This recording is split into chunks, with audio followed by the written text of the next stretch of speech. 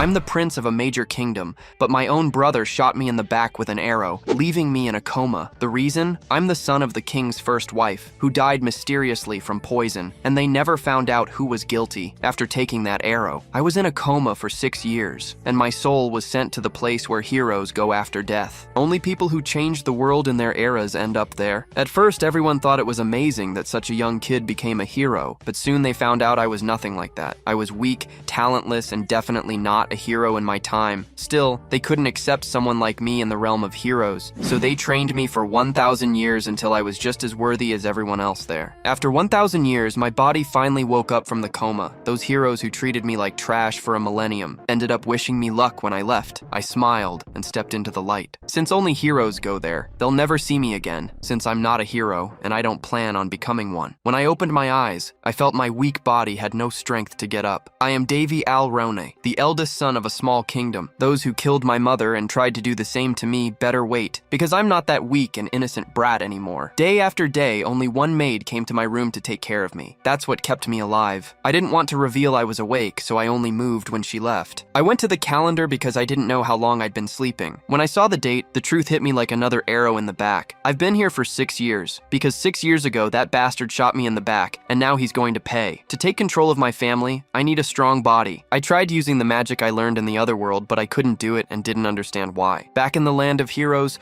a girl taught me about magic and holy powers. The very saintess known for centuries for her God-given powers was the one who taught me magic. The magic wasn't working, and I soon felt like all my training in the other world was going to vanish and have no effect on Earth. When any normal person would have given up after hours of failing, it worked. The divine healing power actually worked. A green light took over the room, and after that, my weak and miserable body, which felt like a 300-year-old man's, was now bursting with energy. Seeing the kingdom where I grew up, I stretched out my arms in joy and shouted to the sun god. Unfortunately, I didn't notice that the maid had come back into the room behind me. She cried with emotion seeing her young master alive. Sometime later, the castle doctor examined me and confirmed that my health is incredibly better than before. It's an unexplainable miracle. During the checkup, a woman entered the room. That is Linus Barrett, the woman who poisoned my mother and took her place as the king's new wife. These are her sons, the second prince, Carlos, and the third prince, Benedict. The second prince tried to eliminate me, and he thought he succeeded. The woman asked if I saw the face of the person who shot that arrow years ago. I said yes, and that an assassination attempt against royalty is the biggest crime possible. Hearing those words, the culprit felt his blood freeze. But beside him, his mother laughed sarcastically and said the case was closed years ago. The doctor sensed the weird vibe,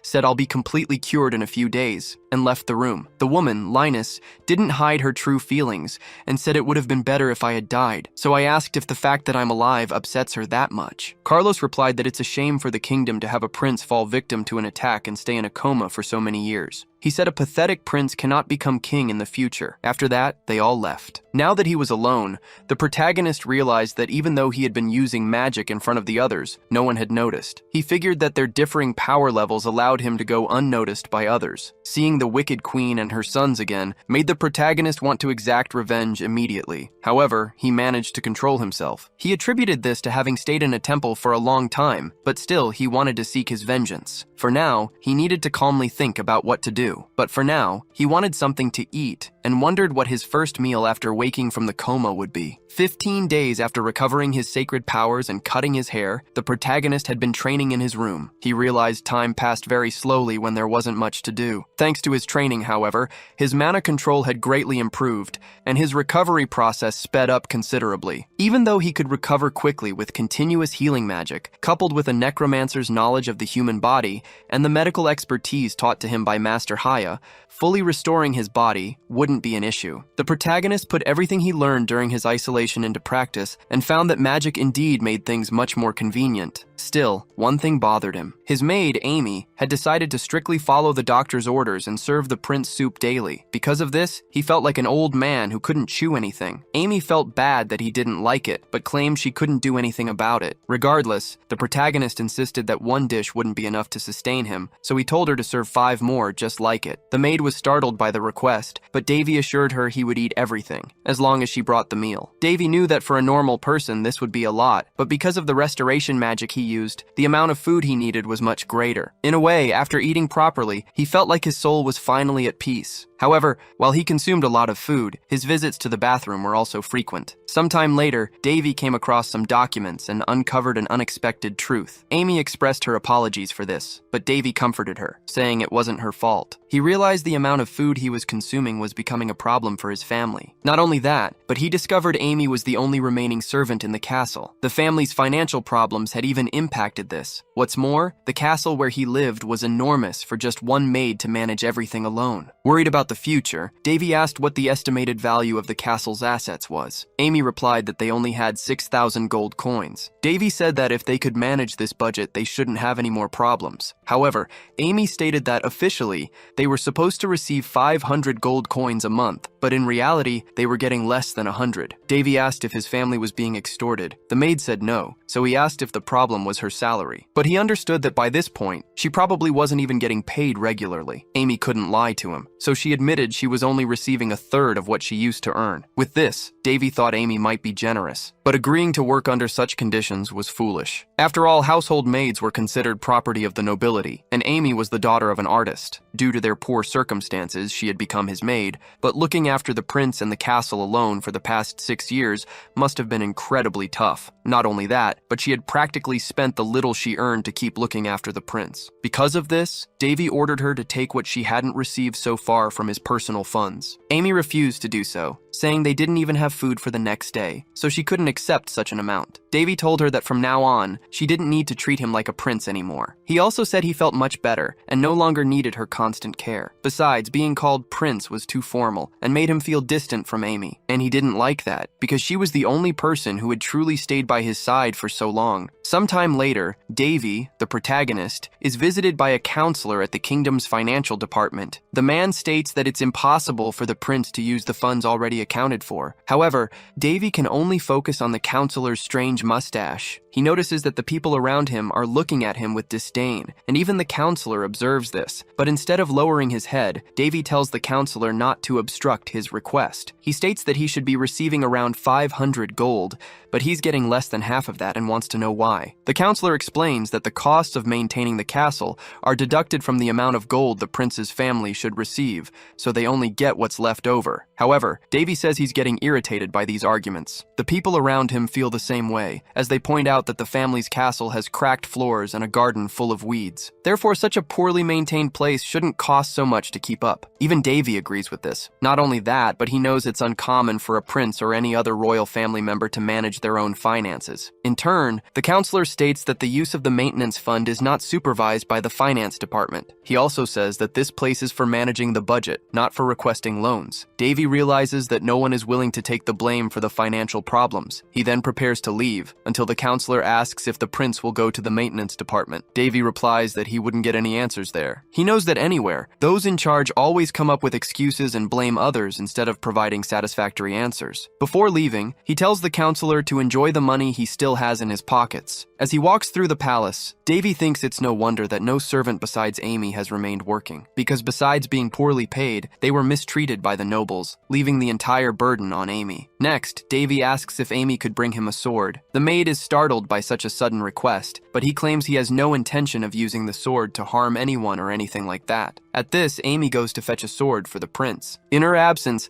Davy thinks that he won't cut a person, because those who are his targets cannot even be considered human. The protagonist knows he's in an unstable position now, and he can't start eliminating his targets without prior planning. After all, he's already an outcast, and if he were discovered, it could be even worse. Besides, his intention isn't to stoop to the level of the nobles he despises so much. At another point, Davy and his maid come across a dead wild boar. Davy claims he found the animal that way. This is obviously a lie, as he himself hunted the animal and is now preparing it to be eaten. However, upon seeing this, Amy becomes distraught, claiming that a prince's hands should never touch a dead animal. Not only that, but she tells him to be careful not to get hurt again. Davy says it will be fine if no one else sees him doing this. He knows that even if he wanted to see the king, he'd be prevented from doing so. As for others, there's nothing he can do about them either. Davy knows that the queen is doing everything in her power to harm him. However, as an apprentice of Hercules, he knows how to fend for himself when it comes to survival. In this situation, Davy tells Amy that the wild boar will now be his dinner, and the animal poses no danger to him. At another time, in the queen's chambers, she tells a maid that the more she thinks about Davy, the more she finds him different from before his coma. Her maid, Shirley, says that according to the doctors, the prince can barely walk now, and it will take more than a year until he fully recovers. However, the queen asks if there's any chance this information is inaccurate. She states that even though Shirley is a Class A informant for the Black Moon, she is nothing more than a Class C maid in the queen's presence. Shirley belongs to the Assassin's Guild residing in the capital of Roun, the Black Moon. Even though she trusts her, the queen can't feel comfortable with the prince awake. The queen knows that even the king abandoned the prince,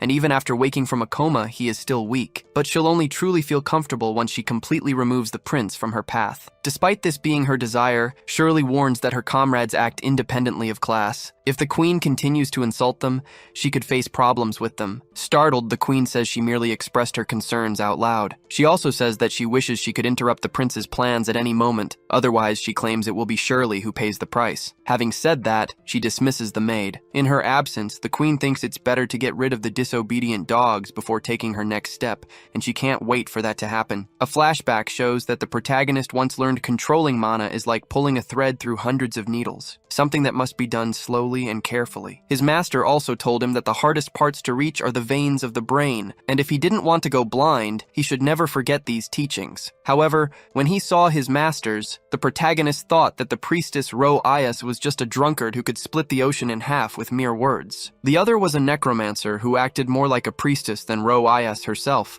and despite being a great mage, all she ever seemed to show off was her huge staff. Then, the goddess Hippocrea, also known as Sister Hia, said that while participating in this experiment, she would do her best to complete the task. She also said that people didn't seek her out just to watch her, but also to learn from her, so she would like Davy to try a little harder, and she affirmed that if he trusted his masters more, he might be able to evolve his abilities. However, the moment the protagonist did so, he went through such an unpleasant experiment that he never wanted to go through anything similar again. Back in the present, Amy finds him outside the palace. She asks why the prince is exploring the gardens again. He just says the weather is very pleasant, and even the forest garden looks elegant now. He then tells Amy she can return to her duties, and should only inform him if someone asks for him. Davy thinks that normally Amy would go crazy if she saw him getting into anything remotely dangerous, but apparently she's getting used to his routine. Although she still refuses to sit and eat with him, Davy wonders if his efforts to get closer to her are bearing fruit. Anyway, he finds a good spot in the middle of the garden. It's discreet and calm there, so he can finally begin his work. With that, he begins his meditation process, concentrating to absorb the surrounding mana. Davy thinks that as long as the air is pure, besides his lungs being nourished by oxygen, he also absorbs some of nature's mana. This ancient technique, it's said, was created by Odin himself and passed down to other gods from generation to generation. But despite its effectiveness, there's a limit to the mana each user can store in their body. So to increase this limit, training and management are required. However, through this method, mana that would normally take months to collect can be obtained in just a few days, making it a miraculous technique. The protagonist thinks that if everyone discovered this, there would be a revolution in the country, but he has no intention whatsoever of sharing this knowledge. After all, this isn't something just anyone can do. During his meditation, the protagonist notices someone watching him. He wonders who is lurking, but the person realizes their presence has been noticed and flees immediately. Davy thinks that although it's been a while since anyone watched him closely,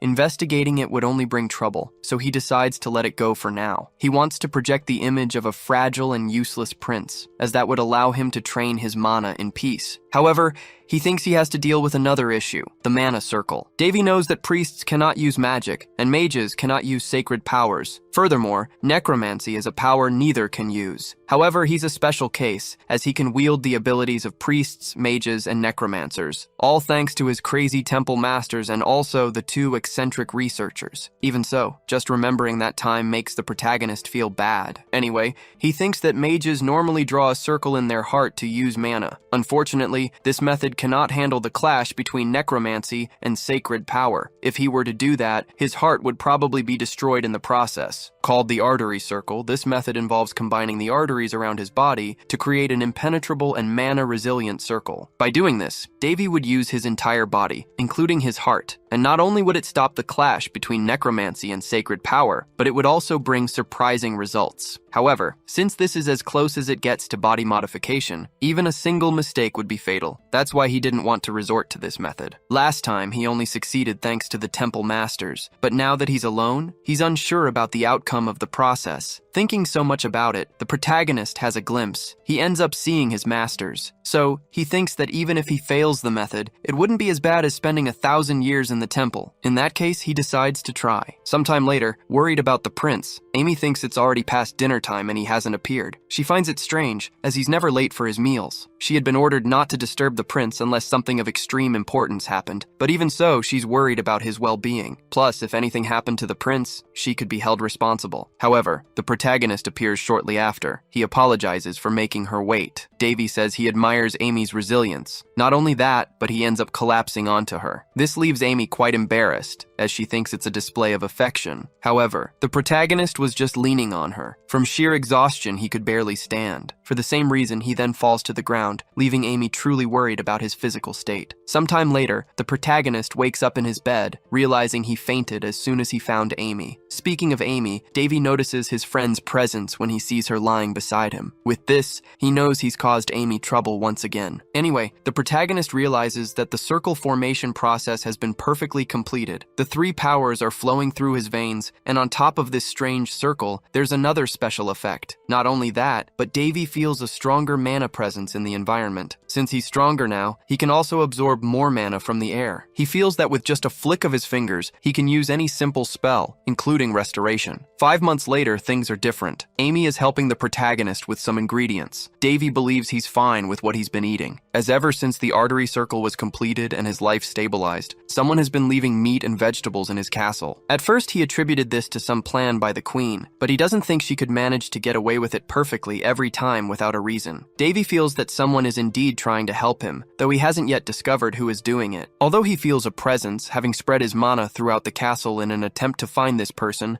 he still hasn't gotten any answers. However, this has been helping the protagonist better understand who is approaching or moving away from him. Then, Amy says they won't have food problems anytime soon. However, Davy warns that they'll have guests shortly, as he senses someone approaching. He wonders who it could be, deducing it might be one of the queen's informants. Already in his quarters, the protagonist receives his visitors. A priest analyzes his physical state and asks if the prince thinks he'll fully recover soon. He says that since the prince has been bedridden for so long, it's dangerous to use his holy powers in an attempt to heal him. The protagonist, in turn, believes everything the cleric is saying is nonsense, as he hasn't even used proper healing spells and has no real intention of helping. Davy knows that the priest represents God in the nation, so discarding this responsibility to follow someone else's orders is disappointing. Therefore, he thinks the priest should save his words, as he knows the priest has no intention of helping. But contrary to what many believe, Davy is almost healed. He then says that with the silver weapon Priya gave the priest, he should be able to heal such trivial injuries. The priest defends himself, saying that the prince is a layman and has no idea what he's talking about. He also says that the use and knowledge of power are granted only to priests, and even as a prince, he shouldn't be as selfish as Prince Carlos. Hearing this, Amy reprimands Father Boris for his rude words. He, in turn, doesn't like being reprimanded by a mere maid. Angrily, he slaps the young woman. Davy is worried about Amy. After all, he can't intervene without spoiling his disguise. Boris justifies himself, claiming that if he let a maid behave that way, it would be bad for the prince himself, which is why he had to correct her. However, he says it's a shame to have to go that far, as he asserts the maid has a beautiful smile. Irritated, Davy almost gets up to confront the priest. Anyway, Boris says he's leaving and asks the maid to at least accompany him to the door. With that, he says he'll return in 15 days for the next examination. The protagonist asks Amy to accompany him to the door. She doesn't like it at all, but has no alternative but to obey the prince. Outside the room, Boris tries to arrange a meeting with Amy, telling her to show up alone at night. He claims the prince's life is in her hands, so if she wants Davy's well-being, she must do what he says. However, Boris doesn't care about a mere maid or a sick prince. He believes he'll do whatever he wants with the girl, and then discard her as if she were nothing. Alone in his room, the prince is filled with rage. He stands up, thinking he didn't build his dignity in the temple just to stand idly by in situations like this. Davy remembers Lady Daphne always saying he would be an animal if he didn't control his anger, but he thinks differently about that. The priest's companions are truly terrified when they see the prince walking. Davy thinks to himself that proper rage is a source of life and can also guide his purpose. He also believes that if laziness is the key to progress, then anger would be his fundamental strength. Soon, the priest's companions are the first to fall to his sword. Meanwhile, the priest tries to blackmail Amy. He says he's working on the queen's orders, so he doesn't care about a mere weak prince, much less his maid. Not only that, but Barras claims everyone in the kingdom thinks the same way. Therefore, he can do whatever he wants with both of them without suffering any punishment, since he has the queen's protection guaranteed. Hearing this, Davy starts to laugh, claiming he needed an excuse to act and found exactly what he was looking for. He then points his sword at the priest and asks Amy, "What's the punishment for blasphemy against royalty?" Annoyed and surprised, the priest asks, "How is the prince standing?" Davy says Barras wasn't promoted from his low-ranking position for a reason. His sacred magic was never actually needed. Next, the protagonist reminds Amy that he warned her to always answer his questions and doesn't want to ask the same thing twice. In that case, Amy says the penalty for blaspheming against royalty is immediate execution. Right after that, the protagonist carries out the sentence on Barras. With his last words, the priest says the queen won't let this happen without retaliation. Davy thanks the phony priest for the warning, but says that all those who stood by the priest will suffer the same fate. It didn't take long for the protagonist to find the queen. As soon as she finds him, she says Davy must be crazy to kill someone like the priest. After all, he was a disciple of the Holy Order. The protagonist justifies himself, saying that Barras threatened his life, so he punished him according to the law. Annoyed, the queen is about to attack the prince. However, he says that before his coma, the kingdom's laws weren't so brutal. Not only that, but he says that while all this is happening, the king remains silent. Besides, Davy sees no point in being punished for his actions, as he simply dealt with someone who blasphemed against royalty. Unless, of course, the status of royalty has become inferior to that of a low-ranking disciple while he was in a coma. With these provocations, the queen becomes truly annoyed, but backs down. Regardless, she says the prince has no proof of what he's saying, and even if it were true, she claims that recklessly provoking the Holy Order is foolish. She then says she always knew Davy inherited his mother's stupidity and takes the opportunity to insult him and his mother in various ways. In turn, the protagonist says it's not polite to offend someone's parents in that manner, especially someone who has already passed away. He then draws his sword and threatens the queen. However, the queen's servants immediately appear to protect her. That's when the protagonist realizes why the queen is so audacious. She has people to protect her in situations like this. He says it would be interesting to continue this, but he'll leave it for another time. Regardless, he claims that talking too much is just putting another nail in someone's coffin. Therefore, he states that trying to kill someone of the same royalty is no different. Immediately, the queen realizes that Davy already knows it was her son, Carlos, who tried to kill him. The protagonist thinks he's not stupid enough to keep an ace up his sleeve for too long. After all, that doesn't suit his style. He also says that the moment the queen slapped him during his coma, it showed she wasn't very considerate. Not only that, but he tells her to act like a lady, because upon seeing the state of her chambers, he claims the place is far from elegant. And since she herself was responsible for scaring away everyone who worked there, she will now be responsible for taking care of the cleaning as quickly as possible. Otherwise, he says a very nasty rumor might start spreading around. Therefore, he asks the queen to make her decisions carefully from now on, as he won't stand by watching her act behind his back. After the protagonist left the queen's chambers, she unleashed all her anger on her guild servants, screaming her lungs out. Not only that, but she almost destroyed her entire room. Now that she understood the prince's true intentions, her desire to eliminate him grew even stronger. However, she wanted him to suffer before leaving this world. It wasn't long before rumors started to spread. Some believed the prince had eliminated the priest because he went mad after waking from his coma. However, this was all part of the protagonist's plan. After the queen discovered what he did, others found out too, but they didn't have access to the full truth. They only knew the prince had eliminated the priest. Since half the palace staff were on the queen's side, Davy's reputation plummeted even further. However, not all news was bad. Amy appeared before the prince, telling him more supplies had been left for him, even though Davy said he didn't need more medicinal herbs. Amy, however, suggested that someone out there must know about his good nature and was trying to reward him. Davy asked if Amy thought he was a good person. The girl didn't hesitate and replied yes. Despite seeing the prince eliminate someone right in front of her,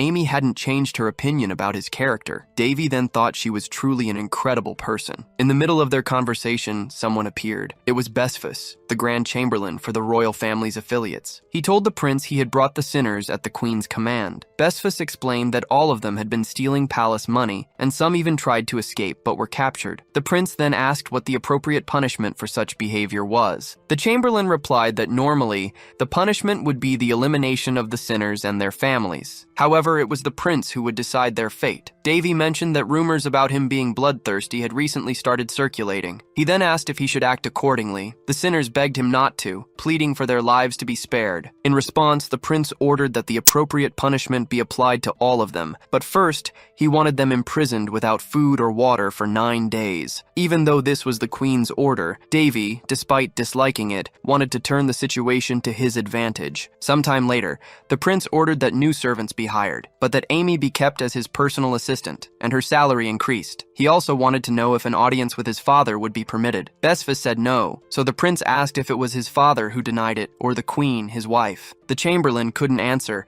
claiming to be merely a messenger. He also asked the prince to be patient, as his request would eventually be granted. Davy said he would keep that in mind. The chamberlain then prepared to leave. Before he left, the protagonist mentioned he had eaten all the food he received, and therefore didn't need the chamberlain to send more medicinal herbs. Besphus, however, claimed not to know what the prince was talking about, suggesting perhaps the prince was simply being blessed by his gentle nature. But he added that someone was outside wanting to visit him, so he wouldn't disturb him further. Despite Besphus denying responsibility for the supplies, the protagonist was certain it was he who was bringing the food and medicinal herbs. After all, Besphus was the head of all the king's staff and had known him forever. He just hadn't known that besides Amy, someone else in the palace was on his side. Anyway, Davy needed to focus on the visit awaiting him. Amy appeared soon after, announcing that the 4th prince and 2nd princess had arrived to visit him. Immediately, the princess entered the protagonist's room. Her name was Winley Alroun, and she was overjoyed to see her brother. Her happiness was so great that she jumped on the protagonist, making him fall to the floor. Amy became very worried seeing him in that state, but right after, their brother appeared, saying Winley should be more careful. He was Boris Alroun, the 4th prince and Winley's twin brother, and he added that he was also happy to see Davy healthy. The current king, Cryaness Alroun, had children with 3 women, the current queen, his first mistress Anisha, and his second mistress Alice. While Alice is the queen's perfect support, Anisha chose to remain neutral, becoming an outsider among the others. Boris and Winley are Anisha's children, making them the protagonist's half-siblings. While Boris adopts a more formal and polite demeanor, his sister acts more recklessly. Winley tells her brother not to act so formal all the time, reminding him that he was the one who started whining about wanting to see Davy. As they argue, Amy tries to check if the prince is okay. The protagonist, meanwhile, remembers hearing that the twins were leading a group of thieves. Seeing how unroyal their behavior is, he thinks it might be true. However, they are still his siblings, and they listen to everything he says. And in the protagonist's current situation, that's something he can't ignore. After they sit down to talk, they realize it's been 6 years since their last meeting. The twins were sent to a remote area after Davy fell into a coma. They were only 8 at the time, and could do nothing but obey the orders they received. Furthermore, their mother had sent her first daughter, Dana, to a foreign realm, all because of the current queen's schemes. Anisha couldn't control her other 2 children, and though others don't know it, everything the king's mistresses do is under the queen's supervision. Back to their conversation, the twins mention they've seen their father. Davy asks how the king is doing. Boris replies that despite being tired, their father is well. However, Winley realizes that her brother Davy hasn't even had the chance to meet his own father, and is shocked by this. Anyway, Boris mentions that on his way there, he noticed the palace's conditions weren't up to standard. Davy explains that some people had been stealing his money, but he's already taken care of it and soon everything will return to normal. Even so, Boris insists this is unacceptable. While his brother was in a coma, some decided to rob him, so he plans to ask the king to take action. However, the protagonist asks him not to, claiming everything is already resolved. He'll handle it himself, as he doesn't want to bother the king with such trivial matters. Noticing the growing number of people willing to help him, the protagonist wonders if this is truly happening, or just his imagination. Putting that thought aside, he expresses surprise that Winley has a talent for magic, and asks if they are truly part of an artistic group. Winley explains that her twin would get hurt if it weren't for her, as he always runs around wildly without any coordination. She claims that people people like him aren't qualified to participate in any fencing competition. These words genuinely annoy Boris, and once again, the twins start bickering in front of their brother. After they calm down, Winley hands the protagonist a letter explaining that a fencing competition held every 5 years is about to begin. This time, the tournament will take place in the realm of Polisti. Reading the letter, the protagonist recognizes the seriousness of the competition. Boris suggests Davy should take this opportunity to leave the realm, as he's lived his entire life there, and even asked their father about it. However, Winley corrects him, stating that she was the one who made the request, and Davy was personally authorized by the king to go. Besides that, Winley claims that the realm of Polisti is the city of water, so it must be beautiful there. She then declares she wants to accompany him and won't take no for an answer. Given this, the protagonist says he can't refuse a request from his siblings. In that case, he'll travel with them. Davy reflects that he has indeed never been to a foreign realm, and it wouldn't be so bad to enjoy an event like this. What's more, he figures a bit of fun will do him good, and he becomes excited for the event. Meanwhile, in the royal hall, Besfus remarks that Boris will soon turn 14, practically becoming an adult. He adds that the princes must be discussing the fencing tournament right now, but he tells the king not to worry, as the young master has matured. Besfus praises Davy's splendid calmness and perception, expressing surprise at how much the prince has grown. Hearing this, the king says it's enough that even the chamberlain is aware of it, and states that the situation is quite sad. Back with Davy, he stared at a portrait of his mother, filled with admiration. Not just for that, but also because his room was finally organized and no longer looked like a haunted place. With Besfus's help, the new employees had done a quick job, and the palace now had the appearance it deserved. Not only Davy, but Amy too was enchanted by the new decor. She found it very pleasing that things were finally getting back on track. However, Davy wouldn't be staying to enjoy his new room, as he had to travel. Amy confirmed she had already packed everything the prince requested. He then left a bottle in her care and joined the twins to head to the kingdom of Polisti. The continental fencing tournament had long been an event that drew everyone's attention, in addition to holding enormous influence. Alongside Boris's participation, Davy had been permitted to go with them, hoping his brother would achieve victory, thereby shaking Carlos's position. For some reason Davy still didn't know, the queen had agreed to Boris's participation in the competition. Perhaps she didn't believe in his victory, or maybe she was planning something sinister that Davy would have to keep an eye on. Before they departed, the king appeared publicly to bless the journey. Upon being seen by the crowd, he was cheered, for Cryanessa Alrone was the ruler they so loved. But for Davy, he saw the king as his supposed father. This was the first time he had seen him since waking from his coma, as for the past 6 months, the king had avoided his own son. The king then asked if Boris was confident. The boy said yes, asserting that he would represent his kingdom very well through his achievements. In turn, the king wished Boris a safe return home. Instead of speaking with the others, the king simply turned his back. But before leaving, he told Davy that it was good to see him healthy. Winley asked if her brother was okay. In his thoughts, Davy replied yes. After all, he didn't want to waste his emotions on the king. Following this, a messenger from the king announced that Prince Boris's participation in the tournament was of great importance, and therefore, there would be no curfew during the event. Davy, for his part, thought the king was truly different. He showed no trace of his former heroic and confident personality. Now, he seemed merely an unkempt old man, as if exhausted by everything and everyone. In any case, the main party set off for the tournament. During the journey, Boris noticed his brother seemed bored and asked if anything was making him uncomfortable. Davy replied no, he just wasn't used to long-distance travels like this. Winley, however, picked up the wine Davy had prepared and suggested it might liven things up during the trip. She said it was the first time she had tasted such a fragrant wine and asked where he had found the bottle. Davy explained that the wine had been left by his mother,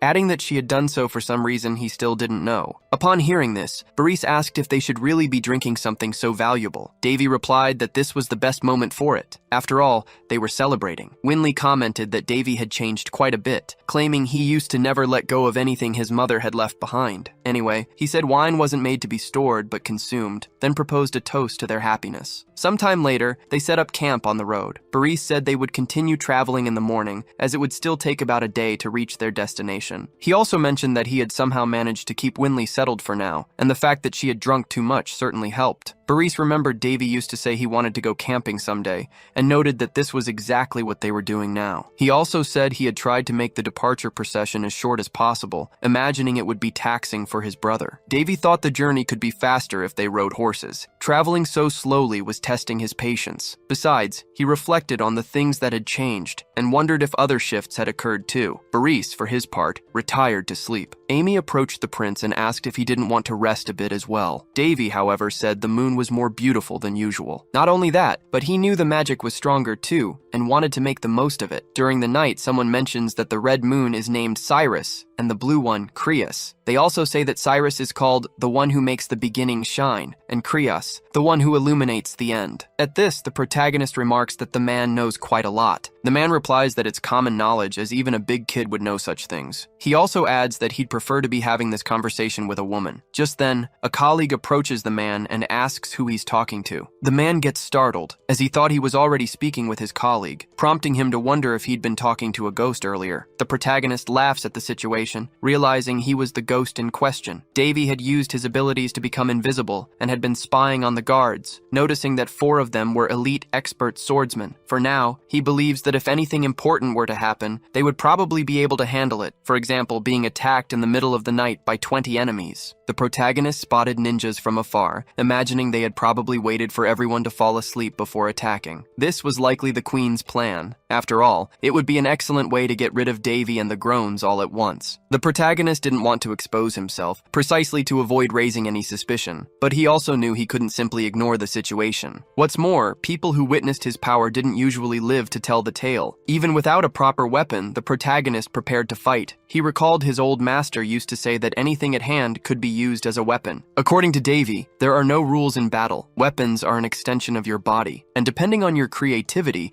even a piece of cloth can become a unique sword. So, armed with a stick, he leaped into action. Not only that, but he scoffed at his opponents, seeing they weren't very competent at what they did. Just out of curiosity, the protagonist asked if they had been sent by the Queen. However, no one spoke to him. In that case, Davy told them that if they weren't going to answer, they could just leave. But knowing well that the Queen's hounds wouldn't give up, he then attacked again. While fighting, he pondered what the Queen stood to gain by doing this. Eliminating 3 royalties would impact the entire kingdom. Even Liness would face difficulties because of it. Or perhaps she had some other motive behind it. Back in the fight, the protagonist took down a few enemies, and then asked if the others weren't going to try and escape. He also told them he would give them a chance to escape, and tell the Queen that Prince Davy would destroy everything she had just for fun. Seeing how strong he was, the enemies decided to retreat. However, the protagonist wouldn't let them escape so easily. He went after the ninjas, telling them they were slow. Not only that, but he took the opportunity to eliminate them, claiming it wasn't so easy to escape his grasp. After eliminating the ninjas, the protagonist once again scoffed at their performance. He remarked that a ninja's greatest virtue was patience, so they should know that. After all, it was a famous saying among them. Then, more ninjas appeared, as they had been hiding. However, the protagonist claimed this tactic was useless against him. He could perceive that one of the ninjas was escaping, while the others had stayed behind in an attempt to delay him. After eliminating the straggling ninjas, Davy commented that they were so useless, they weren't even worth the effort. Besides, he had prepared everything even before the ninjas arrived on the scene. He declared that unless they were on the other side of the continent, no ninja could escape his reach. At this, he launched an attack at the ninja who had fled, and hit him squarely with a magical technique that had no shape, scent, or color, but upon hitting its target, it instantly eliminated their soul. The protagonist himself found it a bit brutal to do this, but his masters had taught him to always finish what he started properly. Not only that, but they had also taught him to show no mercy to those who threatened his life. So he figured a perfect elimination would be an appropriate end for these enemies. Best of all, nobody had seen him in action, so he wouldn't be associated with any of this. Some time later, the Queen received news of what had happened. Shirley reported that all the candles she had lit, and which were connected to the lives of her students, had been extinguished. At this, the Queen understood that everyone had been annihilated, but she asked, what happened to the targets? Shirley replied that they must have just arrived in the Pollisti kingdom. The Queen was furious, demanding to know how Shirley had failed to deal with just 3 children and 5 knights. She also declared that the Dark Moon Guild couldn't be as formidable as they claimed. Not only had they failed, but they'd also lost 20 members. Shirley stated that they were still investigating what happened, but all signs pointed to Prince Davy having an accomplice. At this, the Queen scoffed. Who would help that brat? She ordered Shirley to find out more, declaring she wanted to show this person what happens when someone dares to cross her path. Furthermore, she reminded her servant that the only reason she had agreed to work with Shirley's guild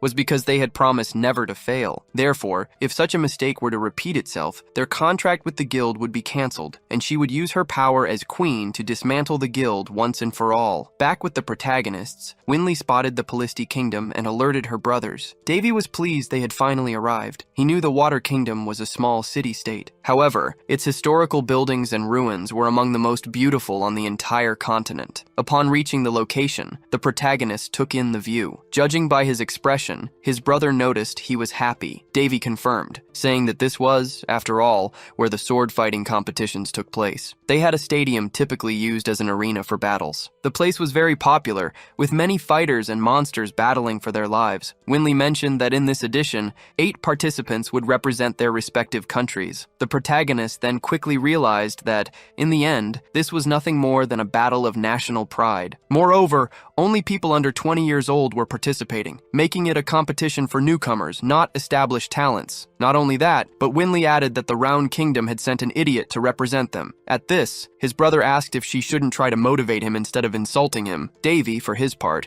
thought that Boris's skills were intermediate level, his rank just below a master swordsman, which was impressive for his age. But then, Winley revealed that the representative from the Fallen Kingdom was the famous Sword Princess. The protagonist hadn't known this, and realized a lot had changed during his coma. However, he knew that Elena of Fallen was the only princess of the Fallen Kingdom, as all 9 others were princes, but she was Prince Crown's favorite. Boris mentioned that despite Elena's fame, it wasn't just her skills that made her renowned, for she also possessed the divine sword. Winley explained that this sword was called Calderus, the favorite blade of the sword god, a masterpiece that took 1,000 days to forge. Davy realized it had been some time since he'd heard that name. Hares, the sword god, had been his teacher at the temple. Though lazy, he possessed excellent skills and constantly boasted about his sword, and it was common for him to leave his mark wherever he went, but the feeling was still somewhat strange for Davy. Just then, a young woman passed by him, and something caught his attention. When asked why she stopped, she claimed it was nothing important. At another point,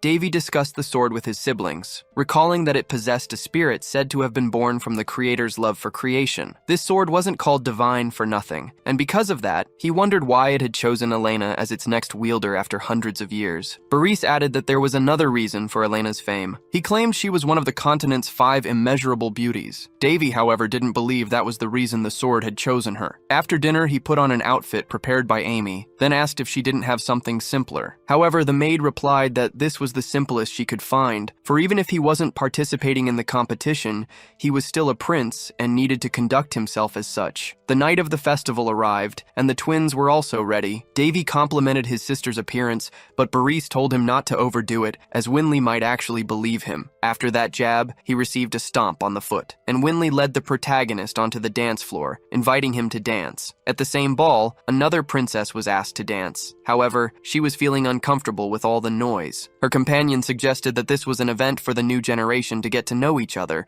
and she should enjoy it. He then asked how her earlier visit to the village had been. The princess replied that it wasn't bad for such a barbaric place. Before the competition, a banquet and a ball were prepared for the nobles to interact. However, the protagonist was only interested in the competition and used the ball to observe the other guests. He noticed that most guests were young, as the competition was restricted to people under 20. Despite this, there were chaperones just like him. By far, Boris was the most popular. Even without trying, he became the center of attention for several girls. Davy thought his brother's skills might be the reason for his popularity. Regardless, he found it interesting that Boris was interacting with others. Not only Boris, but Winley was also drawing a lot of attention. However, Davy wanted to keep his distance and analyze potential opponents. Amidst all this, Boris tried to ask for help to escape the attention, but when he looked for his siblings, they had gone off to dance and left him behind. Davy wished his brother would enjoy his youth and wouldn't do anything to disrupt it. Winley said she never imagined Davy would dance with her someday. She also mentioned that, without realizing it, she had just entered the social hierarchy. Despite this, she was a little upset, claiming that if it weren't for Davy's situation, he could also enter the competition. After all, he was talented with swords too. In response, the protagonist said his sister was exaggerating, claiming that even with skill, he couldn't reach an expert's level. However, Winley argued that talent was nothing more than an illusion. If a person didn't work hard, their talent was worthless. Even so, Davy stated that he didn't care much for such things. Instead of attention, he wanted a peaceful life. Hearing this, his sister said he sounded like an old man, but in the middle of their conversation, someone appeared and said this was the most fitting place to reunite with Princess Winley. Immediately, the protagonist stared at the man, wondering who he was. More importantly, he wanted to know where this guy knew Winley from. Winley herself didn't look comfortable at all with this sudden appearance. However, the man pushed the protagonist away from his sister and asked Winley if she would grant him the honor of a private conversation. Winley, however, called him Prince Valentian and said she was in the middle of a conversation with her brother, so she couldn't give him attention at that moment. Valentian, despite not liking to be rejected, formally introduced himself as Valentian du Boltus, the seventh prince of the Boltus kingdom. The protagonist did the same, introducing himself as Davy Alroun. With that, Valentian started a conversation, but the protagonist quickly said he was only there to accompany his siblings. In that case, Valentian wished him a pleasant stay. He then returned to speak with Princess Winley, saying he would very much like to win this competition in honor of her beauty, then asked her to pay attention to the arena during his matches. Winley, however, said he was being rude to the other participants, claiming he would win even before competing. But Valentian asserted that it was rude to only speak the truth. Annoyed, the princess said her twin brother would be participating in the competition, and hearing him say that only proved how much Valentian was underestimating his opponents. She then abandoned the prince and withdrew with Davy. Seeing his sister's attitude, Davy realized she could defend herself. However, he knew very well that the arrogant prince wouldn't let things end there. In turn, Valentian stood up and tried to pull Winley by the arm. Seeing this, the protagonist thought he had been patient enough with this rude individual. He then managed to unbalance the prince and disarm him completely, leaving him without a reaction. Next, Davy said Valentian shouldn't touch his sister like that. He also added that Valentian was lucky he didn't break any bones, so he would be able to participate in the competition without problems. However, this only served to make Valentian even more furious. He removed one of his gloves and threw it at the protagonist's face. With that, he challenged him to a duel. Winley spoke up, saying the prince was overstepping his bounds. Valentian insisted, claiming he was doing this for his honor as a knight. At that moment, another person spoke up, saying Valentian was causing too much of a ruckus for someone who claimed to have honor. It was the princess from before. She stated she had been observing Valentian's situation, and then asked if he truly thought he could recover something he never had. As soon as the protagonist saw the princess, he found her very familiar and was surprised by her presence. Harris, the god of swords, was an ancient hero who founded the Fallen Empire, an empire that eventually became one of the continent's three great powers. It is common knowledge that Harris was the first owner of the holy sword Calderus and the founder of the lost claymore sword technique. They say those who mastered this swordsmanship could cause tsunamis with just a single sword strike, but the protagonist finds that a bit much, even for Harris. Back in the present moment, he realizes the princess looks a lot like Harris. However, this is Princess Ileana of the Fallen Empire, the Emperor's treasure. Still, Davy can't stop thinking that she resembles the sword hero too much. Despite being handsome, Harris was always a man, so there's no way he would have disfigured himself to become a woman. But as he thinks this, the princess approaches the protagonist and asks what he just said. Davy apologizes, saying he was just thinking aloud and was mistaken. He then tries to convince her to let it go. Meanwhile, the princess scolds Valentian. The protagonist thinks that Ileana of Fallen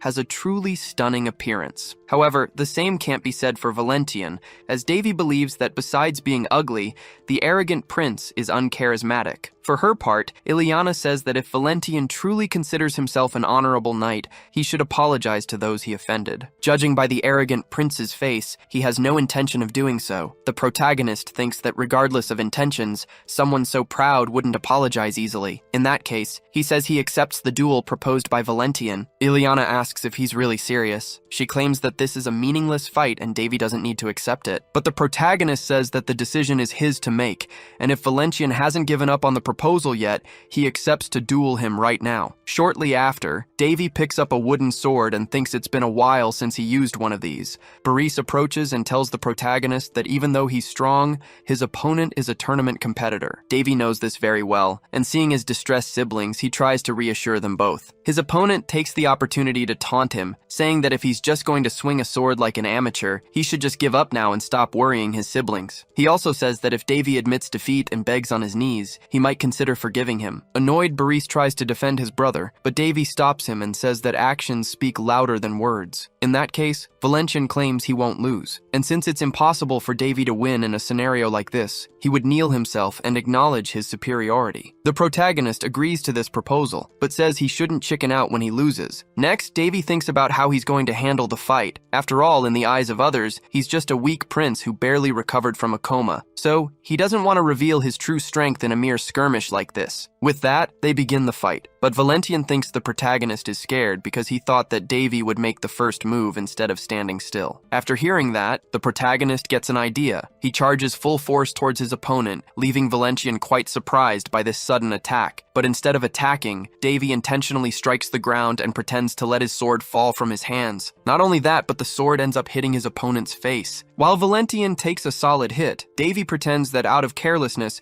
he let his weapon slip. However, all of this was part of his plan. He knocked down his opponent without needing to reveal his strength. Not only that, but Valentian feels humiliated because the blow that knocked him down was actually a slip-up by his opponent. And what's more, other people think so too, and quickly comment on how shameful his defeat was. Furious, Valentian gets up from the ground, wanting to eliminate his opponent for good. However, Davy claims that for that, his opponent should train better, because with those poetic skills, he wouldn't be able to eliminate anyone. Valentian attacked the protagonist, trying his absolute hardest to wound him. Yet, he couldn't land a single blow, while Davy, in contrast, wasn't even breaking a sweat. Realizing he was on the verge of defeat, Valentian fell into despair, wondering why he was at such a disadvantage. Mid-frustrated attempt to win, he was struck down, and the crowd watched him fall before his opponent. On top of losing, he had to endure the taunts not only from the protagonist, but also from the rest of the people who had witnessed Valentian lose more than once. Annoyed, he told everyone to shut up, declaring he couldn't stand to hear any more nonsense. Meanwhile, Davy noted that his adversary was more than just defeated. He had been publicly humiliated by the very prince everyone had considered weak until now. The protagonist believed his fencing technique was superior, thanks to his use of the drunken stance. As the name suggests, this fighting style involved deceiving the opponent by pretending not to know what you were doing, just like a drunk. This technique was invented by Dak Go-jun, the greatest drunk in the pantheon of heroes, and also by the Hare, who was interested in creating the most wicked and wretched fencing style. The protagonist knew this because he had met the man himself during his time at the temple. Dak Go-jun used to boast about creating the technique, yet he was also aware of how malicious the style truly was. Davy had always heard that such a technique should only be used against someone who truly deserved it. So, the protagonist knew from the beginning that even its creators considered this technique taboo. Not because the technique was too sharp or strong, but because of how much it could manipulate and deceive an opponent. Therefore, this style wasn't made for self-defense or offense, but rather to completely humiliate an opponent in front of others. The style aimed at an opponent's openings while they attacked, delivering a fatal blow, making it highly effective for that purpose. Thus, the adversary became like a mouse lost in a labyrinth. Not only that, but the more people watching, the worse it was for the technique's target. Exactly what was happening now. After playing around with his opponent for so long, Davy wondered if he was incredibly lucky, or if Valentian was just genuinely terrible. Not only that, but he found using this style immensely enjoyable, feeling it suited him perfectly. Davy believed this style was the best for anyone who wanted to have fun while fighting. Unlike him, his opponent wasn't having fun at all. Furious, Valentian manifested his powers, intent on eliminating Davy from the face of the earth. Benedis declared it was just a friendly training match, asking if Valentian had gone crazy for using his powers. However, the protagonist had left his adversary with no alternatives. Thinking about this, Davy figured that if he got out of this attack, he couldn't just use luck as an excuse. Besides, he knew he'd been watched ever since the duel began. Valentian, for his part, seized the opportunity and charged fiercely at the protagonist. But just as he tried to strike, he was taken by surprise, as Davy dodged the attack once more. Not only did he surprise his adversary, but he also managed to turn the situation to his advantage, unbalancing Valentian and sending him to the ground. In this way, the arrogant prince realized Davy's superiority, but in turn, the protagonist tried to play it down for the public, pretending he had simply tripped and by sheer luck disarmed his opponent. The people's reaction was one of contempt for Prince Valentian, and regardless, this secured Davy's victory in the duel. Questions were raised about the duel. People wondered if Valentian had always been as pathetic as he'd appeared today, and if Prince Davy was truly the same person who had recently been in a coma. Davy justified himself, saying he could barely hold his sword properly, which made him unbalanced, but luck was on his side. Hearing this, Winley remarked that her brother must have used up all his luck that very day. But what was a great show for some was a complete waste of time for Ileana. She found what she witnessed quite stupid, so she turned her back and left. Davy noticed this and concluded that the princess was quite cold. Sometime later,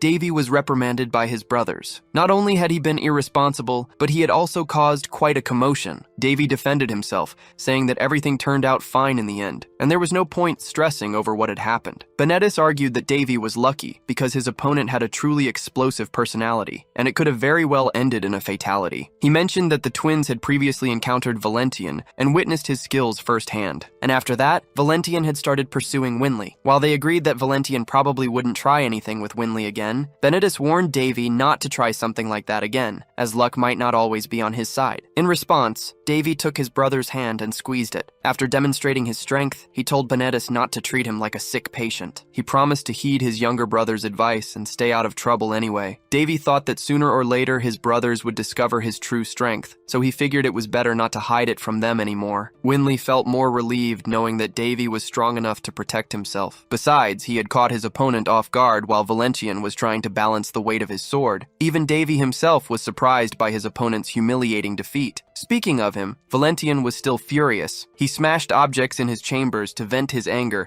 while his servants tried to calm him down. Valentian declared that he was the next prince of the Baldi's era, and he would not tolerate being shamed in front of the other nobles. After all, he wanted to project an image of a radiant figure with exceptional talents. Moreover, there were few things in the world he didn't have access to, making practically everything within his grasp. That's why Valentian had fallen in love with Princess Winley and chosen her to be his future wife, because besides her beauty, she also had an expert swordsman brother of a medium level, and he would become a subordinate through this marriage. On top of all that, Valentian had already arranged everything with Queen Round and had the entire plan mapped out, which only increased his certainty of success. But now, an obstacle had appeared in his path, and above all, his credibility had gone down the drain. Consequently, Valentian's fury was more intense than ever, and as he destroyed everything around him, he felt an immeasurable desire to eliminate Davy for humiliating him. But as he voiced this idea, a voice asked if this was truly Valentian's desire. Surprised by the sudden voice, he asked who was speaking. A feminine presence manifested and told the prince she could help him fulfill his wish. Still confused, the prince asked who he was speaking to. The woman introduced herself as Shariao and told him to remember that name. Then she approached the prince, asking Valentian to trust her, because only then could he achieve his desire. Sometime later, the day of the tournament finally arrived. Amy informed Davy that his brother was about to enter the arena. He seemed excited, but not for the fight itself. He said he still had a long way to go. The maid asked what he was referring to. Davy claimed he was just thinking out loud and said he was ready to go, as other things could wait. Benedis, for his part, was already in position. Winley watched the match from the stands. Not only her, but the entire arena eagerly awaited the fight. However, Benedis' opponent was none other than Valentian, who, after what had happened last time, had no intention of losing again. The protagonist arrived at the arena. Seeing how excited everyone was, he thought the energy of the place was incredible. He was grateful that Benedis' match was in the afternoon. Not only did he not want to watch the morning fights, but he also felt unwell. When he met up with Winley again, she asked if her brother was feeling better. Davy preferred to keep his physical condition private. He mused that he had completed the mana circle at a very young age, which gave him the power to defeat much stronger opponents. However, his transformation wasn't fully complete, and sometimes, after overusing his abilities, he'd get indigestion. So he figured if this kept up, he'd have to use his sacred powers to cure his stomachache. Soon after, Benedis entered the arena. As he was cheered, the protagonist noticed his brother's popularity. Up until then, he hadn't known who his brother's opponent was. But as soon as he saw Valentian enter the arena, he found it highly ironic that the same opponent would face two key figures from Rhone. Besides, he'd imagined a fight like this would take much longer to happen. Before the match began, the judge announced that the blades were blunt, making it forbidden to use mana on the swords to injure or threaten an opponent. Staring at his brother, Davy said that the audience's opinion was no joke. Winley worried about her twin, thinking he might get hurt if he got too carried away. However, the protagonist reassured her, saying Benedis was no rookie, so he didn't fear for his safety. Therefore, he believed nothing bad would happen. Back to the fight, the judge asked the competitors to step forward. Then, some mages created a magic barrier around the arena. Valentian, who hadn't said a word until now, remained focused. Not only him, but Benedis was also taking this very seriously. With that, the judge authorized the start of the fight, and both adversaries charged forward. Judging by the duel against the same opponent, the protagonist concluded that Valentian was unpredictable with a sword. Benedis, on the other hand, used strength to deal massive damage to his opponent, and comparing their styles, his brother had a better chance of winning. Furthermore, the protagonist believed Valentian likely wouldn't be able to withstand Benedis' heavy attacks. However, the opposite happened. When attacked, Valentian didn't dodge. He chose to block the blow, defying all expectations about him. Seeing this, some people concluded the fight would be more interesting than they'd imagined. In turn, the protagonist thought Valentian hadn't acted like this during their duel, and improving literally overnight was impossible. Even a genius would take time to master certain physical abilities. Still, he believed that if Benedis kept attacking, sooner or later the opponent would reach his limits and tire out. Even trying to analyze the situation coolly, the protagonist had a feeling that something was wrong. Not only him, but Winley said she had never seen Benedis move so fast. She thought that if her brother had improved, she would have to work harder too. Davy also noticed his brother's improvement. Since he was little, Benedis had dreamed of being a knight. After 6 years, the protagonist could see his brother's evolution. After all, he had dedicated himself to it. However, he knew little about his opponent. Seeing Valentian fight so differently than before, Davy thought he was practically facing another person. He had felt this strange sensation before, as if something dangerous was about to happen. Noticing her brother's discomfort, Winley asked if Davy was okay. Back in the fight, Benedis analyzed his adversary. He hadn't expected Valentian to counterattack his longsword. He admired his opponent's persistence, and despite his strange movements, he knew he couldn't drop his guard. Instead of waiting to be attacked, he wanted to end the fight at once, so he prepared his strongest blow. But as he unleashed his attack against his adversary, Valentian stood still, waiting to be attacked on purpose, and saw the sword very close to his face. Benedis didn't understand why his adversary acted this way. However, he diverted his own attack at the last second. After all, he couldn't injure him, or he'd be punished by the organizers. With that, he tried to attack again, but in a way that wouldn't hurt his opponent. However, it was all part of Valentian's strategy. Before Benedis could attack again, he channeled his mana into his sword, and even knowing it was against the competition rules, he put Benedis' life in danger. The night before, Benedis had practiced a lot, not wanting to lose the competition. Then, Davy appeared to talk to his brother, claiming he couldn't sleep because of him. Davy mentioned that Winley was already asleep and asked why Benedis wasn't doing the same. His brother replied that he couldn't sleep, which led him to practice a bit. Benedis also admitted he felt uncertain about the upcoming combat, yet he still believed he would win. Davy encouraged his brother, assuring him he wouldn't lose and had no reason to worry. Observing Benedis' structured mana flow, Davy noticed his brother possessed a gentle and smooth mana. He even considered giving his brother a boost. While it would be a scandal if people found out,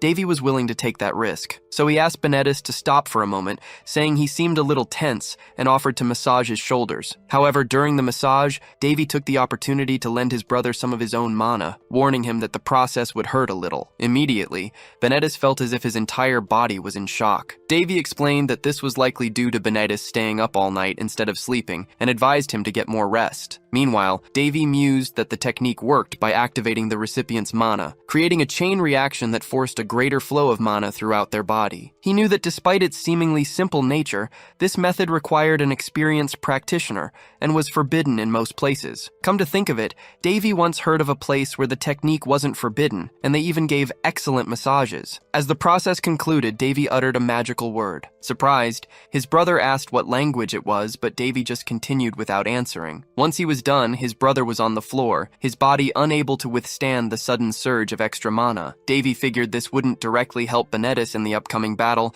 but it would certainly help his brother evolve faster. However, he couldn't let Benedis just sleep there. It wouldn't be good, even if it did offer more security. Benedis complained that his brother should treat him better, stating that if it were Winley, Davy would be carrying her on his back. Davy denied this, but told Benedis to go to sleep immediately, or else he'd give him another much more intense massage. Benedis didn't think twice and darted to his room. Satisfied that his brother would now be safer, Davy also retired for the night. Back in the present, the moment Benedis was struck by his opponent's magic, the shield his brother had given him activated, protecting him. It immediately repelled Valentian's sword away, stopping him from continuing his attempt to injure Benedis. The crowd noticed that Valentian's sword wasn't normal. On top of that, they also saw a mana shield protecting Benedis. From the VIP box, Winley cheered, celebrating her brother overcoming his opponent. But when she glanced to the side, Davy wasn't in his seat. Inside the arena, even with the shield, Benedis was still injured. The mages immediately ended the fight and removed Valentian. Not only was he disqualified for violating the rules, but he was also punished. The organizers declared that his actions could even spark a war between nations, and promptly sent a notification to the nation of Voltus. Valentian's servant tried to convince them not to proceed,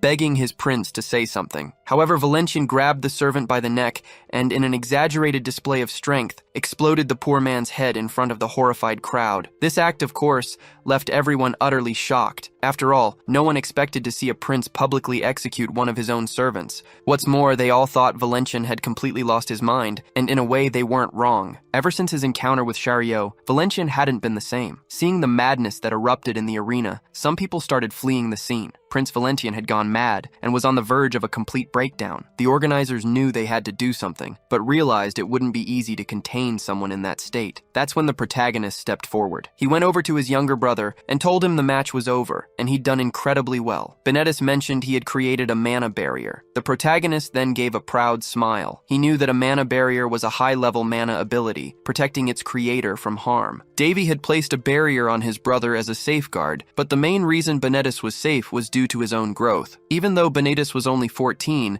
it was something anyone would be proud of. Despite his immaturity, he clearly had a lot of potential. Davy had expected his brother to cry and complain about the pain, but Benedis had surprised him. Nevertheless, he told Benedis that he had done enough, and it was now time to rest. Benedis was then carried out of the arena on a stretcher. Meanwhile, on the other side of the arena, a problem was still unfolding. Valentian was causing immense chaos, something the protagonist had to resolve. Some mages tried to contain the mad prince, but even using magical attacks, they couldn't handle the situation. Valentian's mind and body were visibly altered. Not only that, but he was far stronger than the mages could cope with. So, they tried to evacuate people while the magical barrier was still intact. However, at that very moment, the protagonist arrived in the arena, surprising the mages who were already there. They urged Davy not to get closer, warning him that the opponent was too strong. Even Winley, seeing the protagonist in the arena, grew worried about him, especially since she hadn't even seen him move to get there. Despite this, the protagonist wanted to deal with the situation. He noticed that Valentian had been infected with something, and remarked that it looked like the enemy had truly taken hold. He then started thinking about how he would deal with him. Valentian grew even more furious upon seeing Davy. As he charged towards the protagonist, the mages tried to stop the prince. However, they couldn't handle the crazed opponent. Valentian then had a clear path to Davy, but then Winley suddenly appeared in the arena, worried about her brother. The protagonist was caught by surprise by her appearance. After all, this wasn't part of his plans. The last thing he wanted was to involve his younger sister. However, Winley wasn't the only one to show up. Ileana arrived right after, pushing the protagonist away from the enemy. Davy definitely hadn't expected this. Up until then, Ileana hadn't even been seen in the arena. She had seemingly appeared out of nowhere. Not only that, but she arrived with the clear intention of eliminating the enemy. Valentian, by this point, wasn't thinking straight and was merely following his fighting instincts, but Ileana knew what she was doing. She unleashed an attack called the Great Mountain Divider, and upon hitting the enemy, she sent him flying. Seeing this, Davy was truly amazed. It was the first time he was seeing Ileana in action. After attacking the enemy, Ileana thought the situation was resolved, but she was surprised to see Valentian still standing. Even though her attack was above average, Valentian wasn't seriously hurt. Not only that, but he looked even more bloodthirsty. But before he could do anything, Ileana launched her attack, striking him from several different directions, aiming to incapacitate him once and for all. She continuously attacked with her blade and hand to hand. Taking advantage of the enemy enduring her blows, Ileana didn't hold back any energy during the fight. Seeing her fight with such energy, some spectators were left speechless. Ileana thought she had finally succeeded. Valentian was seemingly down and unconscious, so she ordered the guards to arrest him for his actions. Winley tried to pull Davy away from the arena, telling him to let Ileana handle everything. Meanwhile, Davy admired Ileana's energy and understood that she was much better than most other swordsmen. However, Ileana saw something others hadn't noticed and called Valentian a vampire. Davy didn't quite understand, but Ileana moved towards the enemy. Even chained, Valentian could move, and with that, he inflicted damage upon himself. Davy observed the enemy's actions from afar, yet he could still perceive what he was doing. Ileana tried to stop the enemy from doing this, but she couldn't get close in time. Because of that, Valentian conjured a blood tide, and those who were close to the attack were the first to fall. Amidst the blood mist, Davy tried to protect his sister. Winley wasn't feeling well, but instead of worrying about herself, she showed concern for Davy. Trying to reassure her, Davy said everything would be all right. He then got up from the ground and asked her to rest for a bit, claiming that when she woke up, she'd think it was all just a bad dream. As soon as he put his sister into an induced sleep, Davy thought it was time to act. Otherwise, things could quickly get worse with this necromantic mana in the air. He was the only one who understood what was happening. Not only that, but he believed that when someone connects with their own mana, their powers start to develop their own personalities. But he had 3 different powers, and each behaved in different ways. Necromantic mana mana was basically a psychopath, making it the most effective to use. On the other hand, regular mana was a tsundere. Even though it seemed difficult to handle, once it developed trust, it worked with the user's will. And finally, there was the most stubborn of all, holy power. This power had no intention of listening to anyone and also had a lazy personality. Therefore, if there wasn't a significant commotion, holy power wouldn't manifest. However, this was commotion enough. Because of this, Davy received the Radiant Blessing, a 4th level holy magic. Now that Winley should be fine for a while, he had time and space to think. He concluded that the enemy had used the Blood Tide, a power that steals the life essence from living beings in the surrounding area. The bad news was that Davy didn't have enough power to save everyone in the arena, but he was happy that Benedis had left earlier. And now that no one was watching, he could handle the situation calmly, without having to worry about hiding his abilities. However, to Davy's surprise, Ileana was awake and still had the strength to get up. After all, a proud warrior like her wouldn't give up so easily. Davy considered this the worst possible situation. He hadn't imagined anyone else could remain conscious in the Blood Tide besides himself. But seeing Ileana de Farron standing, he realized there was indeed a reason she was the new owner of the Divine Sword. However, Davy could only think about how beautiful Ileana looked, even when tired. He approached the princess, and as he touched her shoulders, she flinched slightly. Davy tried to talk to her, asking if she was all right. But despite their perilous situation, Ileana tried to keep him at arm's length. The monster was still on the loose, and Davy only wanted to help. Noticing her resistance, he told her that if she felt well enough, she should leave. But Ileana grabbed Davy by the arm and asked how he wasn't feeling unwell. Davy realized he was cornered. He'd expected Ileana to suspect something, but not to be confronted about it right away. So he decided to play dumb, claiming he didn't know why he hadn't been affected by the mist. Ileana's expression clearly showed she didn't believe his lame excuse, though Davy privately thought she should be thanking him for not dying. Regardless, Ileana took the lead in the fight, telling him to get out of the arena and leave the rest to her. She insisted it was a situation someone like Davy couldn't handle, adding that he'd only gotten lucky in his last duel, and luck wouldn't help him now. Ileana clearly saw Davy as just another helpless prince, believing herself to be far different. She possessed strength and knowledge, knowing full well that the blood demons mentioned in ancient texts were, in fact, vampires. She told Davy he must have heard about them, emphasizing that luck wouldn't be enough against such an enemy. After all, anyone who couldn't sense or manipulate mana would be ripped to shreds in a matter of seconds. Davy pointed out that the enemy wouldn't let anyone leave the arena without a fight. Ileana then declared she would provide cover for his escape. Davy noticed that Ileana exuded a great deal of confidence. However, for some reason, she seemed more emotional than she had been during their duel, almost as if she were facing her arch-enemy. A flashback revealed a glimpse into Ileana's past. Once as a child, she woke up in the middle of the night and went searching for her mother. But when she found her, her mother was sucking blood from another person. Even though she was quite young, little Ileana knew it was a vampire. After that, she never forgot what she saw. Back in the present, facing the enemy, she thought that all vampires still alive in this world must be eliminated. As long as she lived, that would be her objective. But just as she was about to attack, Davy pulled her hair, stopping her. He apologized, but then told Ileana not to interfere in his business. Davy still didn't know why the princess was so obsessed with vampires. However, he was no longer concerned about maintaining his disguise and prepared to fight the enemy. Contrary to what the princess believed about him, Davy actually possessed a great deal of knowledge about vampires. He'd learned about them during his training and probably knew more than Ileana. Plus, he had already faced several vampires before, gaining extensive practical experience. In fact, fighting yet another vampire was almost tedious for him. As he dodged the enemy, he muttered that it seemed to have gotten much dumber compared to their last duel, but Davy wasn't there just to defend himself or dodge. He also intended to attack and eliminate his adversary. With that, he landed a blow that struck at the enemy's very heart. This was an application of the celestial demonic arts, an ability known as demonic blood explosion. After being hit, the enemy not only felt the impact, but was also hurled across the arena. Seeing this left Ileana truly impressed. After all, someone she had judged to be weak had just unleashed an extraordinary display of power. After seeing what just happened, Ileana wondered what that was. Seeing the protagonist use his powers, the princess doubted if it was even humanly possible. Until then, she believed Davy was just an ordinary person, incapable of sensing mana,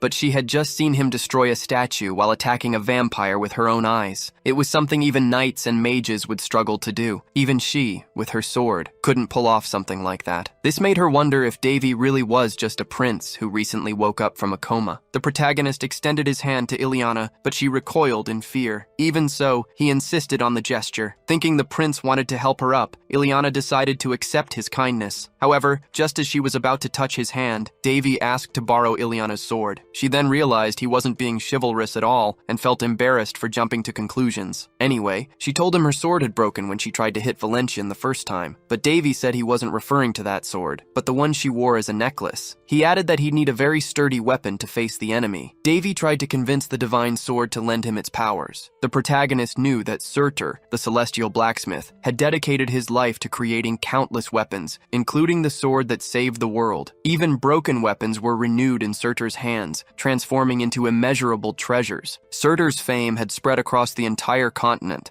In particular, his 12 infamous swords were scattered throughout the land and regarded as national treasures. But among them, one was the blacksmith's favorite, the sword Caldeirus, the White Guardian. Although it was one of the 12 swords Surtur created, this one held special value. Caldeirus was on a level above the others, as it was forged for a friend of the blacksmith named Heresi, the god of the sword, who poured his own life force into the weapon. This resulted in the sword having its own ego and making conscious decisions, which fascinated some people when they learned about it. However, the protagonist knew the sword's true nature because he had met Heres, and knowing Heres's personality, he knew the sword wasn't easy to handle. Immediately, Caldeirus asked who the protagonist thought he was to just grab it like that. At that, Davy realized the weapon was acting exactly as expected. Since the sword was shrunken, Davy ironically asked if Caldeirus was capable of anything more than screaming like a madman. He added that they'd get along much better if the sword just agreed to work with him. At the same moment, the princess went up to the protagonist asking for her sword back. Davy then said that if Caldeirus kept refusing to fight by his side, Ileana would suffer. Besides that, the protagonist was impressed that even without the sword's power, the princess managed to stand firm amidst the fog, realizing how strong she truly was. However, despite her strength, he judged the enemy as someone Ileana couldn't possibly face and thought it best for her to recognize her limitations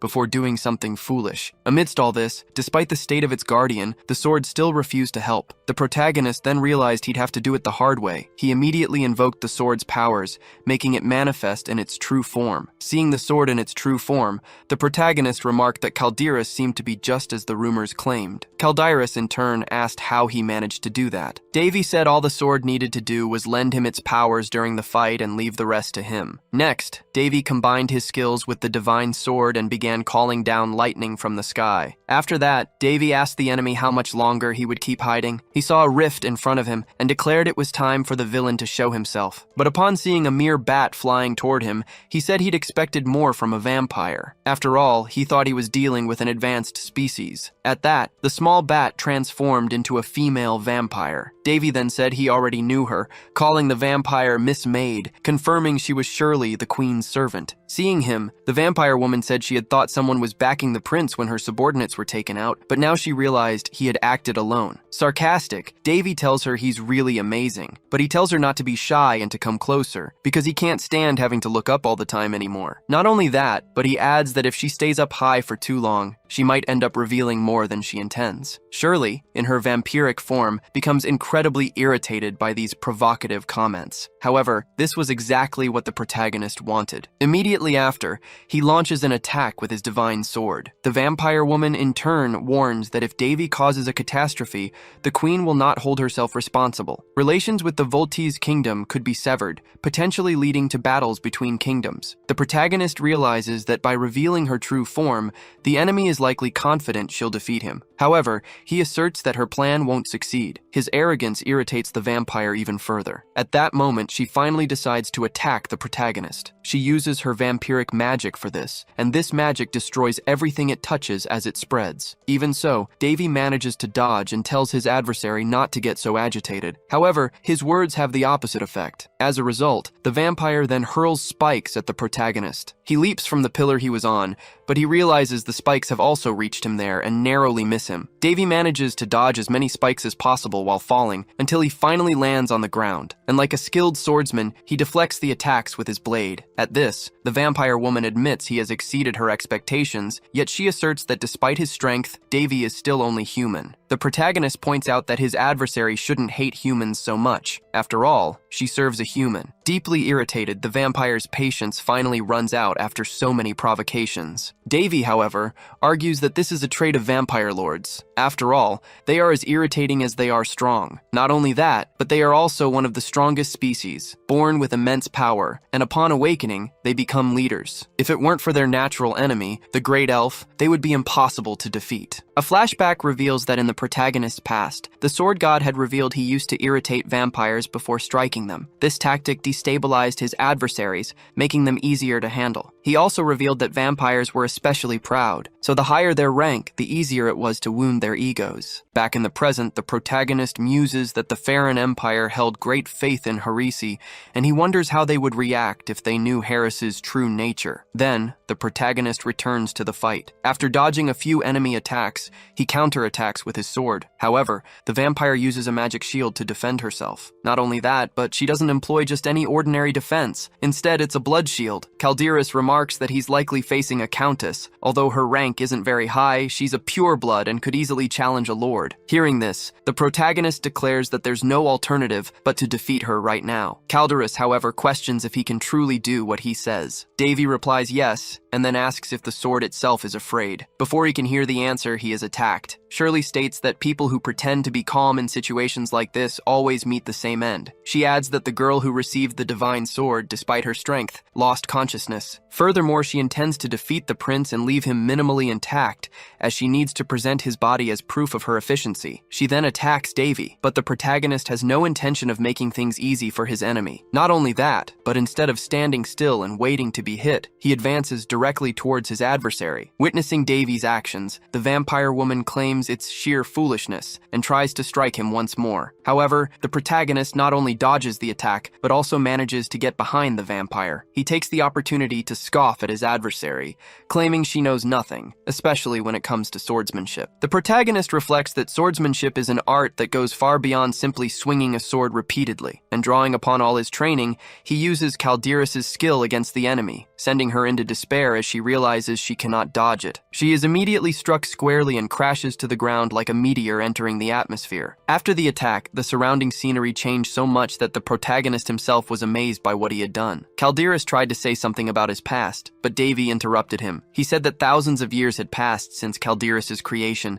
so he didn't want to hear his whole story. Ultimately, instead of talking, he truly wanted to end this fight. The protagonist thought that even if he wanted to, the sword wouldn't believe he was a disciple of its first owner. Calderas realized that the vampire had decided to flee. Davy said it wasn't a good idea to follow her now. The sword remarked that even for it, this tide of blood was nauseating. Fortunately, the mist would no longer spread, as the explosion had shattered its source. However, there were still bloodstones remaining in the area. The protagonist knew that people affected by the tide of blood usually died or became infected. If these infected weren't eliminated, they would infect others. For now, the mist was confined to the arena. If it wasn't fully contained, it could spread outside and cause panic. With that, Calderas told the protagonist he was lucky not to have been hit by something so corrosive, noting that despite his youth, he was clearly skilled. Davy replied that, in a way, that was true. Furthermore, he knew it would take some time until he could awaken the blade's aura, as his strength hadn't formed through a common method like other people's. When someone possesses wisdom and proficiency,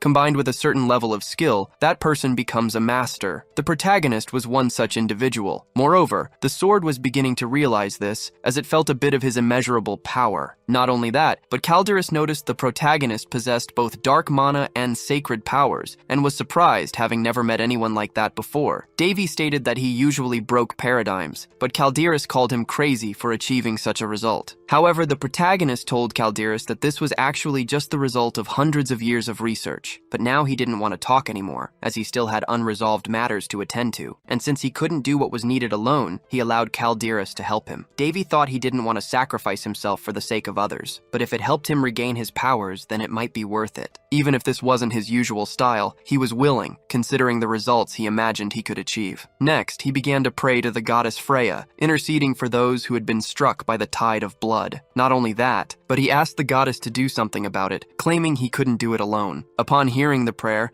Calderas asked if that was how one requested help from a deity. Not only that, but he noticed the protagonist wasn't accustomed to doing such things. Davy had been affected by Daphne's sanctity, and learned that the foundation of his power wasn't the faith that supported the gods, but rather the understanding of that very faith. To be exact, it wasn't about receiving the gods' love, but their curiosity. Since some were wounded, he intended to use the sword to save them. Therefore, he only asked Freya for permission to do so. Indignant, Calderas declared that no deity would listen to such a poorly made prayer. However, Devi countered that the sword knew nothing about the gods. He claimed that the gods' love wasn't given to those who called themselves devout, but rather to those who acted to receive divine curiosity. As Calderas had said earlier, nothing could be done about the life force absorbed from people. Thus, the only alternative was to fill the crystal with an even greater power. He was referring to the greatest form of sacred magic, used only with divine blessing, created by Saint Daphne, who wielded the most powerful sacred magic of all time. And he claimed that gods liked crazy people, especially those who were completely out of the ordinary. Immediately afterward, sacred magic manifested from the heavens. It struck Calderas and the protagonist. The sword was utterly surprised by this, as it was a rank 9 power. Not only that, but it thought it couldn't resist such immense power, and it claimed the protagonist was trying to destroy it. But in reality, it was the opposite. Since he couldn't receive so much power himself, the protagonist used the sword as a receptacle, and now he intended to use this magic to heal the inner arena. Not only that, but the power was so strong that people far from the arena could see a strong, shimmering light. It shone brighter than the sun. Moreover, the protagonist was embraced by celestial wings, and his wounds were healed instantly. Furthermore, the dark magic crystal shattered, and with it, evil dispersed. Davy remarked that the explosion was so strong, he felt like he'd been run over. He also teased the divine sword, saying it had survived after all, but added that it must be quite exhausted. However, despite wanting to maintain control, the protagonist felt something in his back and began to lose strength. As he fell to the ground, something appeared before him. Davy could somehow see his own attributes, like in a system window, and noticed that some things had changed. He also noticed he'd been nicknamed a crazy person, and wondered if Freya wasn't exaggerating with that description. From above, the being he believed to be Freya simply offered a gentle smile, as she had, in a way, seen something interesting in the protagonist. A while later, as he tried to remember what had happened, he wondered when was the last time he'd had such a deep sleep. For the past 6 months, he hadn't been able to sleep without worrying about something. Somehow, he felt this sleep had helped clear his mind a little. Waking up, he found himself facing Winley. She told him Davy had been taken to a lodging in the Phyllis Duchy and asked how he was feeling. After getting up, he asked how long he had slept. His sister replied that he'd been out cold for 2 days, and she'd been so worried, thinking he might never wake up. At this, Davy realized his sister had been truly worried about him, and considering what had happened the last time he'd passed out, it wasn't surprising. Then, Winley mentioned she'd had a strange dream where she was in a red mist, and her brother had saved her, but she was doubtful about it, so she asked her brother what really happened that day. Winley also mentioned that while she was examining Davy, she discovered something, a mark on his back, which she identified as a stigma, about 3 handspans long, large enough that it couldn't be ignored. In a way, this surprised him, but he soon realized that the pain he'd felt earlier was this very stigma being etched onto his back. This had never happened before. However, he knew Freya was responsible, and wondered if she really needed to draw such a large stigma on his body. Winley explained that, in fact, it was the priest who treated him who discovered the stigma. Not only him, but the entire duchy knew about it, and chaos was erupting outside. Furthermore, when Davy was found, not only had the mist disappeared, but the surrounding sacred energy was concentrated on him. He thought that a stigma meant a deity had granted a person their love, and the good thing was that only this information had leaked out about him. Winley, however, wanted to understand better what had happened to her brother. He was unsure whether to tell her his secret or not, because he knew what would happen if he did, and if something big occurred now, it would make his journey more difficult. In that case, he decided to withhold the information and simply said he'd fainted before seeing anything, so he couldn't say what happened. Although that didn't make much sense, Winley decided to trust her brother, but asked if he was in pain. Thinking about it, he concluded that he was better than ever, because in addition to invoking the 9th sacred magic onto the sword, he had also increased his own sacred powers. And the result couldn't have been better. His mana capacity had increased considerably. With this, all 3 of his powers had improved, and he could now create an aura blade, worthy of a true master swordsman. Of course, sacred magic was the power that had evolved the most among the 3. However, by extension, the others had also improved, removed, as if from the stigma's effect. Nevertheless, Davy lamented that to get stronger, he always had to go through extreme experiences like this one. Winley told him he had no idea of the craziness that had happened while he was asleep, especially when his maid, Amy, discovered what occurred and was worried about him. His sister added that besides the maid, Princess Ileana had also come looking for him and wanted to take him to her kingdom, claiming she could give Davy more proper treatment there. He thanked his sister for her concern and care, but said she must be exhausted so she should rest and he would do the same. Before leaving, Winley told Davy he didn't need to worry about Benedis, as he had left the arena as soon as the tournament was cancelled and was out of danger. And despite the current commotion, she hoped Davy would recover soon. As soon as his sister left him alone, Davy checked the status window that had appeared with his mark again. He noted that it looked like a game, and despite not fully understanding the nature of this system, he concluded that it could only be Freya's doing. He still didn't know if it had appeared because of his prayer or a mere consequence of using divine magic, but he thought it didn't matter much right now. Then, a voice spoke to him. It said he could pretend to put up a barrier over it, but knew he was already accustomed to being able to peek at someone else's status. Immediately, Davy was startled and asked where that came from. He said it was very bold to try to deceive his senses and approach in such a way, but he promised he would find out who was behind it. Immediately afterward, the being whose voice it was manifested itself and told him to look down. The entity said it was embarrassing to think that someone would be able to break her seal, but if that was divine will, she had no reason to go against it. A flashback showed a moment when he discovered the sword god's talent for art. He wondered whose portrait Harisi was painting. After looking for a moment, judging by the horns on its head and the red pupils in its eyes, he concluded that it could only be the portrait of a demon. Not only that, but judging by its appearance, he deduced that this demon appeared to be very strong. Besides, with so many details in the portrait, Davy deduced that Haris knew this demon very well, as that was the only way he could remember so many details. In turn, Haris said that this demon was beautiful. None of the girls in paradise could compare to her in terms of beauty. Her name was Perselk, but all that remained of her now were the memories her father carried. Because when he was still human, he adopted Perselk as his daughter and taught her swordsmanship. But by irony of fate, he had to eliminate his own daughter and sealed her away with the goal of ending a war. Because of this, Perselk von Faran became known as the Demon Queen of the Abyss. Back in the present, upon seeing the Demon Queen of the Abyss, he immediately recognized her. Noticing this, Perselk said his eyes never disappointed her. Seeing him in shock, she asked what Davy was thinking. He just said that Perselk was smaller than he had imagined. A while later, Davy tied Perselk up. She said this reception was very rude, claiming that unlike humans, such things didn't interest her. Davy, however, told her this was no joke. Perselk replied that since it was their first meeting, she didn't understand why she was being treated so hostilely, as there was no reason for it. Not only that, but she was also curious about how she could have a symbiotic relationship with someone so rude. Davy didn't understand what she was referring to, so Perselk explained she was talking about the mark on his back, which was meant to be a vessel where her soul would be deposited. Davy immediately understood why the mark was so large. Everything made more sense now, as the symbol was actually a seal designed to imprison a demon king. After explaining, Perselk asked to be freed, reiterating that she disliked such situations and felt uncomfortable and undignified being in that position. Davy then released Perselk from her restraints and asked what a demon queen, sealed within a sword, wanted with him. He also stated that her answer needed to be convincing and straightforward. First,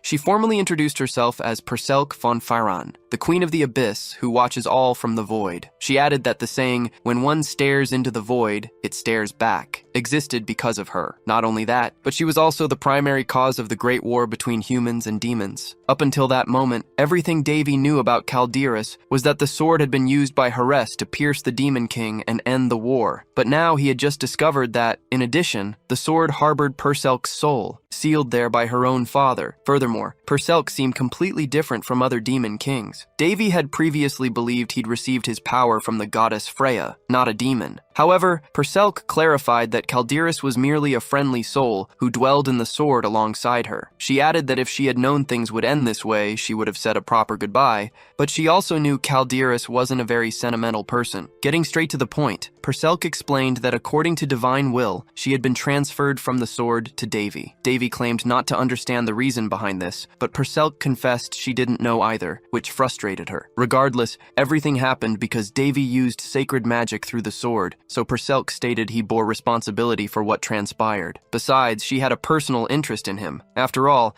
Davy was the second person to successfully unlock the divine sword's full potential. Speaking of which, Perselk asked if Davy had ever met Hores. He replied that he had, recalling that Hores always said Perselk could return. The Demon Queen was pleased to hear that her father spoke of her frequently, instead of keeping it a secret. Davy remarked that people needed to learn to hide certain things from each other, and questioned why one would lie to a demon king. In turn, Perselk wanted to correct something about herself. She affirmed that she wasn't the one peering from the void. She had merely borrowed the will of a greater being. She was referring to the status window, and she believed humans customarily called this the Great Divinity. Hearing all this, Davy couldn't believe that a being as powerful as Perselk communicated in such an infantile way. He also wondered what a divinity emanating sacred power expected from someone like him. Perselk, in turn, suggested they take a walk, claiming Davy could use the opportunity to show her how interesting the world outside was. Davy asked what he would gain from it. Perselk replied that he had already gained something, as he had received her powers. She asserted that with the system window, he had become capable of acquiring even more abilities. Davy realized Perselk knew much more about him than he had imagined, and he couldn't ignore that fact. In any case, Perselk claimed it had been a very good trade for him, and she was eager to see how Davy would reciprocate. Davy thought Perselk's powers were quite tempting. He didn't even consider giving them up. So he agreed to do as she wished. Not only that,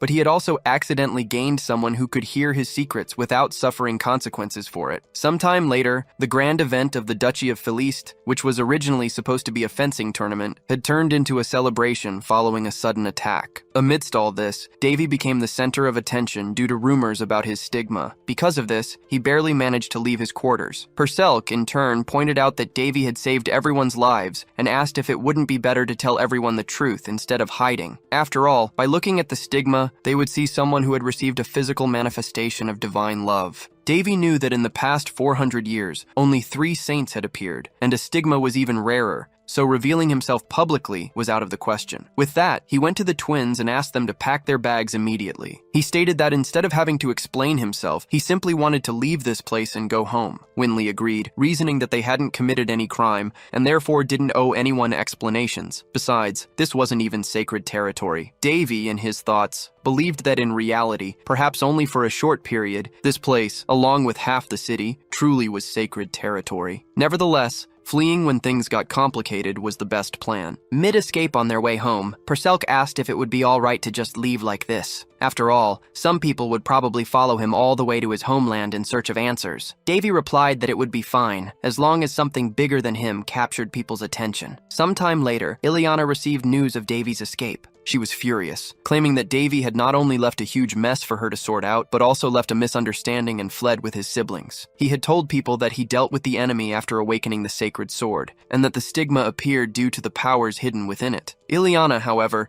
insisted that all of it was nothing but a big lie. Seeing the princess so irritated, her maid thought it had been 10 years since she started working with Ileana, and wondered what would happen if everyone discovered that the true face of the cold and powerful princess was actually a rebellious and aggressive girl. Ileana, in turn, told her maid to ask the knights to prepare immediately. On the way back to his homeland, Davy saw his siblings sleeping side by side. He thought that, like this, they even seemed to get along quite well. It was good to see them without fighting, even if it only happened when they were asleep. Amidst this, Perselk asked if he regretted what had happened with Calderus. She mentioned that besides its current owner, Davy was the only one who knew the true nature of the divine sword, or perhaps he was the only one. She believed he should be its true master. Davy wished he could, but he knew he wouldn't be able to use such sacred powers until he recovered his original strength. As tempting as it sounded, he wasn't the type of person who stole, so he wouldn't try to take the sword from its current owner. Besides, he claimed it didn't quite suit Calderus's personality, and he wasn't keen on using such large and heavy swords. Not only that, but he had another sword in mind that he wished to possess. Judging by his expression, Perselk concluded that Davy had a plan. She admitted she didn't know everything, and even when she looked deep into Davy, there were still parts she couldn't access. But putting that aside, Perselk asked what he planned to do when he got back home. She said that with the stigma, Davy's enemies wouldn't be able to move freely, so finishing them off right now would be the best option. Davy claimed he wouldn't do anything without being well prepared. Besides, the opinions of the nobles led by Duke Barrietta held a lot of influence in the kingdom, unlike Queen Linus. For the same reason, the royal family couldn't punish the nobles carelessly.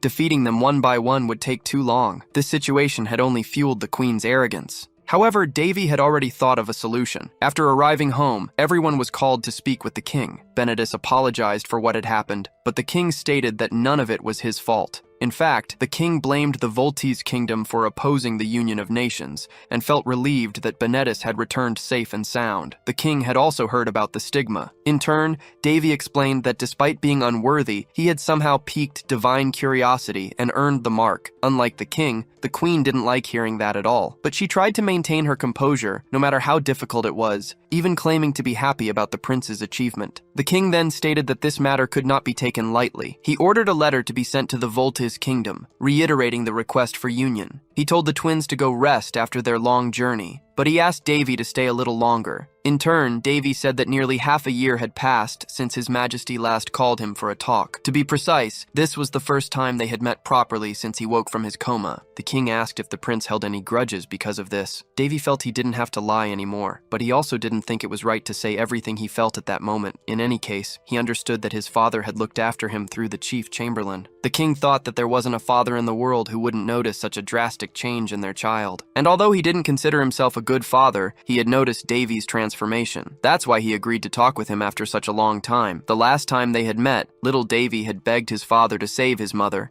asking if he hadn't been informed about her health condition. Davy insisted that his mother wasn't sick, but poisoned. However, his father completely ignored him and ordered the guards to remove the child from his presence. Even so, Davy refused to leave without an answer. Yet, there was nothing he could do about it. Only 4 years later did Davy discover the truth about his mother's poisoning, but the king had remained silent on the matter. Now, standing before the king again, he asked if his father felt good after abandoning his mother and marrying the enemy for the good of the kingdom. The king said the fault wasn't his current wife's, but his own. However, Davy didn't want to hear about that. He only wanted to know if the king felt any remorse. After all, his mother had called out for him even in her last moments. No matter how much Davy tried to shake off these thoughts, a scar like that didn't just disappear. Besides, he had seen his mother die with tears in her eyes. In turn, the king stated that he was aware he hadn't been a good father. But he claimed that being king wasn't a position that allowed one to do whatever they pleased, as most of the time, a king had to deal with matters they didn't fully understand. So he asked Davy to live in silence and grow stronger each day, because that way, no one would cross his path or stand in the way of his future reign, for that was what he wanted, to pass the crown to his son. However, Davy realized that his father had apparently completely forgotten about his mother, so he said that normally people say it's a son's duty to follow in his father's footsteps, but he wouldn't do that. He claimed that if being a king meant giving up his own family for the sake of the kingdom,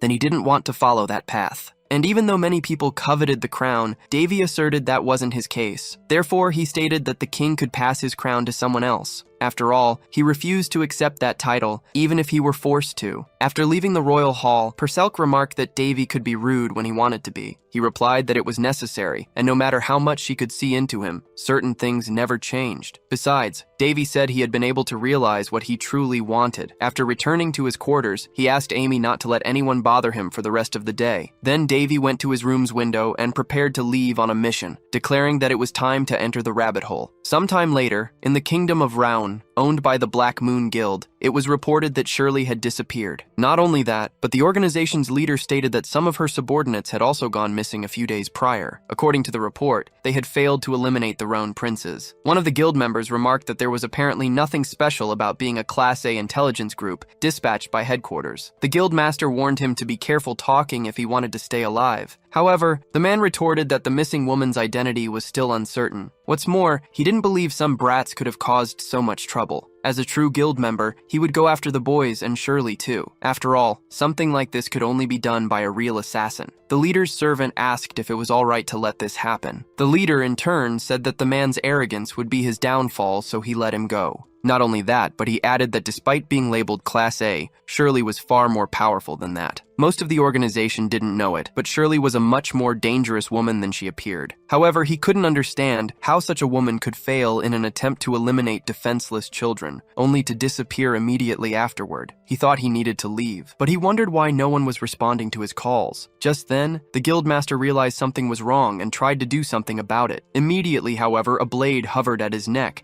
and a voice told him to think twice before moving. Not only that, but the leader realized his servant was the first to fall, and he hadn't even noticed. Next, he was forced against his own desk. His captor noticed that the guild leader was an ordinary human, not a vampire. Annoyed, the leader wondered why none of his people had appeared to confront the intruder. Little did he know, the intruder had eliminated everyone else before even entering. The intruder also said that no matter how much he screamed, no one would come to help him. The leader then concluded that if things continued like this, he'd be next. So he tried to talk to the intruder, asking if it was the Ruxo Guild or the Karsha Guild that sent him. Instead of answering, the intruder told the leader that if he wanted to live, he must provide the requested information. Scared, the leader said he'd hand over anything requested in exchange for his life. The intruder then released the man. He then said he didn't need much. He only wanted the list of nobles who were the hands and feet of the Barrietta family, and a list of all the crimes committed by the Duke, who held great influence in this kingdom. He already knew the Duke had a report on everyone he wanted to keep in line,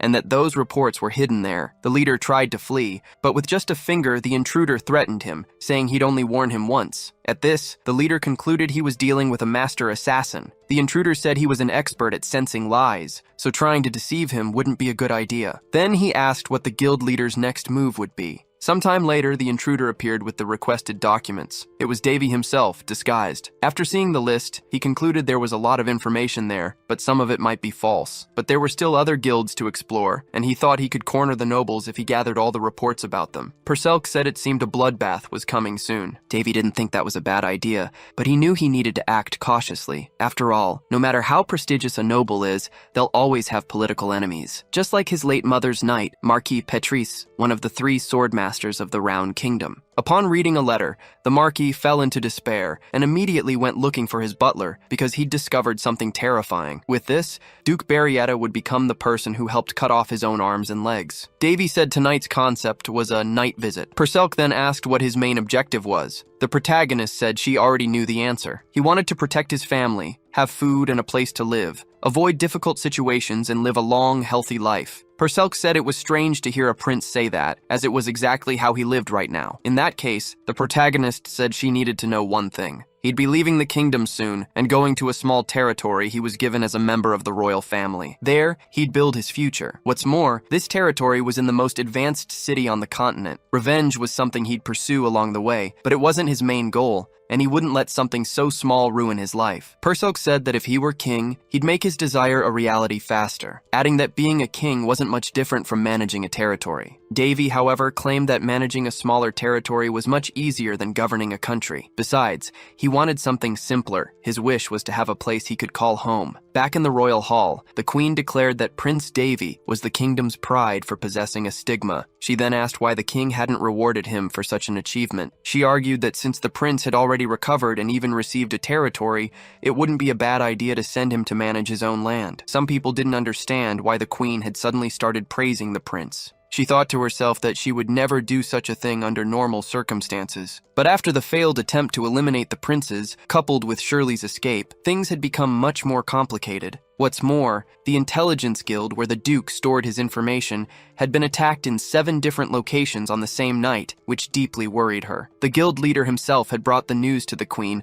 claiming they were attacked by a monster that was impossible to defeat or even locate. As a result, the queen's fear only intensified, as she knew what could happen if the information she was hiding fell into the wrong hands. After all, she could be accused of trying to rebel against the crown, and the documents proved it. On top of that, she was starting to distrust Marquis Petrice. She suspected he might be supporting Prince Davy against her, and in that case, the solution was simple: get rid of the Marquis. However, since she no longer had Shirley to assist with such a task, the best she as queen could do was try to remove the prince from the royal palace. She had suggested distancing the prince, but hadn't expected the king to agree so easily. Yet the opposite occurred. The king argued that it wasn't right for an adult, uncrowned prince to continue living in the palace, so he called the chief chamberlain to prepare the prince for his departure. Surprised, the queen wondered what the king was thinking. Sometime later, the protagonist was summoned to speak with the king, but he wasn't surprised. He knew that sooner or later, the kingdom would recognize him as a threat and decide to remove him. The king told Davy to go to his territory and develop it to prove his worth. Perselk commented that the king was probably afraid his son would rebel,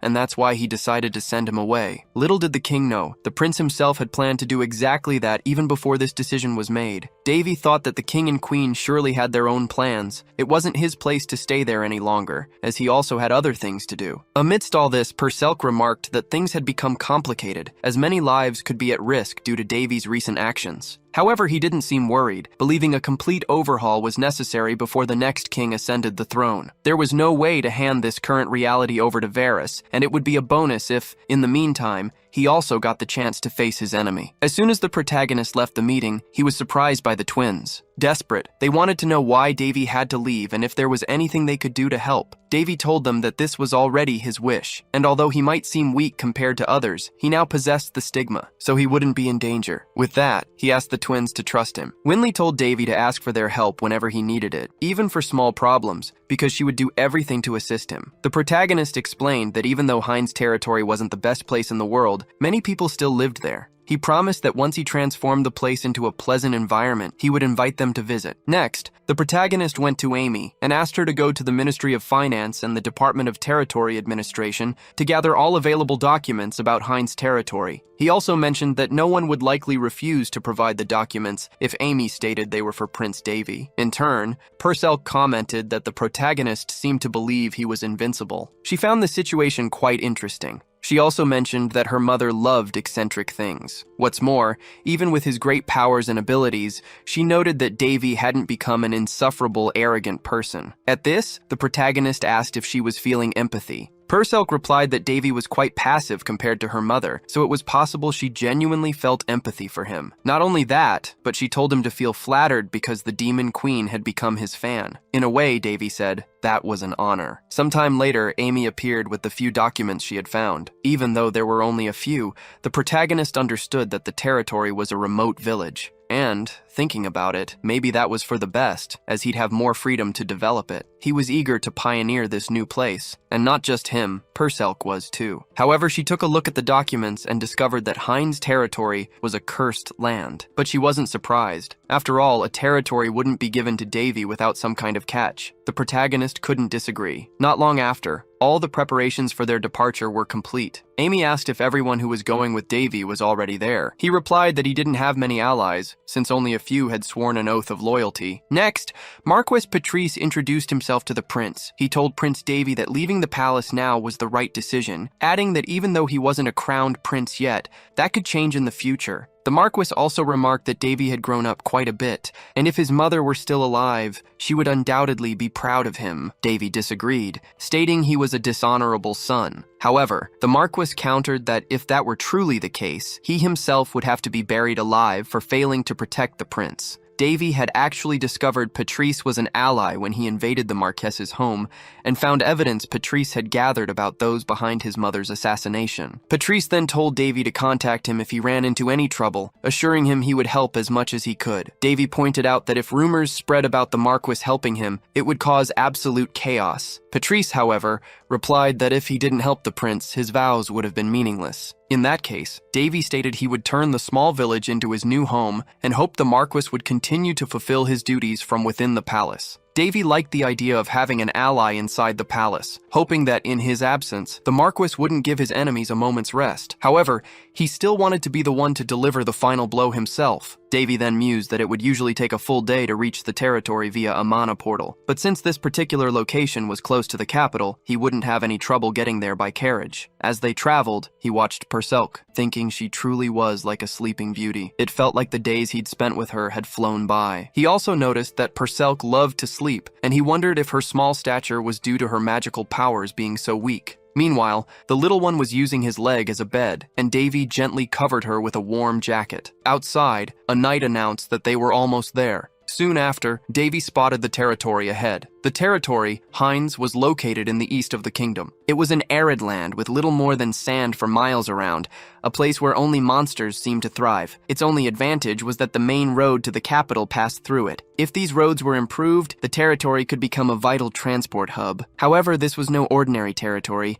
It was a cursed, inhospitable land, a dry place where nothing could grow, and one that was poorly regarded by everyone. The territory had been managed by someone before their death, but 5 years prior, a severe drought had devastated the land. The exact cause of this devastation, however, remained unknown. With this in mind, Davy opened his status window to analyze the territory's information. He noticed that one of the listed pieces of information was incomplete. Purcell commented that it was a curse. Not only that, but she explained that this curse spread like an addiction, starting small but quickly spiraling out of control. Davy hadn't realized remnants of black magic still lingered in the world. Apparently, some ancient citizen of the territory had angered a sorcerer, so he tried to use purification magic to cleanse the area. Perselk, however, stated that it wouldn't be an easy task. A long-standing curse like this was difficult to break. Not only that, but the entire territory was afflicted. The number of living species there was currently as scarce as knowledge of black magic itself, as cursed mages had vanished a long time ago. As soon as they arrived at the location, a group blocked Davy's caravan. They demanded that the newcomers identify themselves. Looking at the supposed defenses of the place, Davy remarked that everything looked quite weak. He wondered if having guards still working there was even a good sign. Amidst the confusion,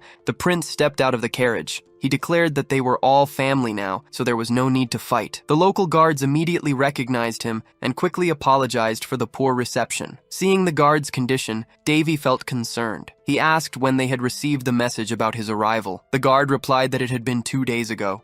Davy then asked if there had been any monster attacks since then. The guard's expression told him all he needed to know. With that, Davy declared that before tackling the curse, he would have to deal with the goblin problem first. The captain of the guards introduces himself as Manhwa. He explains that in the absence of a lord, he had to take over leadership of the territory, but now that the prince is here, he can take on this role. Davy states that the guards have worked hard, and from now on, they will be promoted to official guards. He tells Manhwa that one of his lieutenants will train them, and instructs the captain to make sure the squad is properly organized. Davy claims he doesn't like to waste talent. He also says that if Manhwa can improve himself, he will grant him a noble title. After all, he still has the authority to do so. Sometime later, Davy assesses the situation, noting that despite its age, this fortress still has a robust defensive line. He wants to understand how the goblins managed to invade. Manhwa explains it was all thanks to the guards' constant exhaustion. He adds that dozens of houses were burned and many citizens were abducted. Furthermore, he reports that they don't have enough provisions for the winter, and even the farmers are starving. Amidst this, Perselk points out that the prince won't be able to use his wealth here,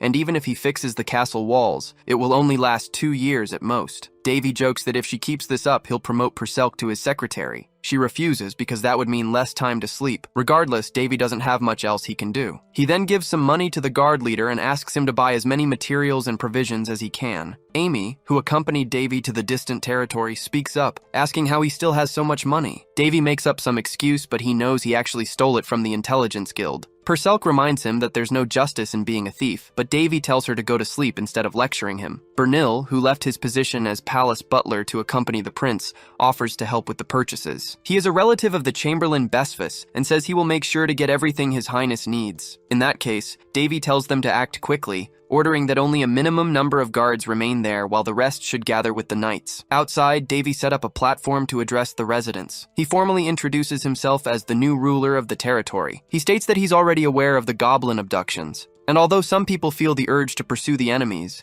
many are afraid and prefer to hide. Even though not everyone is a warrior, the prince insists they cannot do nothing. Otherwise, sooner or later, the goblins will return and repeat their actions. He doesn't just want to defend against the goblins, but to eliminate the problem once and for all. Some residents speak up, agreeing that the prince's words make sense, but they are the last line of defense remaining and can't do much in their current state. However, Davy claims they only need to act successfully once for the attacks to stop. Davy knows that to some, he's just another noble confidant in his own bloodline, but incapable of doing anything. Yet, he asserts that he is not just a prince, but the lord of Hein's territory, and now everyone here is his family, so he will take care of them. After all, he's not the type of person who lets his family die. He knows that mere words won't convince everyone, but he claims to possess a stigma sent by the gods, which might increase his credibility. But if it's still hard to believe his words, he asks people to take it as an order, and he declares that no one will die without his permission. Sometime later, Davy enters the demon forest accompanied by a group. However, Perselk says that taking these unprepared and exhausted men to hunt goblins is a terrible idea. Davy, however, points out that they have 150 men, which should be enough. Even so, Perselk says that being overconfident might not always help him. Besides, numbers can always change. Davy claims to have everything under control, prompting Perselk to remark that making it seem like he's always right is the characteristic she admires most about him. Next, the guard leader says that as soon as they cross this mountain, they'll find the place where the goblins are gathered. Davy comes across the location and realizes it's an abandoned village. However, he doesn't know how orcs and goblins could live in a place like this. Monmeter explains that it's a ghost village, currently serving as a goblin encampment. One of the young men is seething with rage because the goblins killed his friend. Davy approaches him and says he understands his feelings. He then tells them to use that anger to fight bravely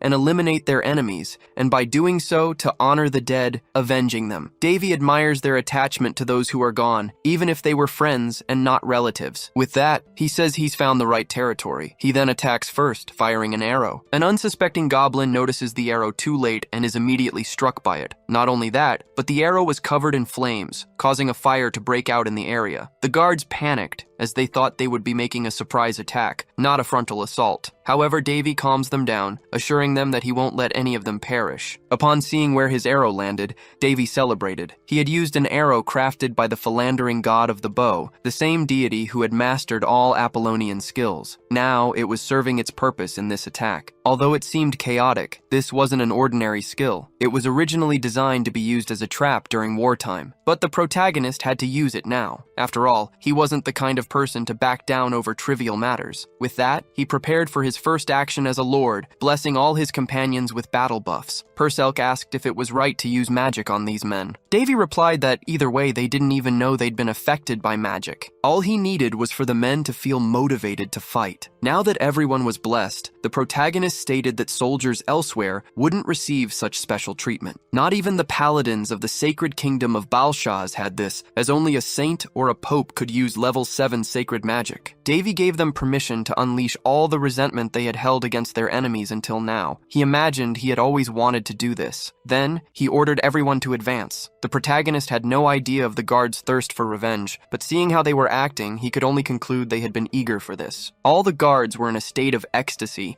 and the goblins, who usually terrorized humans, were now feeling that very same fear firsthand. It didn't take long for them to be cut down. The guards, who had previously lacked confidence, now realized they were capable of fighting. Davy noticed that in a short time, the battle had actually turned into a goblin massacre. He let the guards vent their rage while he stayed on the sidelines, acting as support. Soon he healed those who had been wounded. He also reminded them that he hadn't authorized any deaths, so they needed to be careful because they weren't invincible. However, he added that anyone who got hurt would be healed, so they didn't need to hold back. Seeing such a vast disadvantage on the enemy's side, the protagonist almost felt pity for the goblins. Regardless, it didn't take long for the guards to finish them all off. Not only that, but they also thanked their new lord. However, the protagonist wasn't used to such praise and felt quite awkward, so he told them it was too early to celebrate, as there were still people to rescue and he needed to find them. As he walked, the protagonist reflected that his intention had only been to eliminate the guard's fear, but this had resulted in an unexpected effect. Now, everyone admired him perhaps a bit too much. The next day, before the subjugation, the guards seemed prepared for a holy war, even though they were only going to eliminate goblins. However, their lord only called 10 people to help with the mission, leaving some disappointed as they had also wanted to participate. The guard leader remarked that their lord was just a boy who had recently turned 16, and he probably thought Davy was simply enthusiastic about his first victory. He believed it wouldn't be long before Davy understood how things truly worked around there. Soon after, the young guard was surprised. He saw their lord returning safe and sound with the rest of the group. Both he and the other guard were left dumbfounded. After all, they realized that with just a few people,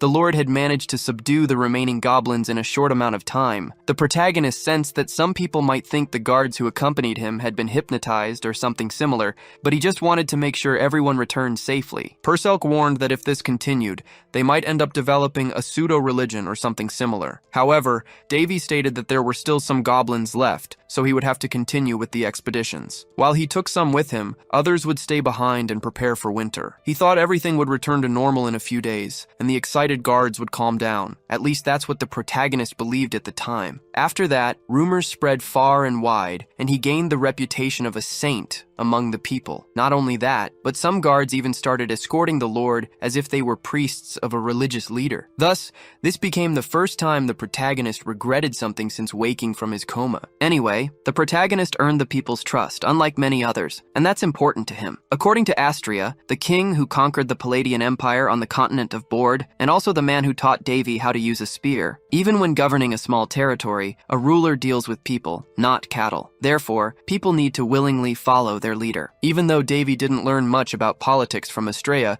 he sympathized with his words. While he was going through the territory's documents, Perselk appeared and asked how things were going. The protagonist mentioned that some of the information was ambiguous. Perselk then noted that if he could break the curse, he might be able to turn the territory into something decent within 5 years, but it would take another 20 years to really improve the place. After all, simply breaking the curse affecting the land wouldn't make it instantly return to normal. Perselk said she had a clear opinion on the matter. She explained that the territory lacked an underground river system, which severely limited its resources. Not only that, but due to scarce harvests, there was no more livestock, so eating meat was out of the question. The coins he had managed to acquire might be a temporary solution, but the local lack of funds was a serious problem that needed addressing. Davy pointed out that the territory had no way to profit, meaning there was no way to earn money. However, he believed there were other ways to solve this financial issue. He noted that a large number of young adults lived in the region. He suggested they could be put to hunting monsters, turning that into a form of income. The second option was to create a special crop, but that would require treating the land first. And then there was the option of bartering, though they'd essentially be trading diamonds for grain. Perselk countered that this solution required other territories to negotiate with,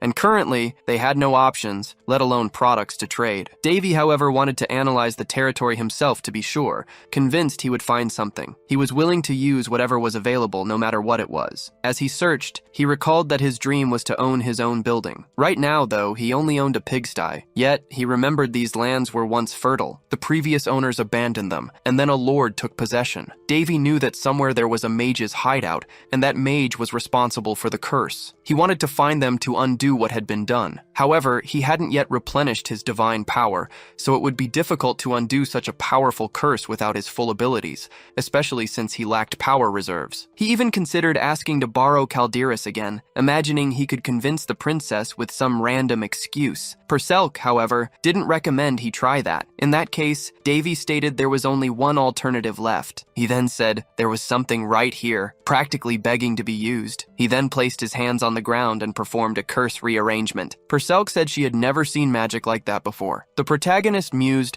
that the creator of this magic must be from another continent, which is why his friend didn't recognize it. This magic was also known as the magical programming language, highly programmable since it was created with countless forms and patterns of mana. For the same reason, dark mages needed various artifacts, or a long time for incantations. Perselk then understood that this magic could be used to locate the mage who created the curse. The protagonist confirmed this and immediately began deciphering the codes. Meanwhile, Perselk commented that she had to deduce the information herself, as Davy didn't share all the details he knew. Then she noticed something. Davy said that it wasn't exactly a curse. Instead, it was a self-sustaining greenhouse created by a mage. Next, he headed to the eastern section of the Heinz territory, as he was curious why the territory's border was so well defined. He ended up discovering 7 possible locations where the mage could be, all situated on the territory's borders. Moreover, the dome covered only Heinz territory. It was as if it had been designed to regulate everything related to the territory's climate and geology. Perselk realized that the curse had purposefully dried out the soil and created a lack of rain. The protagonist confirmed this,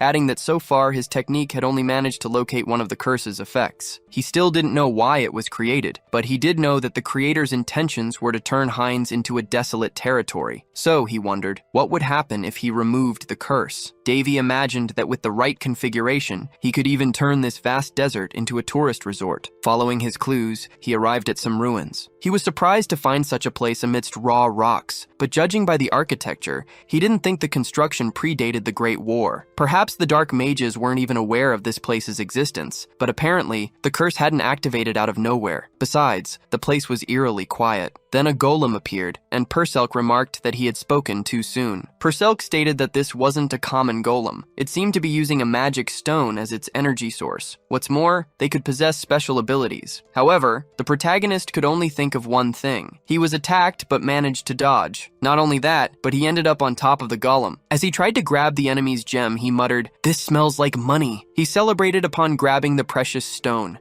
claiming it was his lucky day. Meanwhile, on the city walls, some guards were enjoying the peaceful atmosphere while the Lord explored outside. The truth was, no one had expected Davy to be so helpful. Currently, no noble dared to visit such an inhospitable territory. What's more, the people who managed to leave and reach other cities were often treated poorly by everyone else. The only thing the kingdom had done for this territory was to stop collecting taxes, since the inhabitants barely had enough to eat, let alone pay tribute. And amidst all this, a young man was sent here. Some people whispered that Davy was only sent here because he'd been demoted in a power struggle, which made some of them distrust him. However, there wasn't much they could do about it. After all, Davy was the only one willing to help. Besides, before his arrival, they were facing the biggest wave of goblin attacks yet. If it hadn't been for his help, they wouldn't have lasted much longer. Before that, goblins had managed to breach the fort's defenses and even abducted some people. The guards, who could barely protect the place, weren't able to rescue the missing people. In the midst of this chaotic situation, the prince and new lord appeared, raising doubts about his approach. Some thought he would punish the head guard for doing a poor job, but if Davy had done that, many would have turned against his leadership. However, contrary to expectations, the new lord handled the situation very well. He also created an opportunity to counterattack the goblins and even called the inhabitants family, a gesture that gave some hope that the abducted people might return home. Davy inspired many with his words and actions. Even though he didn't like being called a saint, he became an important figure among the people, glorified as a deity. It was easier for these people to believe a miracle had been performed before their eyes than in an untouchable deity who hadn't manifested to help. A boy helping with the repairs said it was great that the new lord had dealt with the goblins. However, he doubted if this territory had any future. Long before the goblin problem, drought had already devastated the territory. Adding to that, the lack of rain had ruined any attempts at planting. Priests and mages had been sent to try and reverse the situation, but all of them failed. Everyone's conclusion was that this couldn't be solved by human hands. So, no matter how blessed the new lord was, they believed not even Davy could fix these lands. Speaking of our protagonist, he knew that magic crystals were a natural formation of highly condensed and pure mana. Compared to a regular stone of the same size, a mana crystal was 100 times more valuable and powerful. That's why he went crazy when he saw some of these on the goblins' foreheads, and he didn't hesitate to try and get those crystals. Even though he said the task wasn't easy, Perselk disagreed, having seen him deal with the goblins effortlessly. Davy thought the only known fact about mana crystals was that they could be found in ancient ruins, and only in small quantities. This only increased their market value. Despite that, the protagonist wondered how long the money generated by these items would last. Moreover, Perselk said he couldn't just show these items to any buyer, as that would raise suspicions. Anyway, the protagonist continued his path until he found a crystal much larger than the others. Not only that, but he realized this could be the energy source of the curse. With this, he understood Perselk was right, as many had started wars to obtain a crystal as large and valuable as this one. Besides, the crystal was full of pure mana. Davy imagined that if he could use it, he'd be able to freely cast ninth circle spells. So he decided to try, but he noticed that, unlike its external appearance, Davy thought the code's structure was overly exaggerated, just to cause a drought in the territory. He suspected there was something hidden within it. Even though it was difficult to manipulate, he wanted to try and find out. And amidst his search, he ended up finding some energy cores which were hidden within the source code. Seeing the change in the magic's behavior, Perselk asked what Davy had done. He replied that to start, he had spread a bit of water in the area. But there was a catch. With so much water already stored in the clouds, everything accumulated would fall as a single massive downpour. It would be a huge storm. Far away, a discussion was taking place. Some nobles were talking about Marquis Patrice, and they believed that if he continued to act independently, it wouldn't be long before the aristocracy disintegrated. So, they tried to find a solution to prevent any of the evidence from being used against them. For the conspirators, it was as if ghosts from the past were emerging to haunt them, as now several enemies were appearing out of nowhere. Furthermore, the Queen had not commented on the situation, nor even on Prince Davy's stigma. Rumors claimed the stigma was so powerful that the boy couldn't control it, so they figured it shouldn't become a problem for them. Besides, the Sacred Kingdom was in the same boat, meaning they couldn't acknowledge the stigma's truthfulness. Not only that, but some believed that instead of worrying about a mediocre prince, they should focus on what truly mattered. mattered. Amidst this, Duke Berrietta drew attention to another matter, stating that the cohesion of the aristocracy wouldn't break in a single day. He also said that one must fight, even if it means taking every risk in the world. However, he believed the correct course of action was to find a way to recover the stolen secret information. But, in the worst-case scenario, they should also prepare for war. A servant stated that he would make all the necessary preparations. Immediately, the Duke instructed him to do so discreetly, as this secret could not be exposed until everything was ready. Berrietta felt that his colleagues were greatly underestimating Prince Davy. Unlike them, his instinct told him not to make the same mistake, as something had happened to the prince after his coma. The moment he gained influence and support, he would likely show his true colors. However, he believed that as long as Davy remained in Hind's territory, he wouldn't be able to do much. After all, he wondered, what could the prince possibly achieve in a barren, dead land? Contrary to what Duke Berrietta believed, the protagonist made it rain under the Hind skies for the first time in years. Still, he admitted that doing so was not an easy task. Back home, he mentioned that it would take a few days before they could start planting. He could tell this just by looking at the magic crystal, which functioned like an operating panel. Moreover, it was connected to all the other magic crystals in the region, working as a kind of remote control. With this, Davy asserted that he had control over the region's weather, and since humans are naturally lazy, having something like this was quite useful. He had also stored the other crystals he collected in magic bags, and wanted to wait for the land to recover before acting again. A week later, the protagonist went for a walk, and immediately his fans appeared. Davy asked why they were doing this. One of them replied that they couldn't just stand by while their lord worked so hard, which was why they were offering to do heavy labor. The protagonist wasn't sure if they would be able to handle so many tasks. Regardless, he said he had something simple for them to do. He had asked the knights to prepare land for planting, so he wanted everyone who could to cultivate that land. He also stated that they had 4 days to plant, and if they couldn't manage it, they could give up without any issues. Davy explained that he would reward their working hours, depending on how much effort they put in, but he wouldn't let anyone work without getting paid. The leader of the guard said that despite the climate change, cultivating such an enormous plot of land in just 4 days was impossible. However, the protagonist didn't understand why. After all, the land had already been used for planting, so they should have equipment to assist with the work. While Monmouth worried about the population, some were only concerned with what they would spend after getting paid. At that, the leader of the guard said they should be grateful for everything their lord had done, and not try to take advantage of his kindness. However, the protagonist was not foolish. Was not. He used his magic to increase the physical strength of the workers, and just as he had done with the guards, he gave these people the necessary motivation. Monmitter was quite surprised to see this, but at the same time, realized it would be useful. In turn, Davy told Monmeter that he would discover a new world once he started using a pickaxe. Moreover, if he had Calderis, he could give the workers an even greater buff. Monmiter asked what the Lord intended by giving them so many things. Davy explained that his desire was to turn this dead land into a source of income, because the fastest way to earn quick money was through large quantity and scarcity, and the product that satisfied both conditions was abundance. Even Purcelk realized that Davy's intention was to address both quantity and scarcity. Unlike her, Monmitter still didn't understand and asked how the Lord intended to do this. The protagonist explained that his plan was to plant moonflowers, in addition to the other provisions they needed. Lunar plants can't be grown on the eastern continent because the weather conditions are always changing and difficult. Plus, it's super expensive to import lunar flowers from the west, as they're used by mage towers and alchemists to create potions for the temple. They're not just expensive, they're scarce, leading to huge competition for them. Knowing this, Monmiter says they can't grow these plants there. However, the protagonist, Davy, knows he literally has control over the local climate in the palm of his hand. He says all he needs to do now is visit the vegetarians living in the forest. Obviously, he's talking about the elves. Sometime later, in the land of the elves, Yuria Helishan, the chief of the forest elves, says the spirits warned her about a visitor. Her master Medes appears and apologizes for arriving unannounced. Yuria, however, assures him he's always welcome. She mentions she recently got some excellent tea leaves. While drinking the tea Yuria serves, Medes says he had a dream recently. She then asks what dream brought him all the way here. Her master pauses for a moment before answering. He then reveals that his dream showed a curse had fallen upon this forest. Yuria recalls her master always saying that the work of spirits comes from nature, so something like this is both expected and natural. But her master insists the forest is drying up. He also tells Yuria that this isn't her true home and asks her to return, wanting to take her to their hometown, to the embrace of the divine tree. Yuria, however, declares this is her home now. She has no intention of going back to the place her master calls home. She suggests her master can take the other elves living there so they don't suffer from the curse. Medes doesn't want to take everyone and leave Yuria behind, claiming she won't survive if she stays. But Yuria replies that if that happens, it would be the will of nature. She's very attached to her new home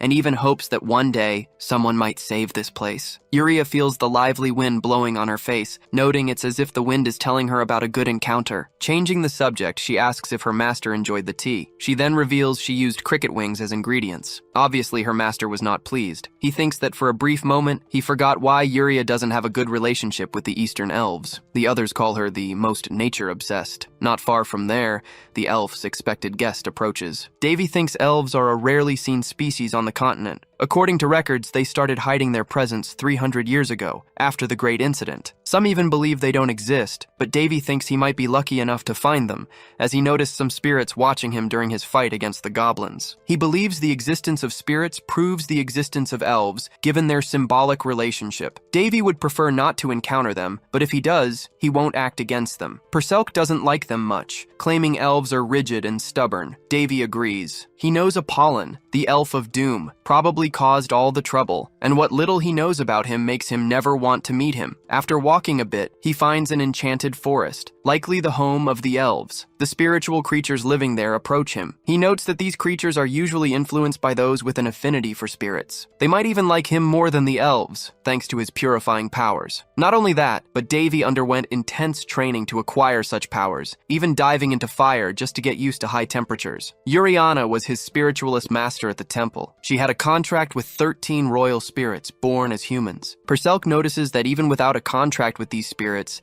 Davy also has an affinity for them. Plus, the fact that he possesses dark mana doesn't interfere with his relationship with good spirits. Perselk then asks how he plans to find the lunar flowers. Davy replies that actually he doesn't even know if these flowers can produce seedlings. After he says this, a small creature places a tiny flower in his hand. Shocked, Perselk asks if it's what she thinks it is. Davy confirms, yes, a lunar plant. Right after that, they discover a garden full of these plants, hidden inside a cave. He then thanks the spirit that guided him there. Perselk realizes there are a lot of lunar plants, enough to replant near their territory with some left over. However, she notices Davy doing something strange and asks, what exactly is that? Spiritual power is based on mana, divine power, and dark mana. Anyone with the power can see spirits. The only difference is the level of affinity a person will have with them. Therefore, the protagonist can confidently admit that there are no spirits he cannot summon. At this point, Perselk asks if he's planning to form a contract with a spirit. Davy explains that this is the Garden of the Moon Goddess, and as the name suggests, the place belongs to the spirits. If someone picks one of these flowers without their consent, a disease will befall them. So, he knows he can't act carelessly. With this in mind, the protagonist tries to communicate with the spirit residing there in a different language. Immediately, the nature spirit manifests and is astonished that he knows how to speak the language of spirits. As a result, they manage to establish communication. The protagonist tells Perselk that the spirits have authorized the harvesting of the flowers, so he wants to do it before the elves discover it. Perselk didn't quite understand what just happened. However, Davy says it's better to avoid troublesome situations. After all, their mission is to collect the plants, not waste time chatting. Speaking of the elves, Yuria thinks that reaching the spirit garden and receiving a spirit's will is truly astonishing. She also thinks that the visitor received the spirit's consent just by communicating, without any prior preparation. And on top of that, he's just a human boy. Yuria never imagined that a human would come to know the Garden of Lunar Flowers, much less receive its authorization. Now she wonders whether or not she should tell her master about this. Her master asks Yuria what's wrong. She, in turn, says she just wants to know why he hasn't drunk his tea. After all, she prepared it specially for her master. She found a dead cricket, let the ingredients dry for a week, and then boiled them. However, even with all that work, her master ignored her sincerity. But she says if he didn't like it, he can try other things, as she recently created a new menu. Medes thanks her but refuses, thinking that Yuria's eating habits are problematic. Yuria, in turn, says that a human who can converse with spirits just entered the flower garden and awoke a great being from its deep slumber. Her master is astonished by this information. However, he notices that she isn't joking and says it's been a long time since a dragon disappeared, and they are now just legends of the past. Despite this, he finds it more probable for a dragon to still exist than for a human to be able to speak with spirits. Med says that among humans, there are those who possess some eccentricities. However, there has never been anyone capable of communicating with spirits. Besides, he believes that only elves have the necessary connection with spirits to carry out such communications. However, Yuria says she will have to leave the village for a while. After all, this is what she had been waiting for. Someone who can save the village from the curse. Back to the protagonist. He wants to know why the work that should have been done in only 4 days was completed in half a day. His ally says that all the workers are enamored with the Lord and want to repay the kindness he has shown. Davy can't complain. After all, this was the result he was looking for, but he knows that in the long run this won't work. The production of lunar buds began in earnest, and using the watchmen they started the plantations, but suspicious voices began to be heard throughout the territory. This raises a question for the protagonist. If the plants will really grow in his territory after all, he knows that lunar buds take up to 5 months to grow. It's also necessary to have the power of spirits for the flower to bloom. However, he only wants to sell the leaves and not the whole plants. Monmater tells the Lord that they don't have the necessary skills to cultivate lunar plants, and claims that the leaves are slowly drying. Davy claimed that rain would soon arrive, thus solving the problem. However, a few days later, not only did it not rain, but the temperature also rose, and the workers became worried. Even so, the protagonist had everything under control, and for the past 4 months, he controlled the temperature and climate as he pleased, eliminating any worries. It wasn't long before the news that lunar plants were being cultivated in the Heinz territory spread. Besides, the nobles know that the current lord of the territory himself is leading this experiment. The master of the Red Tower of Mages, known as Sage Harrison,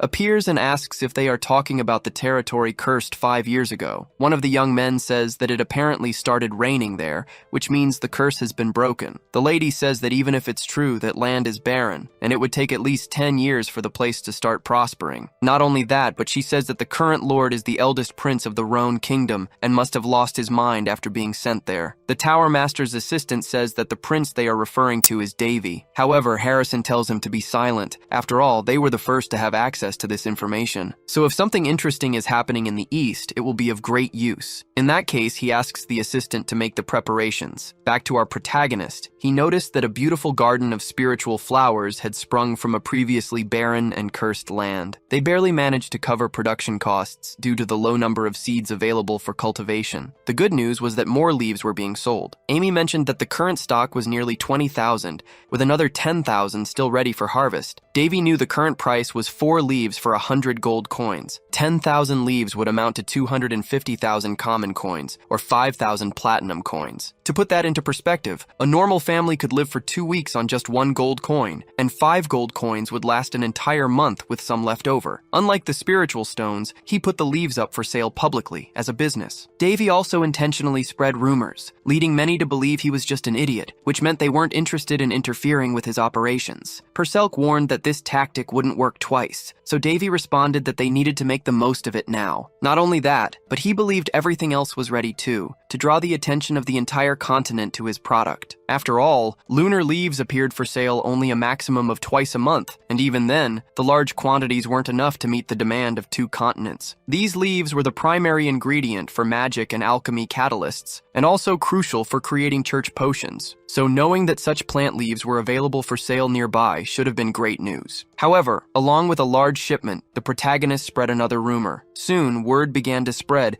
that the lord attempting to grow the leaf business had fallen ill and was bedridden. Davy did this, believing it to be a necessary evil. It wasn't uncommon for an expensive product whose price was high due to scarcity to see a sharp price drop with an increase in supply. Therefore, if he were to distribute them without any reservations, the price of the leaves would obviously plummet. To maintain high prices, he wanted to create an artificial shortage, allowing him to charge whatever he wished when he resumed sales. Amidst all this, a crowd gathered before the protagonist's gate. He realized that within a few days of the rumor circulating, the region had descended descended into chaos. All the merchant groups, organizations, and even priests had come there, demanding answers. Amy reported that she had informed everyone the Lord was bedridden, yet they insisted on seeing the products. At this point, Davy realized he would have to do something about it. Meeting with his staff, he asked Monmeter about the security of the territory. His allies said they were doing their best, but claimed they needed more people working at the security posts. After all, it was difficult to handle so many visitors at once. In response, the protagonist ordered that anyone appearing suspicious should be expelled. He knew he had the advantage in this situation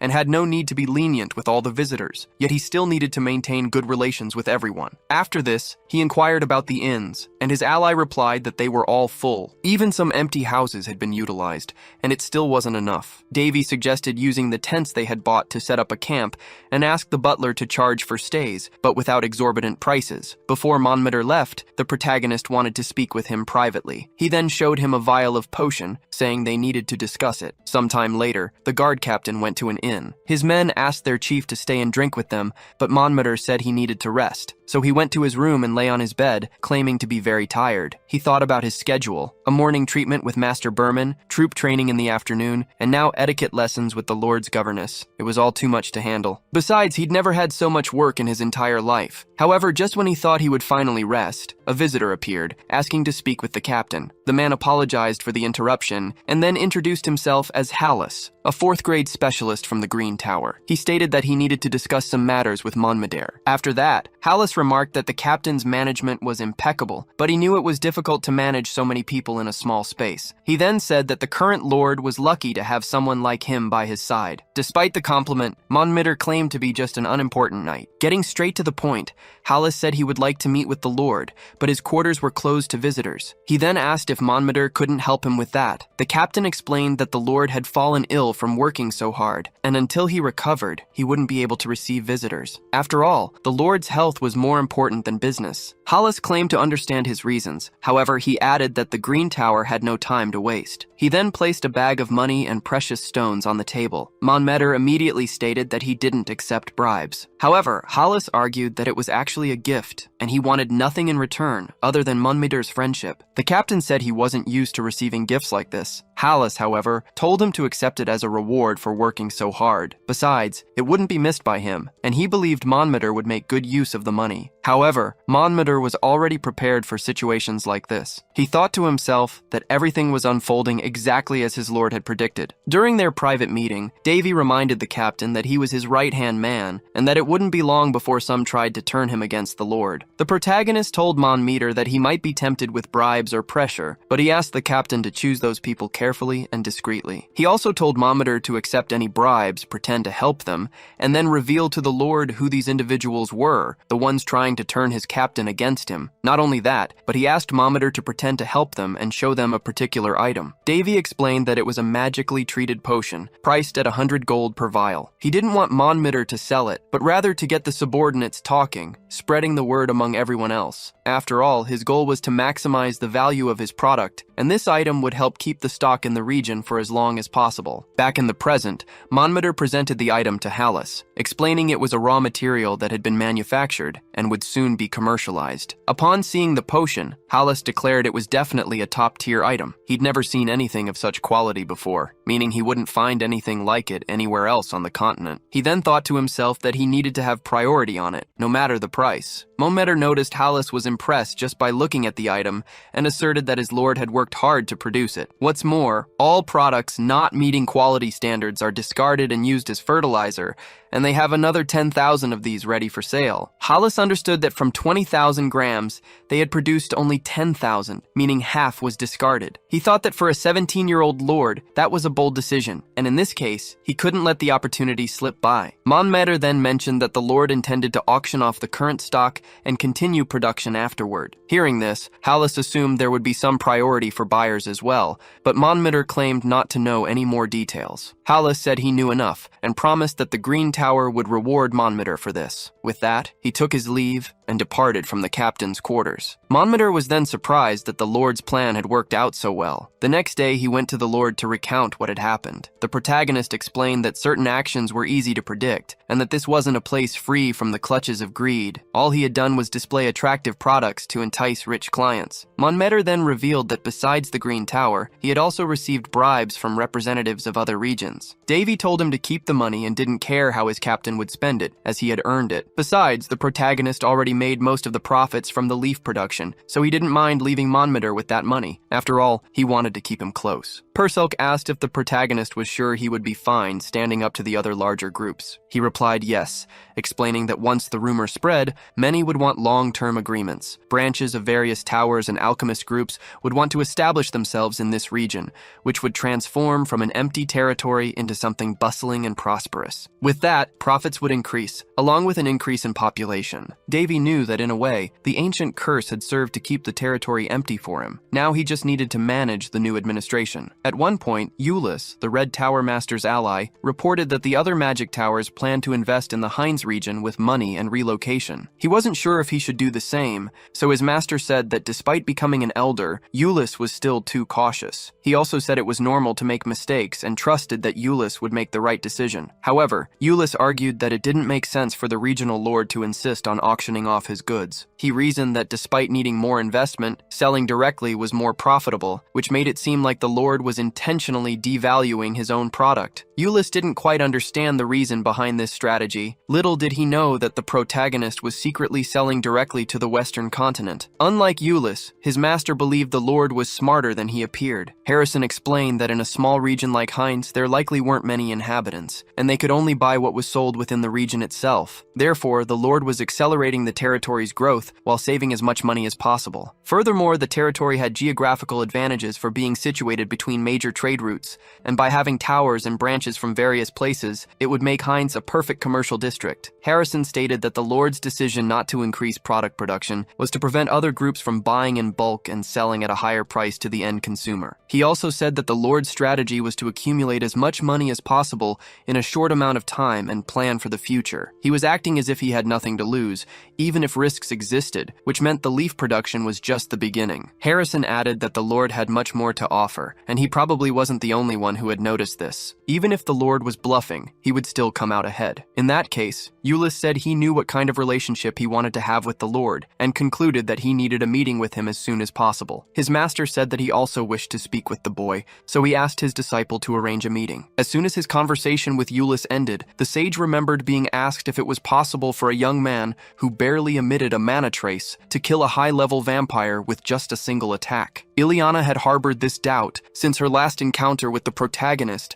and had turned to Harrison for his wisdom. What's more, Davy had also used his borrowed sword without even having a contract with Caldirus, further increasing the doubts about him. Reflecting further on the question, Harrison thought it was possible, provided this individual was a disciple of the sword god, or even the sword god himself. Adding this to all the other information he had about Prince Davy, the great sage concluded that everything was slowly falling into place. Sometime later, various requests for housing in the Hines territory began to accumulate, as did land purchases near the village. Some even started fighting over the properties. Desperate, Amy asked what she should do to resolve these disputes. Davy told her to put the territories up for auction. Whoever paid the most would get the property. However, the butler asked what the starting bid should be. The protagonist said to start with the highest possible value, as he had always heard that those who were truly rich owned large estates. Furthermore, he imagined that a true state was a business where profits needed to be maximized. Before leaving, Amy mentioned that a message had arrived for Davy. It was a letter directly from the royal palace. After this, Amy announces the public auction. The initial bid is 90 gold coins. Soon after, a competitor covers the bid, but a member of the Green Tower quickly counters it. Then a representative from the alchemist school raises the bid once again. They've been fighting over the same piece of land since the beginning, and the auction just made things even hotter. With each increased bid, both parties looked ready to fight. Amy announces that the latest bid is 130, so if no one raises it, the land will be sold. While the bidding war rages, Hallis's last bid seems to have won him the dispute. However, in the very last second of the auction, someone else steps forward and covers the bid. After that, the protagonist receives news that they've secured a deal of 150 gold coins coins per flask with the Aliui trading group. Davy credits this to the strategy he devised with Monmeter. Plus, all the auctioned houses sold at a similar pace to properties in developing areas of the capital. He's happy to have profited on both fronts. Moreover, if things continue this way, Heinz's annual revenue will be around 1.5 million gold, making his territory the richest region in the kingdom. With this in mind, he wants to continue leaf production without increasing the quantity. He also plans to clear land to cultivate other products. Davy believes that too much of anything is bad, so he needs to maintain a balance between supply and demand. He tells his allies not to keep unusable structures standing, and to repair those that are still functioning, as he plans a major renovation soon. Meanwhile, Davy thinks about the letter he received from the kingdom. Basically, it praised his recent achievements, which both his home kingdom and the continent had failed to acknowledge, and promised an appropriate reward. But to receive it, he would have to return to the kingdom for a formal visit. Davy burned the letter as soon as he read it, wondering how they had the nerve to send something like that after exiling him. He suspects the Marquis must be stirring things up in his absence, and this must be an attempt to ask for a truce. However, the protagonist noticed that the royal seal on the letter wasn't stamped by the king, but he'll go there anyway. It's time to proceed with his plan. Besides, the kingdom is on the way to his next destination. A flashback shows that in the past, Surtur, one of the protagonist's masters, had built a secret dungeon in the basement of the last place he stayed, but he said he couldn't finish it before he died, so if Davy found it, he wanted him to complete it in his name, because with it, the boy would be able to do whatever he wanted, and could either expose it to the world or sell it to the highest bidder. Davy, however, feared he wouldn't be able to handle the task. Nonetheless, his master said that the young one was more stubborn than him,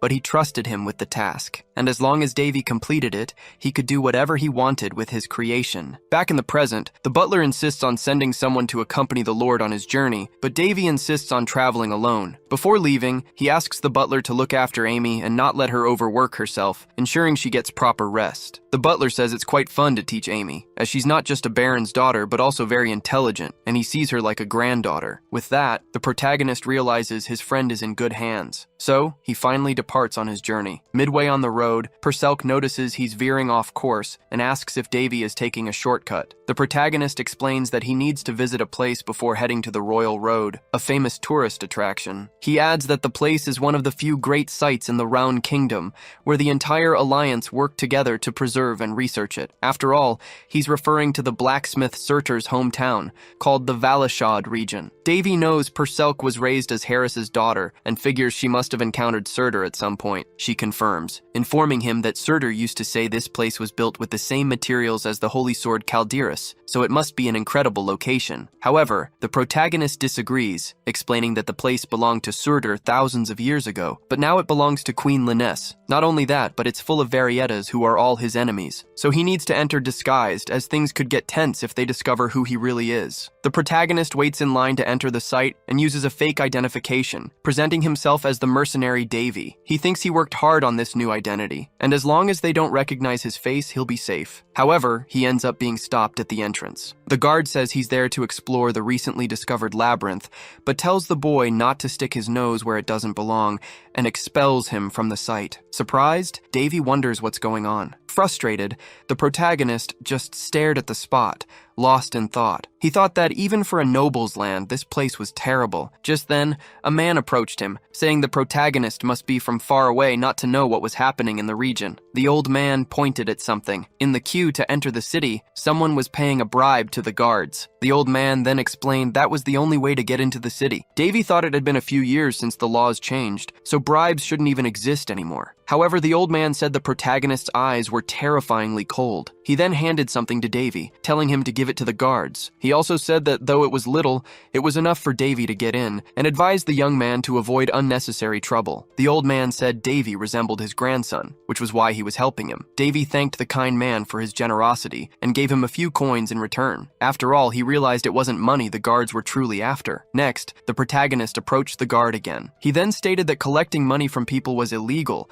unless it was a processing fee for large-scale purchases. The guard scoffed, calling the protagonist just a naive kid, and asked what he planned to do about it. In turn, Davy said this was their last chance to redeem themselves and avoid punishment under national law. Therefore, he told them to return all the money they had received so far and confess their crimes. While the guards laughed at the situation, even the protagonist felt a bit embarrassed, but he knew this was just standard procedure. At that moment, the chief of the guards pointed a sword at him. He said no one would care if they killed the boy right there, so he told Davy not to meddle in their affairs. Davy, however, asked if the guard didn't mind being an outlaw. The guard replied that he and his group were the law. Besides, they were following the orders of Duke Varietta. Just as he was about to attack, the old man from earlier interrupted the guard, claiming the protagonist was just a boy and didn't deserve to be punished. Annoyed, the guard, instead of attacking Davy, aimed at the old man who had interrupted him. But the protagonist intervened and disarmed the guard. Not only that, but he said attacking defenseless elders was an act even more cowardly than accepting a bribe. Furthermore, threatening a citizen of the kingdom was the same as stealing from the nation itself. Davy then took hold of the guard's sword and declared that he needed to be punished appropriately for his crimes. After dealing with the guard, he announced that the same punishment would be applied to everyone involved in the scheme. He then told the others not to complicate things further and to inform their chief about what had happened. However, instead of complying, the other guards surrounded the protagonist. Davy then stated that they had chosen the most difficult way to deal with the situation. He also said their actions were enough to have 3 entire generations of their families penalized. But since the guards didn't back down, the protagonist didn't stand idly by and attacked. However, he still gave the guards a chance. He told them to call their chief to that spot before the worst happened. Immediately afterwards, someone appeared at the scene,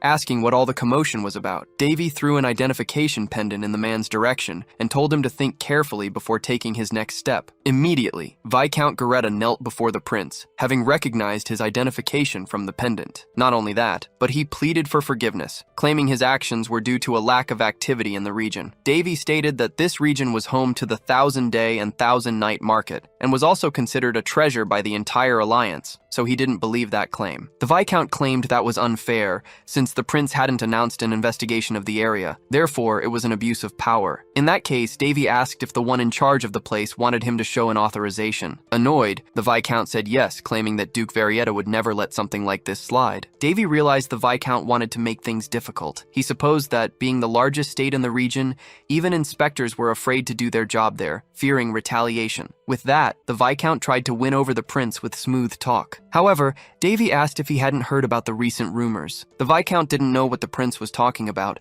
so Davy declared himself bloodthirsty. As soon as he eliminated the Viscount, Davy remarked that the man had wasted his last words. Sometime later, the old man drives a cart. He tells the protagonist that 10 years ago, everything was peaceful, but then Baron Alishad of the royal family passed away. That's when refugees started appearing in the area. Soon, exploitation became a problem, and people who sided with the foreigners were punished. The old man lost his son this way. Davy then realizes that this is why the old man helped him. He reminded him of his son, not his grandson. He also says that the old man's son seemed to have been a kind person, judging by this story. Soon after, they arrive at a marked spot. Davy declares that he has finally found the ruins of Valharashad, the historic site of the Market of 1,000 Days and Nights. The old man is unsure if everything will be all right after what happened earlier, but the protagonist claims that the local duke doesn't pay much attention to what goes on there. Then the old man thanks Davy for saving him from the guards and for avenging his son. He now feels indebted to him. Davy, however, just tells the man to simply continue living a just life. As they say their goodbyes,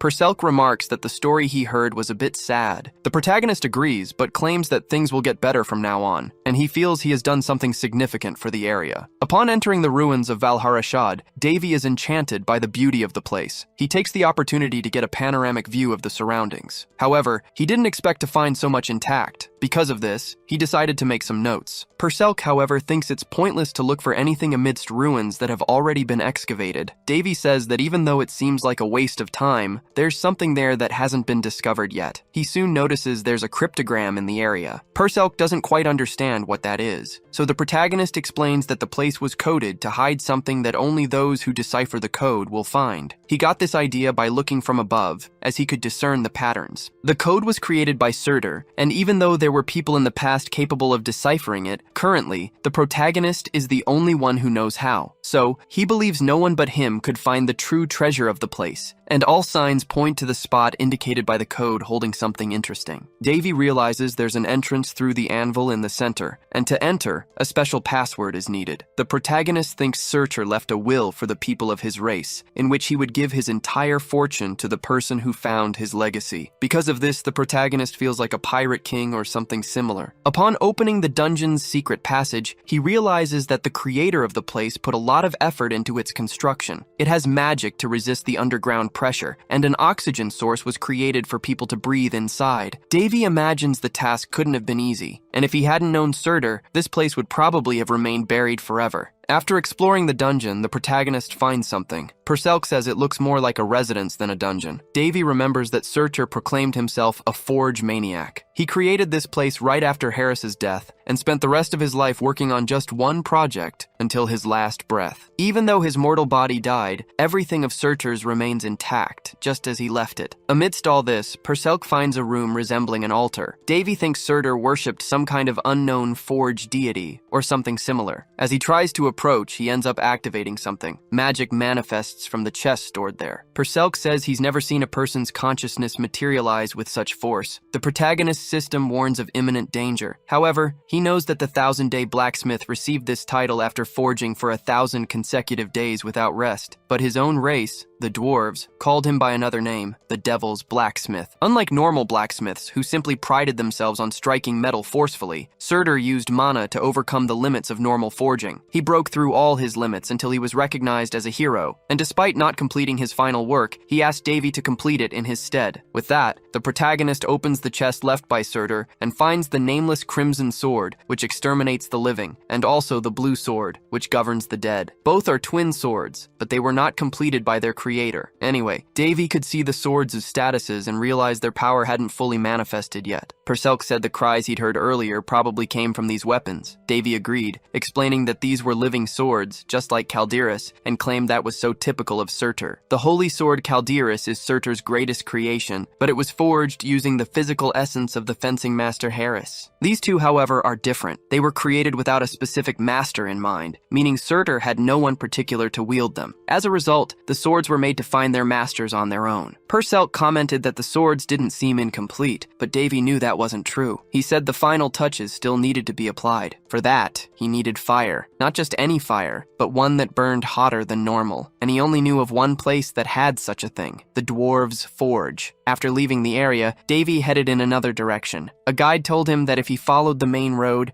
he would soon see the plaza he was looking for. Davy thanked him and continued on his way. He then asked Perselk what she thought would happen regarding the royal summons he'd received. His friend replied that the business he'd created was very profitable, so, as stated in the letter, they intended to reward him, because in just a few months, he'd made more money than the entire kingdom in a whole year, and the taxes he paid had opened the eyes of the bigwigs. Therefore, they would likely try to convince the prince to nationalize the business, making the kingdom even wealthier. However, she knew very well that Davy already knew this, and had only asked to make the trip less boring. In turn, Davy was a bit shocked to have received so much attention from the continent, but he knew it only happened because his business had made such a huge impact. Sometime later, he arrived in his homeland and was greeted by the chief chamberlain. Davy remarked that it had been a while since he last saw Besfus. Besfus replied that he, the prince, had grown, not just in height, but also in stature, thanks to his new ventures. In turn, Davy said he believed the heavens had blessed him, and he was just making the most of it. Changing the subject,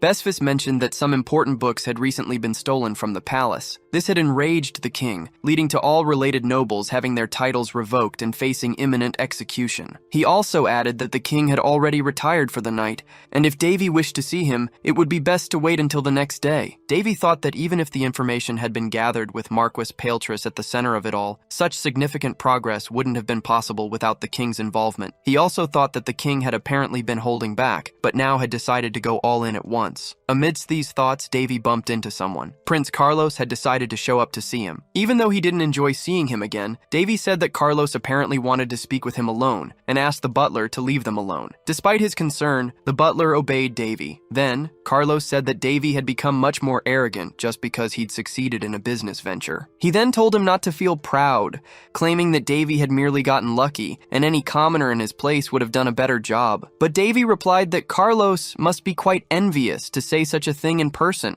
Davy said that unlike him, Carlos was just an idiot who couldn't do anything without running to his mother first. Annoyed, Carlos said that Davy must have gone crazy to insult him like that and tried to attack Davy, but Davy pushed him away, saying that Carlos was the one who had gone crazy. He also said that Carlos was delusional, since everyone around him flattered him only because of his position, and claimed that without it, he wouldn't have such an inflated ego. Davy stated that he had been able to achieve things on his own, unlike Carlos, who had everything handed to him on a silver platter and didn't strive for anything. Furious, Carlos tried to attack Davy once more. In turn, Davy thought that if Carlos wasn't such an idiot, he wouldn't have shot that arrow 6 years ago. Remembering this made Davy slightly irritated, so instead of dodging, he decided to counterattack. And with that, he sent Carlos to the ground. Not only that, but he also said that Carlos's negative words reflected poorly on the king. He also pointed out that Carlos had a habit of calling him a commoner, but then reminded him that half the blood running through his veins was the king's, the most important man in the kingdom. Immediately afterward, he took the opportunity to subdue Carlos. However, Carlos stood up and didn't seem satisfied. With that, Davy flicked Carlos's forehead, which was enough to make him cry out in pain. Carlos, his face bleeding, threatened Davy. Davy, however, asked if Carlos hadn't taken enough of a beating. At that, Carlos ran off, vowing to get his revenge in the future. Perselk asked if Davy had punished the audacious prince enough. With a smile,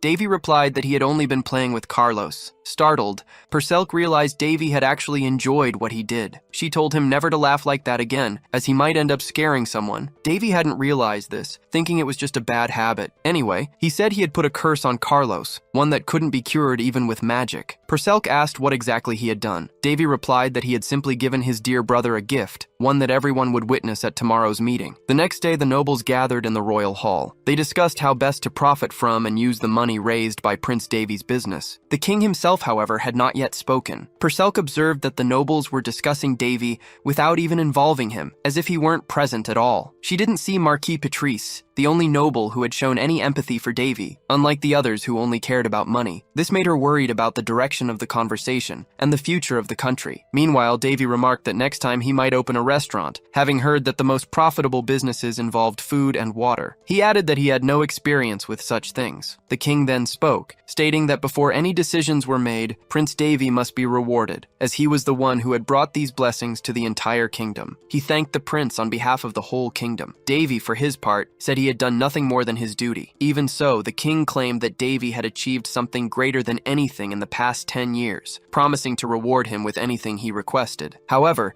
Davy knew that no one there truly intended to grant him a real reward. He said he didn't have anything in mind at the moment and asked for some time to decide what he wanted. The king called it a wise decision and granted the prince all the time he needed. Following this, the nobles resumed their meeting, discussing the best way to invest or not in the lunar plant business. Seeing this, Perselk said it was worse than she had imagined. Among the others, Duke Varietta, leader of the nobles, spoke up. He stated that first, one thing needed to be verified. He pointed out that everyone was excited about the business, but had forgotten to evaluate basic details beforehand. Varietta argued that while the business was revolutionary, they shouldn't try to tie it to the nation without even consulting its creator. Hearing this, Duke Ferrandis claimed that no one held a higher status than royalty, but Varietta questioned if Ferrandis would give everything he owned to the kingdom for the well-being of his nation. The noble didn't even need to speak, as the answer was more than obvious. So, Duke Varietta declared that everything would be decided by Lord Davy, and no one had the right to interfere. Perselk told Davy that someone was finally helping him, but Davy knew it wasn't quite like that. Varietta continued, saying that if they were to forcibly nationalize the business, there would be resistance, and no one would want to be an entrepreneur in such a situation. Davy, for his part, stated that this wasn't all Varietta had to say. The Duke confirmed the prince was right, and said a mediator would be of great help given the current state of affairs. He then revealed he had a letter, claiming it was from High Priest Valsius of the Sacred Kingdom. The letter requested Prince Davy's visit to the Sacred Kingdom, as they wanted to verify his stigma manifestation and reward him with the title of saint. A duke named Rhonda called this ridiculous, saying they couldn't send a prince to the Sacred Kingdom. However, another noble argued that they couldn't override the Sacred Kingdom's decisions, as they served the god Priya directly. Rhonda countered that the Round Kingdom was not subordinate to the Sacred Kingdom, and sending the prince there would be like offering him as tribute. Davy, in turn, said they were over overthinking it, stating that nothing particularly special would happen if his stigma was recognized by the Sacred Kingdom. Varietta argued that the prince wasn't seeing the full picture, and as royalty, he had obligations to fulfill. He added that they had nothing to gain by angering the Sacred Kingdom, and then suggested doing as they requested. In that case, the nobles asked about the prince's current business. The Duke explained that unfortunately, if the prince became a saint in the Sacred Kingdom, by law, he would be prohibited from governing his region. Therefore, a new lord would have to be appointed for the Hinds territory. Hearing this, the nobles understood the Duke's intention and began to agree with him. Davy also realized the nobles' true intentions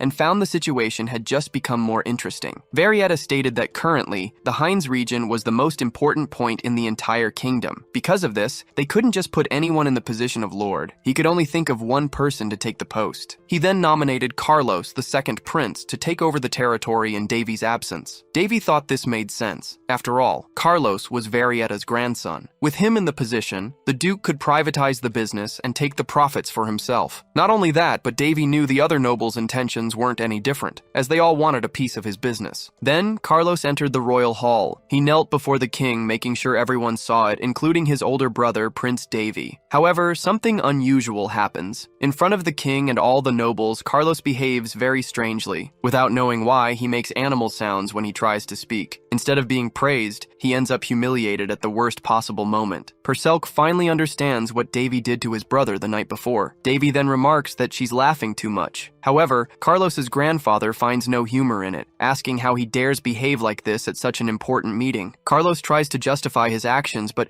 every time he opens his mouth, he imitates a different animal, unable to hide his embarrassment. Furious, the king says he doesn't want to hear another word from him and orders the guards to remove Carlos. Not only that, but he declares that until further notice, Carlos will be on probation, without possibility of appeal. Still trying to justify himself, Carlos only brings more shame, and his behavior also affects his family members. To make matters worse, as he's being forcibly removed, Carlos's hat falls off his head. Immediately, everyone is shocked by what they see. Carlos, known for his long hair, has gone bald overnight, and he tried to hide it with his hat. But now everyone knows the truth. Seizing the opportunity, Davy states that his brother isn't mature enough to hold his position as the lord of the Hinds territory. This leaves Varietta incredibly irritated. Not only that, but Davy asks if the count's position is above the king's. Seeing Varietta's astonished face, the protagonist asks another question, challenging Varietta if this kingdom belongs to him. The count says no, believing the prince has misinterpreted him. He also states that all his actions are for the good of the kingdom. Davy in turn asks why the count has a letter from the Holy Kingdom that even the king hasn't seen. He also asks why the count is siding with the nobles but pretending not to, thus stating he doesn't trust his words. Cornered, Varietta asks what the prince is suggesting. Davy says that all the count tried to do was sell this country according to the Holy Kingdom's request. Not only that, but he also wanted to use the chance to take possession of Davy's business. Davy claims the count is no different from the other nobles and says he has a solution to deal with the Holy Kingdom. The king asks what the prince has in mind. Davy replies that all inhabitants of the Holy Kingdom are human, and furthermore, even the high priest is not above the king. Next, the protagonist uses a crystal ball to make a call, communicating remotely with Father Velium from the Holy Kingdom's administrative department. Davy apologizes for the sudden call, but asks if the Pope has decided on the matter he mentioned earlier. Before hearing the answer, the protagonist knows that even in a holy land, humans need to conduct business. And even though the High Priest is an important figure,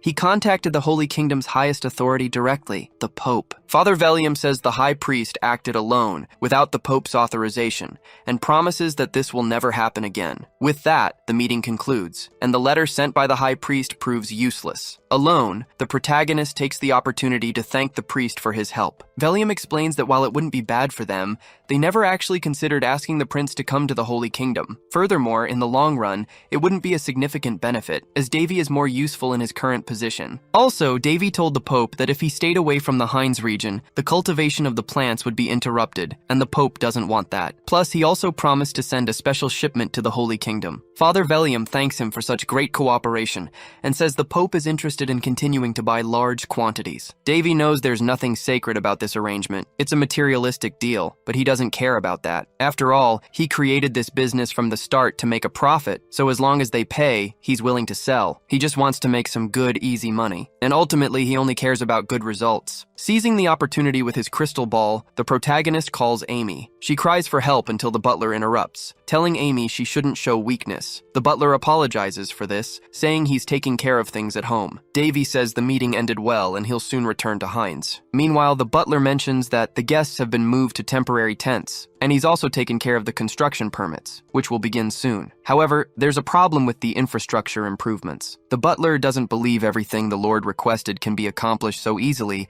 because there isn't enough time. The protagonist thinks that even though he revived a territory, Heinz has been stuck in time, and its local technology is quite outdated. Therefore, the butler claims that finishing everything requested would take 10 to 20 years, as the problem can't simply be solved with money. Davy realizes that despite having money, he has nowhere to use it, so he claims it's time to start his second venture. He says he'll rely on the skills and technology of the continent's greatest engineers. After all, he's prepared an offer impossible to refuse. Basically, the protagonist intends to trade corn for diamonds, and nothing beats a trade item that offers a great return with low risk. He's referring to rocks. Sometime later, Davy travels to the territory of the Yellow Rock tribe. This is a village of dwarves located in the northern region of the kingdom. Dwarves, often called little engineers, are known for being stronger than humans and for their high resistance to heat. In addition to being considered perfect for engineering, and unlike elves who are merely legends, dwarves have some contact with humans. However, they don't have much interest in other species beyond trade, so only important humans like nobles and royal representatives interact with them. Being promoted to the point of being able to enter a dwarf tribe was the reward the protagonist requested from the king. Instead of asking to be king, he decided to take another path, knowing that if he hadn't made this specific request, he wouldn't be received so easily by the dwarves. After all, the little ones aren't very easy to deal with. When he made his request to the king, he and other nobles were wary, as angering the dwarves could close the doors with them forever. Davy said he was fully aware of this, and that's why he requested such a reward. Furthermore, he said he was confident he could at least pass through the gates,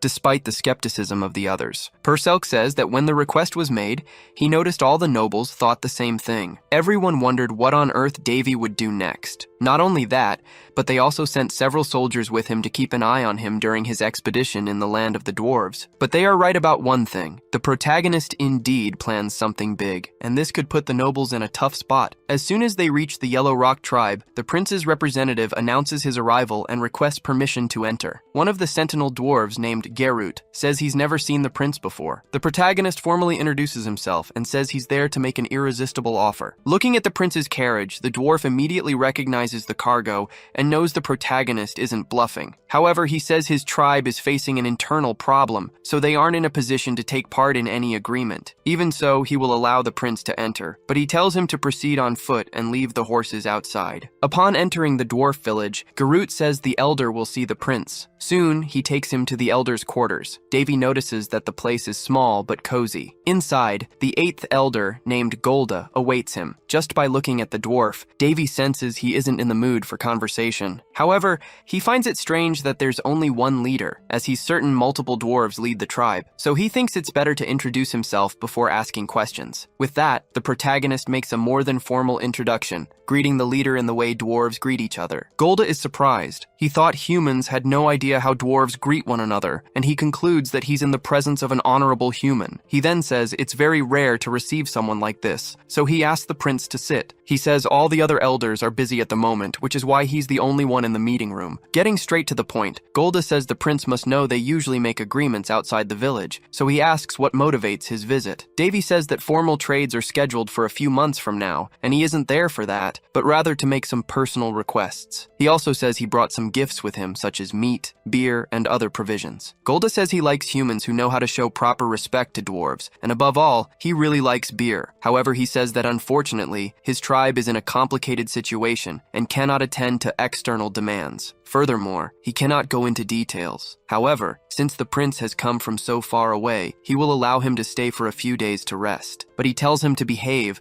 because if he causes any problems, he will be expelled immediately. Afterward, Golda leaves the place. The protagonist, in turn, takes the opportunity to check the dwarf's status. With this, he discovers that Golda was forced by the others to be the only one to meet with him. In a way, Golda liked the respect and gifts the human demonstrated. However, Golda's greatest frustration stems from the Flame of Beginnings, which is known as the sacred sword of the dwarves. In the past, Surtur had mentioned creating an item with the dwarves. Back then, he wasn't very skilled, so the item's quality wasn't the best. However, they both felt so accomplished that they celebrated for days after finishing the creation, which was quite significant for Surtur. Back in the present, the protagonist is staying in the dwarf village. He says he didn't expect to hear about the Blaze of Beginning sword there. Davy once heard that this sword didn't have a sharp blade. It was created by Surtur in partnership with the dwarves, their first collaboration as species. As a symbol of their unity, the sword wasn't capable of cutting. Moreover, this sword carries Surtur's memories. What's most interesting is that it's actually a prototype, the first version of Calderis. Even though it was made differently from other swords,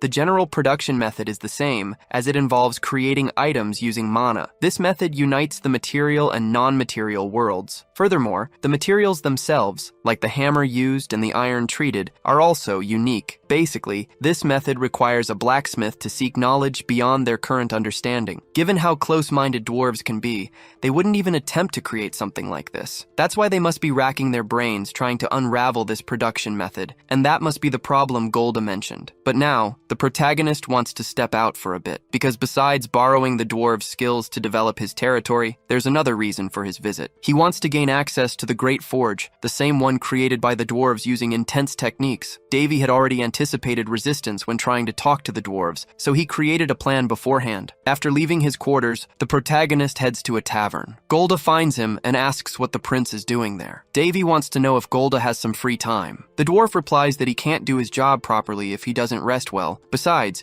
his brother Golgoda drove out all the elders, which is why he's drinking. At that, the protagonist asks to join him for a drink. Not only that, but Davy says he's heard dwarf liquor is very strong and asks to try some. Some dwarves say the prince doesn't know what he's getting himself into. They also say he seems quite reckless for asking to try the liquor. Davy, however, can only think that the dwarves are too noisy. A waiter serves the drink, but states that dwarf liquor is much stronger than humans are used to. The protagonist says that's nothing and downs the glass of liquor in one go, claiming that all liquors should be like that. The dwarves are impressed to see this, as they thought the boy would pass out after drinking. Purcelk asks if that's really all there is to it. Davy says the liquor is strong, but the taste is bad. It's not like he usually drinks much though, but he knows one thing. Drinks and bets are two things dwarves enjoy most. With that, he proposes a drinking contest against Golda to see who can drink more liquor. Golda says dwarves never disrespect someone who can hold their liquor. He accepts the bet and says he'll pay for everything they drink, so the waiter can serve freely. Even without knowing if he'll win, the protagonist thinks betting is the best way to forge bonds and get what he wants from the dwarf elder. In turn, Golda says that if he loses, the prince will have to leave their village immediately. Otherwise, he's willing to grant any wish the prince desires. Golda adds that it's nothing personal, but while he appreciates the prince's visit, he'd much prefer it under different circumstances. For Davy, this is great. After all, the dwarf took the bait. The next day, Golda feels frustrated for losing the bet. He never imagined he'd lose to a human, and now he'll have to grant his request. Davy thinks he doesn't get drunk thanks to his sacred mana, but the dwarf doesn't need to know that. He learned this from one of his swordsmanship masters. The hero who united the Murim world of Zhongyuan, named Cheonma Dokojun, was not only skilled in combat, but also known for his heavy drinking. Even Daphne, an immortal saint who loved to drink, swore not to get involved with Cheonma Dokojun when it came to alcohol. The problem was that while learning swordsmanship from him, drinking became part of Davy's routine. His master forced him to consume alcohol as it was part of his swordsmanship technique, and this only made the training harder for the protagonist. Compared to someone like that, the dwarves are nothing. Anyway, Golda intends to honor the bet and asks what the prince desires. Before that, Davy asks if the tribe's turmoil is due to the Blaze of Beginnings. Golda says yes, explaining that the sword was being protected by the dwarves but ended up breaking. The sword passed through several tribes before reaching them, and his father was the last one responsible for looking after it. But since he passed away sooner than expected, the responsibility fell to Golda and his older brother, Golgoda. The dwarf tells the protagonist to feel free to ask about other matters too, as he's open to conversation. As Davy expected, by being treated with courtesy, the dwarf is returning the favor. He thinks it was good to have drunk with Golda, as it caught his attention. Next, he mentions that although he isn't a master, he possesses forging skills, and asks if he can participate as an assistant in the project involving the broken sword. Sometime later, Davy is led to the central forge. Upon arriving, Perselk finds it incredible that the dwarves managed to build all of this without mana or alchemy. However, some dwarves aren't pleased with a human's presence in the forge, thinking Golda must have gone mad to agree to it. Davy even feels bad for putting the dwarven leader through this, but it's at this moment that Golgotha appears, asking his brother what happened that led him to bring the human to the forge. Golda replies that he lost a bet and just wants to see the forge. The dwarves, however, insist this is the main forge, so Golda must still be drunk to agree to such a thing. But he asserts that's not the case, swearing on his title as an elder, and asks the others to trust the prince, just as he did. At this, Golgotha tells the other dwarves to simply get back to work. Since Golda is also an elder, if he decided this, the others must respect it. Golgotha then says he will allow Davy's presence, but warns he'll hammer his head if he does anything foolish. Davy simply says he won't forget the warning. Sometime later, Davy sees the sword itself, which stands 2 meters tall and 30 centimeters wide, not much different from a decoration. The dwarves are trying to repair it using hot iron and hammering. However, Perselk notices Davy is focused on something else and asks what it is. Davy says the sword can't be fixed. He explains it was made using a process similar to crafting a holy sword, but since it was never a complete item like a holy sword, it didn't last long. And despite regretting it, he knows that's just how things are. Golgotha works intensely on the item. Seeing this, his brother suggests he take a break so he doesn't overdo it. Even Davy notices that if they continue like this, it won't work. In the midst of this, another group of dwarves appears. They are from the Black Rock tribe, and their leader, named Thors, says the Yellowstone dwarves will only end up completely destroying the sword. Thors comments that Golgotha is doing well for someone who destroyed a sacred item,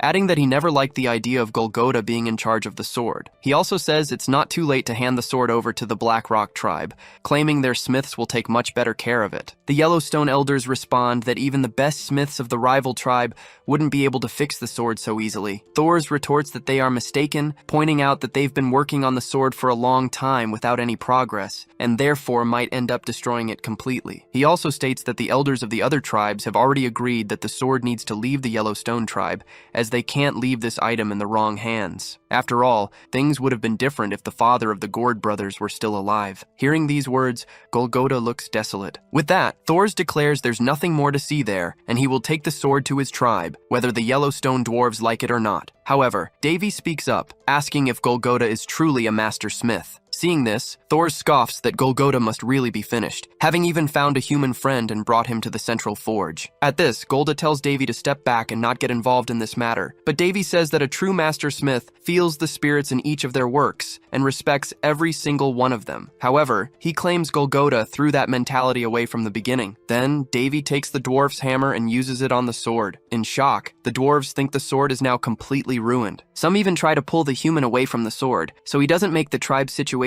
even worse. However, Davy asks if Golgotha truly wants to resolve this situation. Golgotha says yes. Davy then states that having a big ego won't solve the problem, especially when this sword has protected their small village for 3,000 years. Instead of letting go of an item that fulfilled its duties, Golgotha is imposing his own desires on it, trying to forcibly repair it. Davy claims that an item that was the pillar of the village shouldn't be treated this way, and anyone who doesn't understand this shouldn't be called a master smith. Even though he knows he's standing before the best artisans on the continent, Davy thinks the dwarves still don't understand that this item cannot be repaired, so he picks up the sword in front of him and throws it into the blazing furnace before everyone's eyes. The protagonist knew that every master artisan's creation held a soul, and no one could truly call themselves a master without respecting that. Surtur used to say that if he ever found someone brave enough to disrespect that soul, he should crush them. But instead of doing that, Davy threw the sword into the forge. As they watched the sword being consumed by the fire, some enraged dwarves threatened to kill the prince. However,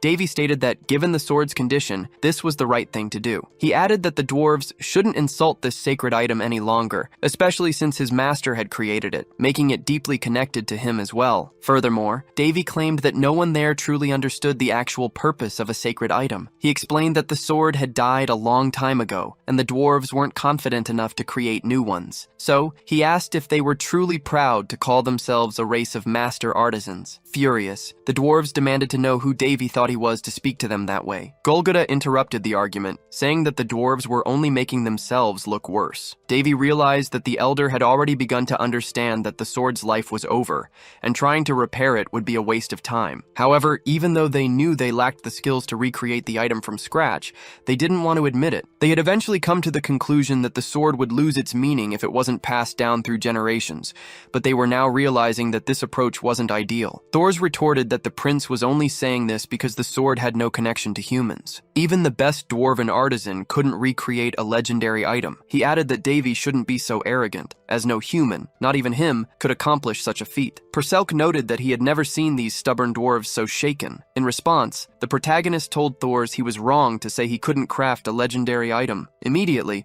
all the dwarves present were shocked to hear this. Even Perselk was left speechless. Some dwarves muttered that even among their own, no one was that skilled, so a human claiming to create a legendary item was absurdly difficult to believe. Moreover, they believed that only Surtur could ever craft such an item. The protagonist, in turn, told them they could continue spouting nonsense or simply watch him work and learn something. With that, Davy began to work in front of the dwarves. He thought that among all the skills he learned from his master, one in particular stood out, and with it, he had managed to master several other abilities. Surtur was a great teacher, and because of that, the protagonist learned a lot from him. Even so, he hadn't reached the same level of skill as his master, but what mattered was that he had managed to create many items, some even better than the dwarves' sacred sword. After all, it was just a prototype. As he watched the protagonist work, Thors noticed the prince was mixing cadmium steel and mithril alloys, and immediately told him to stop. However, Davy replied that unlike them, he wasn't constrained by common sense in creation. He claimed that the rules the dwarves had created didn't apply to him. Furthermore, he argued that common sense didn't truly exist, as the possibilities for innovation were endless, provided one changed their approach. One could combine various processes to create new things, even if apostle was what they called the dwarves. The dwarves watched the protagonist work, disbelieving what he was doing. After some time working, a sword was created. Davy showed them the item, stating that it had been quite easy to create. The dwarves realized the protagonist had melted the old sword and forged a new one. Upon seeing the item, they were dazzled by the creation. Not only that, but the protagonist believed his new sword's strength was far greater than the previous one. Perselk praised his work, and Davy replied that if they threw out the idea of common sense, anything could be created. He explained that the most important thing was the texture, as the sword would absorb mana on its own. In short, it was a structure that made mana circulate throughout the sword, very similar to the mana circle inscribed on his own body. Next, he asked if Elder Golgotha recognized the technique he had just demonstrated. Davy explained that only a few items could self-heal without the aid of mana, which made them different from artifacts that became useless once their mana ran out. Perselk noted that despite the tumultuous start, Davy had won over the dwarves' hearts. The protagonist then stated that although he had started creating the sword, he wouldn't be the one to finish it, for even the blacksmith of 1,000 days had only created the item's base and left the rest to the dwarves, so he would do the same. Golgotha replied that they didn't have the necessary skills, but Davy simply told them to learn. Immediately, the dwarven elder asked if the prince could teach them. He said yes, but not for free. He then proposed to begin as soon as his current task was completed. Some dwarves were truly impressed by the protagonist's swords. Then Perselk says Davy might be accused of blasphemy, but Davy replies that with his stigma, he's not worried about it. He asks what Golgotha thinks about it, and the elder doesn't quite know what to think. Davy states that he didn't make these swords, but he will be the one to give them the final touches. The dwarves mention that the blacksmith who created these swords passed away a long time ago. Davy knows this very well. These swords have been aging while stored for so long, and because of this, their power has increased more than tenfold since they were first forged. When this type of mana processing technique is used, the sword needs to be intentionally stored to become stronger over time. Therefore, the new sacred sword will need to be left untouched for at least a few months, as the time can vary. This worries the protagonist, as he doesn't know how he'll give such items their final touches, especially since he doesn't even have the necessary materials. However, since he's in the dwarves' central forge, he considers asking them for what he needs, as that was the main reason for his visit. Golgotha says he's willing to help and authorizes the prince to use the forge and its materials as much as he wishes. He adds that even if his own skills are lacking, he's recognized the protagonist's talent and believes everything will be in good hands. Davy knows that forges are personal items usually forbidden to other blacksmiths, so being lent something like this is truly unusual. This means the dwarves genuinely want to learn the protagonist's techniques, and if that that wasn't clear already, it certainly became clear now, as Golgotha appeared with an item. Perselk asks if it's a bone. Davy says it's not a common bone, but rather the bone of an unknown ancient dragon. Golgotha claims there's nothing more precious than this, stating that the item is a family heirloom, passed down through generations because no one had the skills to use it. The protagonist becomes very excited, as he never imagined he would see a dragon bone in such a place. However, a dwarf draws attention to something. He says that if the prince takes both the dragon bone and the elder's personal forge, it could cause a problem. So, he offers his own forge instead of Golgotha's, telling Davy he can take whatever he wants. Not only that, but several dwarves start arguing over who will help the protagonist with this project. They begin offering various items and materials to the prince, claiming they also have family heirlooms to offer. Sometime later, the protagonist stands before a pile of various items. Perselk then asks if he has everything he needs. Davy says yes, and thanks the dwarves. Golgotha says he'd like to help more, but explains that there are rules blacksmiths must follow. In any case, he leaves the prince free to work, and in the meantime, he will study the techniques Davy has already taught. Now that he has everything he needs, the protagonist wants to get to work. A flashback shows that in the past, Miss Bean was furious and wanted to unleash all her anger on Davy. Surtur, however, wanted to know why she was so annoyed with the boy. The Hall of Heroes looked much like a paradise. It was created by the heroes' subconscious and served as a resting place for them in the afterlife. Thanks to Odin's ability to create dragons, Davy had the chance to touch an unknown dragon bone. Surtur really caused trouble for the goddess of mages. He had used a dragon as an ingredient to create the sacred sword, which displeased Miss Bean greatly. But instead of being angry with him, she blamed Davy because he was tasked with overseeing the process in his master's place. As a result, the protagonist didn't like having to learn how to use sacred relics, as he thought they didn't even exist in the real world. But back in the present, he realizes he was wrong. He intends to apply fire resistance magic to his creation. However, he knows that if he makes even a single mistake, everything will go wrong and the sword will melt. Perselk watches the process closely and finds what he sees beautiful. For the red sword, which used to be blood red, suddenly took on the color of a transparent ruby. As for the blue sword, it resembled a supernova in the night sky, as if it had connected with Davy. In addition to seeing how much the swords had changed, he also noticed Davy's intense concentration. Indeed, the protagonist is, as he knows what will happen if he makes a mistake during the process. But he knows what he's doing, and after intense work on the swords, he finally manages to complete both of them. After finishing his work on the swords, the protagonist felt he should give them names. Perselk asked if he had anything in mind. He replied that as soon as he saw the two, the names came to him. He then declared that from now on, their names would be Azure and Carmesum. Along with this, he also checked the sword's new stats. Perselk remarked that the names were awful, noting Davy's lack of creativity. However, he was more interested in their attributes than such minor details. So, he decided to test the Carmesum sword. Perselk asked what he was doing. Davy said he was just testing the cut. Immediately, a wet stone in front of him began to melt. Perselk observed that Davy hadn't even used force to strike the target, yet the stone was cut in half. Next, Davy decided to test Azure, but this time, he didn't strike any target. However, Perselk noticed it wasn't for nothing. The sword had cut mana in the air. The protagonist confirmed that everything was as it should be, as Azure was designed to cut things that don't exist in the physical realm. He was therefore amazed by the sword's final quality. Now that everything was ready, he could finally leave. Outside, some dwarves were waiting. Davy asked what they wanted. The dwarves explained they had secured the area so no one would bother him while he worked. They mentioned the prince had been inside for 4 days straight, and they were worried since he hadn't come out even to eat, nor had he responded when they knocked on the door. Perselk commented that Davy had become obsessive about finishing the swords, but found it very interesting to observe him at work. Davy asked why, but Perselk preferred not to say. Anyway, the dwarves asked to see the finished swords. As they looked at them, some even cried with emotion, appearing like devotees before a sacred artifact. This wasn't strange, given their passion for crafting items as blacksmiths. Witnessing a masterpiece being created was truly moving. A few weeks passed, and the protagonist offered to teach the dwarves. He shared everything he had learned from Surtur about crafting weapons. Not only that, but he also taught the dwarves how to combine metal and mana for better results. Davy, however, had to be patient, as the dwarves were quite rough, and the technique he wanted to impart required a certain delicacy to master. However, the moment the dwarves set aside their pride, they became even more passionate about their work.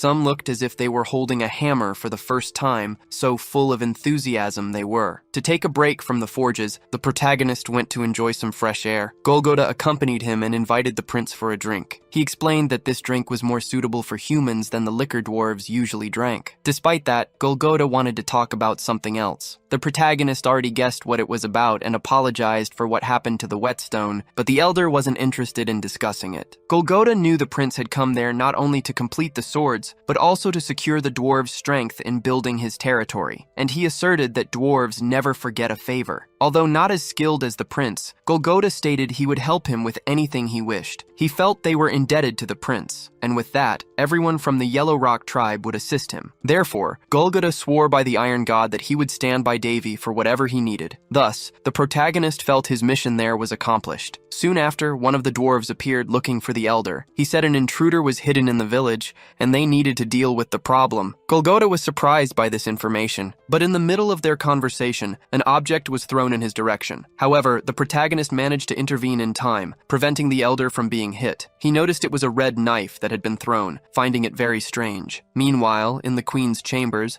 her son Carlos was furious with Davy. After all, thanks to the protagonist, he had gone bald and couldn't stop involuntarily imitating animals. Every time he opened his mouth, Carlos would emit an unpleasant sound. Unable to control it, he took out his anger on the people and objects around him. Although he didn't know how, he was certain Davy had caused all of this, as everything had happened right after their last encounter. Carlos's maids ended up suffering at his hands. Believing everyone was laughing at him behind his back, he mercilessly attacked the women, claiming even they were underestimating him. His excessive rage caused Carlos to overreact, and innocent bystanders ended up getting hurt. However, someone watched what he was doing and seemed to enjoy the situation. Carlos demanded to know who was observing him. The mysterious man said he hadn't introduced himself yet. As he approached, he startled the maids but introduced himself as Pass, asking the prince to remember his name. He knew Carlos had been quite disappointed lately, but he had something that might be of interest. With that, Pace revealed himself to be a vampire. Not only that, but he showed that he had captured Shirley and had kept her prisoner all this time. Startled, Carlos asked what he wanted. Pace explained that someone had apparently played a trick on Carlos, but he would fix it right now. Immediately, the prince stopped making the strange sounds, and Pace told him to consider it a favor. Carlos said he still didn't know who he was dealing with, but Pace assured him he shouldn't worry about that. He only told the prince that he needed to form a contract with him,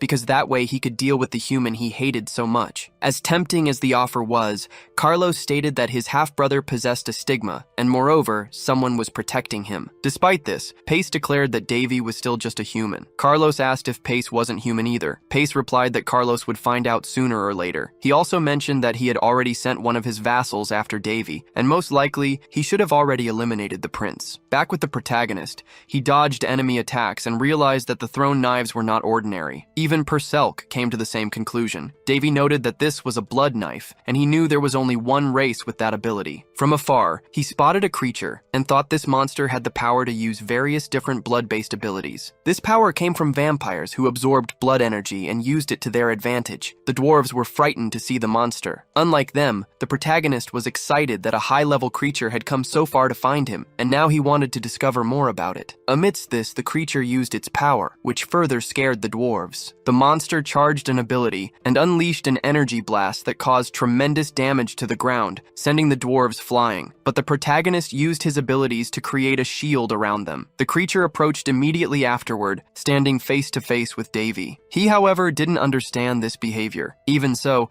he was extremely curious and realized he would have to fight to discover more about the enemy. After being attacked, the dwarves are sidelined. Meanwhile, the protagonist faces off against the enemy. Not only that, but the monster stares back at him. Right away, Davy comments that his opponent seems pretty animated. And sarcastically, he asks if it thinks it's a real predator or something. Immediately, the protagonist notices an aura of blood. He knows that even among vampires, only high-level ones can use this ability. So, this enemy is, at the very least, at an expert level. Perselk tells Davy to be careful, as they've realized this enemy is much stronger than normal magical beasts. However, the protagonist isn't worried about it, saying that even if that's the case, the monster is still just an animal that moves by instinct. The beast roars as it sees the protagonist approach, but Davy hits it, sending the enemy flying into the air. The monster itself didn't even try to react. At this, the protagonist thinks the opportunity is perfect. With the enemy still airborne, he prepares to use magic and pulls the crimson sword from a magic portal. Davy says you have to saddle a horse to test its speed,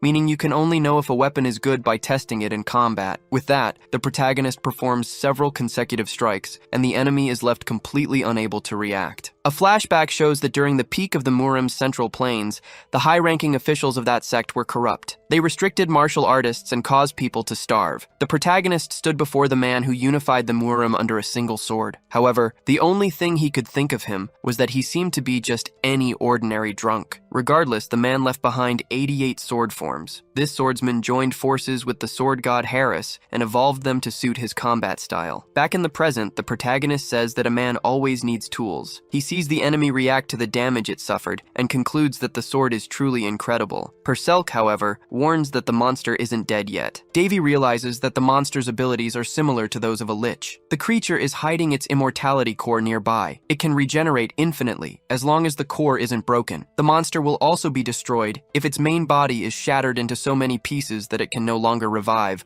or if it's exposed to a large amount of sacred power. But that's not something easy to do. Davy asks if Perselk knows anything about how a magical beast could gain immortality at the level of a high-tier vampire. They say that the fact the monster managed to use blood energy isn't natural. With that, Davy realizes he won't get answers easily. The creature survived, and since it has the ability to revive, the core must have been given by a vampire lord. But the protagonist wonders why such a vampire lord would choose a demonic beast. Since finding out the truth will be quite difficult, the protagonist decides to just finish off the opponent quickly. He uses the Azure Sword to try and destroy the monster's core. But Perselk says that won't work, because apparently the creature can even break the system's balance. Davy doesn't understand why. After all, you can even kill a deity with these swords. Plus, they've aged for a long time and become very strong, so there shouldn't be an enemy so powerful that it can't be defeated by them. Anyway, he wants to think about that later, because right now he has to solve the problem. Seeing movement, the protagonist knows the enemy is on the move, but he launches a preemptive attack and tells his opponent to hide better next time. Amidst this, a vampire manifests. It immediately lunges towards the protagonist, surprising him. However, it doesn't take long for the enemy to regret that decision, as he immediately realizes he's no match for the protagonist. Davy chases after the enemy, making him flee in fear of being caught. However, the protagonist has no intention of letting him escape. He then uses the Crimson Sword and throws rocks at the enemy. This blocks the vampire's escape path, leaving him nowhere to go. Davy, meanwhile, is toying a bit with his prey. He even thinks that if others saw him in this situation, they'd probably mistake him for the villain. The enemy doesn't understand what the protagonist is saying, and only thinks about getting out of there as fast as possible. However, when he tries to flee, Davy stops him. The vampire is immediately surprised by Davy's speed. Not only that, but besides stopping the enemy from fleeing, the protagonist says he can't just leave after what he's done. He then attacks the vampire, who narrowly avoids a direct hit. However, he still gets a cut and realizes that he's truly not facing just any opponent. The vampire thinks he belongs to the high nobility of his kind, and not only that, but he believes his race is superior to humans. He's facing a human who wasn't scared by the magical beast, and on top of that, after defeating it, is playing cat and mouse as if it's nothing. With this, the vampire realizes that Pace misjudged the prince, and now that he's become easy prey, his master isn't there to help him. The vampire can only think that he's not facing a normal human. Plus, he can't even counterattack his opponent. Sometime later, the protagonist subdues the vampire and tells him to behave and not try to resist. The vampire calls the protagonist an inferior human and asks, "What do you think you're doing?" Davy says he needs to know a few things, but the vampire claims his species doesn't give confidential information to humans. The protagonist, in turn, claims he never intended to make the vampire talk, as he has a perfect magic for that and can see through others' minds. He knows about the resilience of vampires. However, he believes there's nothing he can't uncover. At this, the protagonist uses his interrogation flame magic to get all the information he needs, and in the process, the vampire feels the flames burning his body. Immediately after, he begs the protagonist to put out the fire. Perselk says that even though he's an enemy, she finds this excessive, but Davy claims the vampire won't die. His friend says she isn't worried about the vampire, but Davy says he usually doesn't show mercy to someone who tries to take his life. Perselk knows this well, yet she still feels uncomfortable, so Davy says she's too kind-hearted. Next, he says he doesn't need to uncover much about the vampire, so he wants to get it over with quickly. Crying in despair, the vampire vampire can barely speak and still shows resilience in this situation. The protagonist asks if he wants to experience a little more of the flames. Knowing he doesn't, the vampire introduces himself as Pedkid and says he's a viscount. Davy says he knows very well that he was the target, not the dwarves, then asks if this attack was because of what he did to the vampire maid. Pedkid says yes. Davy comments that the vampire is very cooperative for someone who, just seconds ago, was saying their mouth was a tomb. Next, he asks what he really wants to know, questioning why Pedkid and the magical beast have immortality. The vampire hesitated to answer this question. With this, the protagonist thinks he might need to provoke him a little more. Annoyed, Pedkid makes an unexpected decision and claims he'd rather die than answer that. Immediately, Davy perceives the danger. He knows the vampire was cursed not to reveal what he knows. Pedkid starts to swell up and is about to explode. It doesn't take long for him to become a walking bomb and go flying, taking his information with him. After the explosion, the protagonist explains that the vampire didn't act willingly, but rather due to a curse, adding that he hadn't expected to uncover much anyway. Purcell apologizes, feeling guilty about the situation, but Davy assures her it's not her fault. He explains that when a curse is broken, the person who cast it can sense it. So, essentially, the defeated vampire's master now knows their subordinate has died. Not only that, but Davy also realizes that the curse he placed on Carlos has been lifted. The curse he used was deliberately difficult to remove, but someone apparently managed it, leading Davy to believe that all these events must be interconnected. Therefore, he expects the person behind it all to be powerful. Back in the dwarf village, they are rebuilding some of the destroyed parts. Purcell notes that the beast passed through here before going after Davy, which is why the area was devastated. The protagonist realizes the dwarves have become much busier because of this, mobilizing their forces to repair the damage. So he goes to meet the dwarf elder. Golgotha, in turn, apologizes for what happened. Davy asks if the elder was injured during the attack. Golgotha replies that he wasn't, but dozens of buildings were destroyed, and a few people suffered minor injuries. However, the protagonist notices something different. He senses the elder wants to tell him something, but is hesitant. At that, Golgotha invites them inside to talk. Inside the chambers, Davy mentions seeing several sentinels around the city and asks if anything happened. The elder says it's nothing major, just a child who disappeared from the orphanage. The sentinels are looking for them, but haven't found them yet. Furthermore, Golgotha fears that this place is no longer safe for the prince. Davy, however, says he also has something to reveal. He hands an item to the brothers, explaining that the notebook contains all the necessary information to restore the sacred item, as it will take a long time for them to finish it. He also mentions he'll be leaving soon, which is why he prepared the notes. The elder says there's no way they can pay for this, but Davy replies he wants nothing in return. In fact, he's the one who owes them a favor. Thanks to the dwarves, he got what he wanted. His sword's finished. Furthermore, he reveals that the magical beast was after him, not the dwarves. So once he leaves the village, their problems will resolve. He apologizes for causing so much commotion. Davy muses that the dwarves could have reacted differently. If they had been hostile, they might have used this chance to place all the blame on him. But instead, the dwarves stood by the protagonist, which is why he decided to reveal that he possesses a stigma. The only thing that worries him is the possibility of vampires attacking the village after he leaves, but there's not much he can do for now. In return, Davy went looking for the missing child and found them hidden in a tree. The protagonist felt he owed this to his hosts, and now he can leave the village without further worries. Sometime later, he departs for his home. Things at the Heinz territory gate aren't very busy until, amidst the calm, a caravan arrives. The guards demand they identify themselves. At this, the protagonist says these visitors are the Lord's companions.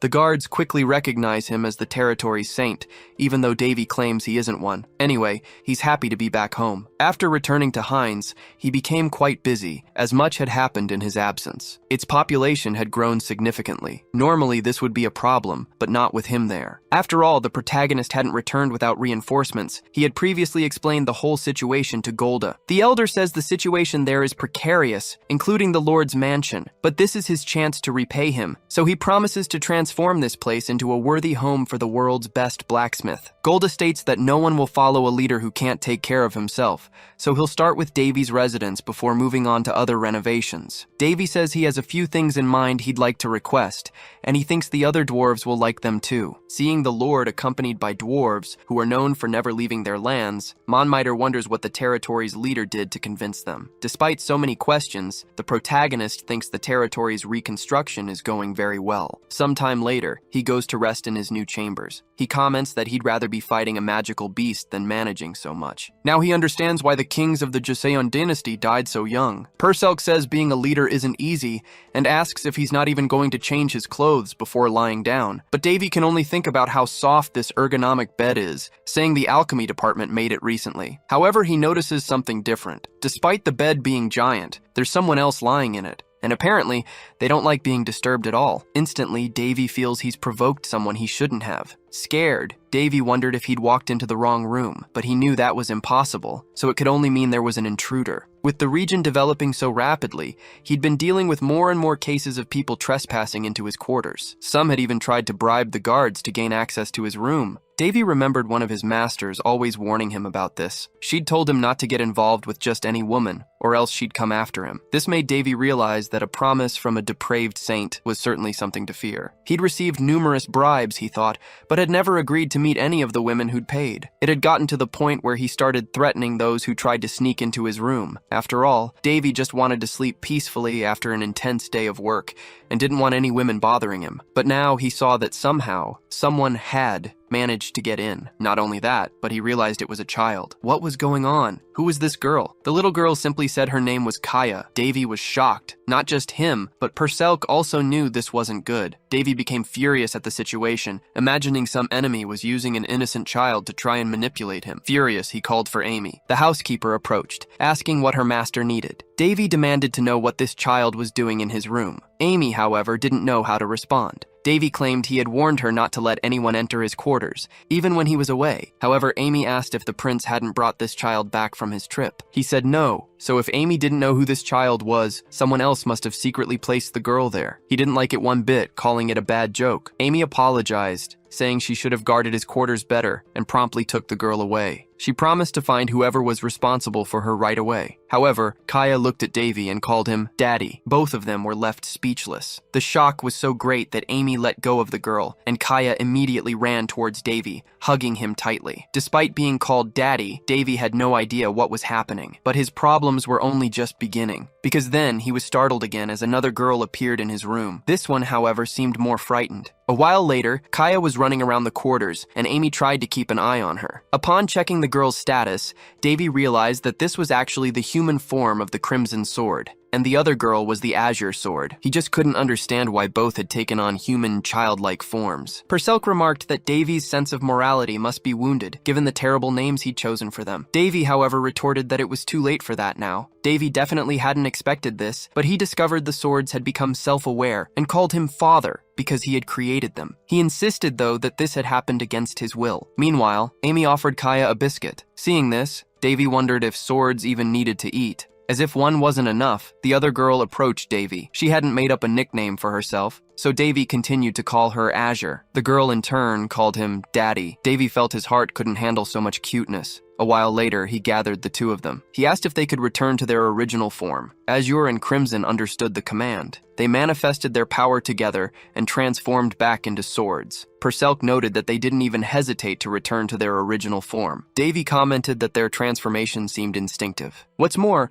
the density of power within the swords seemed to have increased, so the emergence of their consciousness had actually strengthened them. After that, he told them they could both return to their human forms. With this, he wondered if he should reveal it publicly. Perselk reminded him that the two were his daughters. Davy said they were technically adopted daughters, and he didn't want this to interfere with a future marriage or anything similar. While he pondered what to do, Amy appeared to speak with the prince. She announced he had just received a visitor. Davy asked if a guest had arrived without announcing their presence. The housekeeper said yes, but revealed it was his sister, Princess Winley. Winley is enchanted by the children as soon as she arrives, and asks her brother who these girls are. Davy tells her they are his adopted daughters. Winley is truly surprised by this information. She immediately comments that Davy always has something new every time she sees him. She mentions she was worried when she heard about his departure to an inhospitable territory, but was very happy to learn he had set up a business and was living very well. What's more, As soon as she arrived, she saw dwarves around town and was delighted, because she thought they never left their villages. Davy explains that they are all helping each other. He adds that he would like to welcome Winley more properly, but as she can see,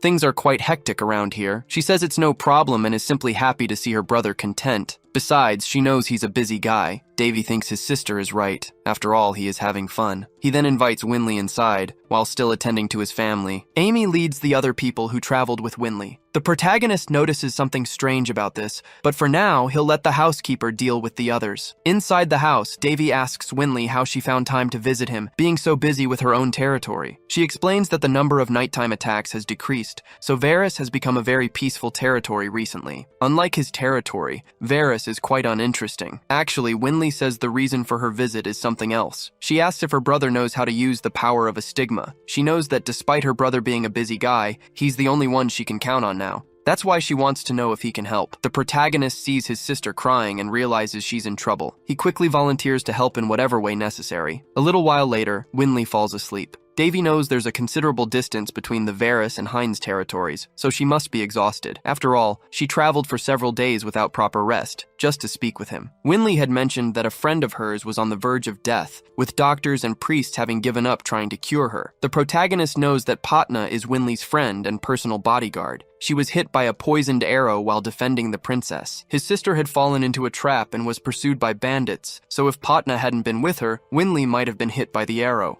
Winley said a priest removed the poison from Patna's body, but after that, marks began to appear all over her body. Additionally, abnormal symptoms started manifesting in the bodyguard. Because of this, she has been suffering greatly and is basically dying slowly. Desperate for help, Winley decided that a priest wouldn't solve her friend's problem, so she tried to appeal to someone with greater authority. That's why she came to her brother, because he has a stigma, and she believes only he can help. Davy promised he would do everything he could, and after crying for a long time, Winley fell asleep. The protagonist hasn't left his sister's side since then. The children approach, and Kaya asks if Winley is sick. Davy says no, affirming that Winley just needs some rest, so now he wants to let her sleep. Kaya, however, doesn't want to leave Winley because she's grown attached to her. Purcell finds the affection of the two children for someone they barely know very sweet. Not only her, but the protagonist too. And without realizing it, he's getting used to this idea of being a father. He thinks that normally he would stop the children, but since they are full of energy, having them by Winley's side might even help his sister's recovery. A while later, the protagonist reconsiders the symptoms his sister described. Purcell asks what the problem is. He says these symptoms are familiar and he has a hunch that something is about to happen, but he doesn't know what it is. After this, he asks the butler to find the best and most trustworthy guilds in his territory. Davy states that things are about to get complicated, and he wants to be prepared. Purcell says this doesn't seem like a big problem. After all, he's used to seeing Davy turn any danger into an opportunity. Davy knows that well, but his concern is having a larger number of patients because based on the symptoms, only one illness comes to his mind. Purcell asks if there really is a disease that makes someone cough blood and causes blue marks all over the body. The protagonist says yes, but not on this continent. That's why he's worried and confused, not knowing its origin. The next day, Winley was playing with the children. Watching this from a distance, Davy thought that every action generates a reaction.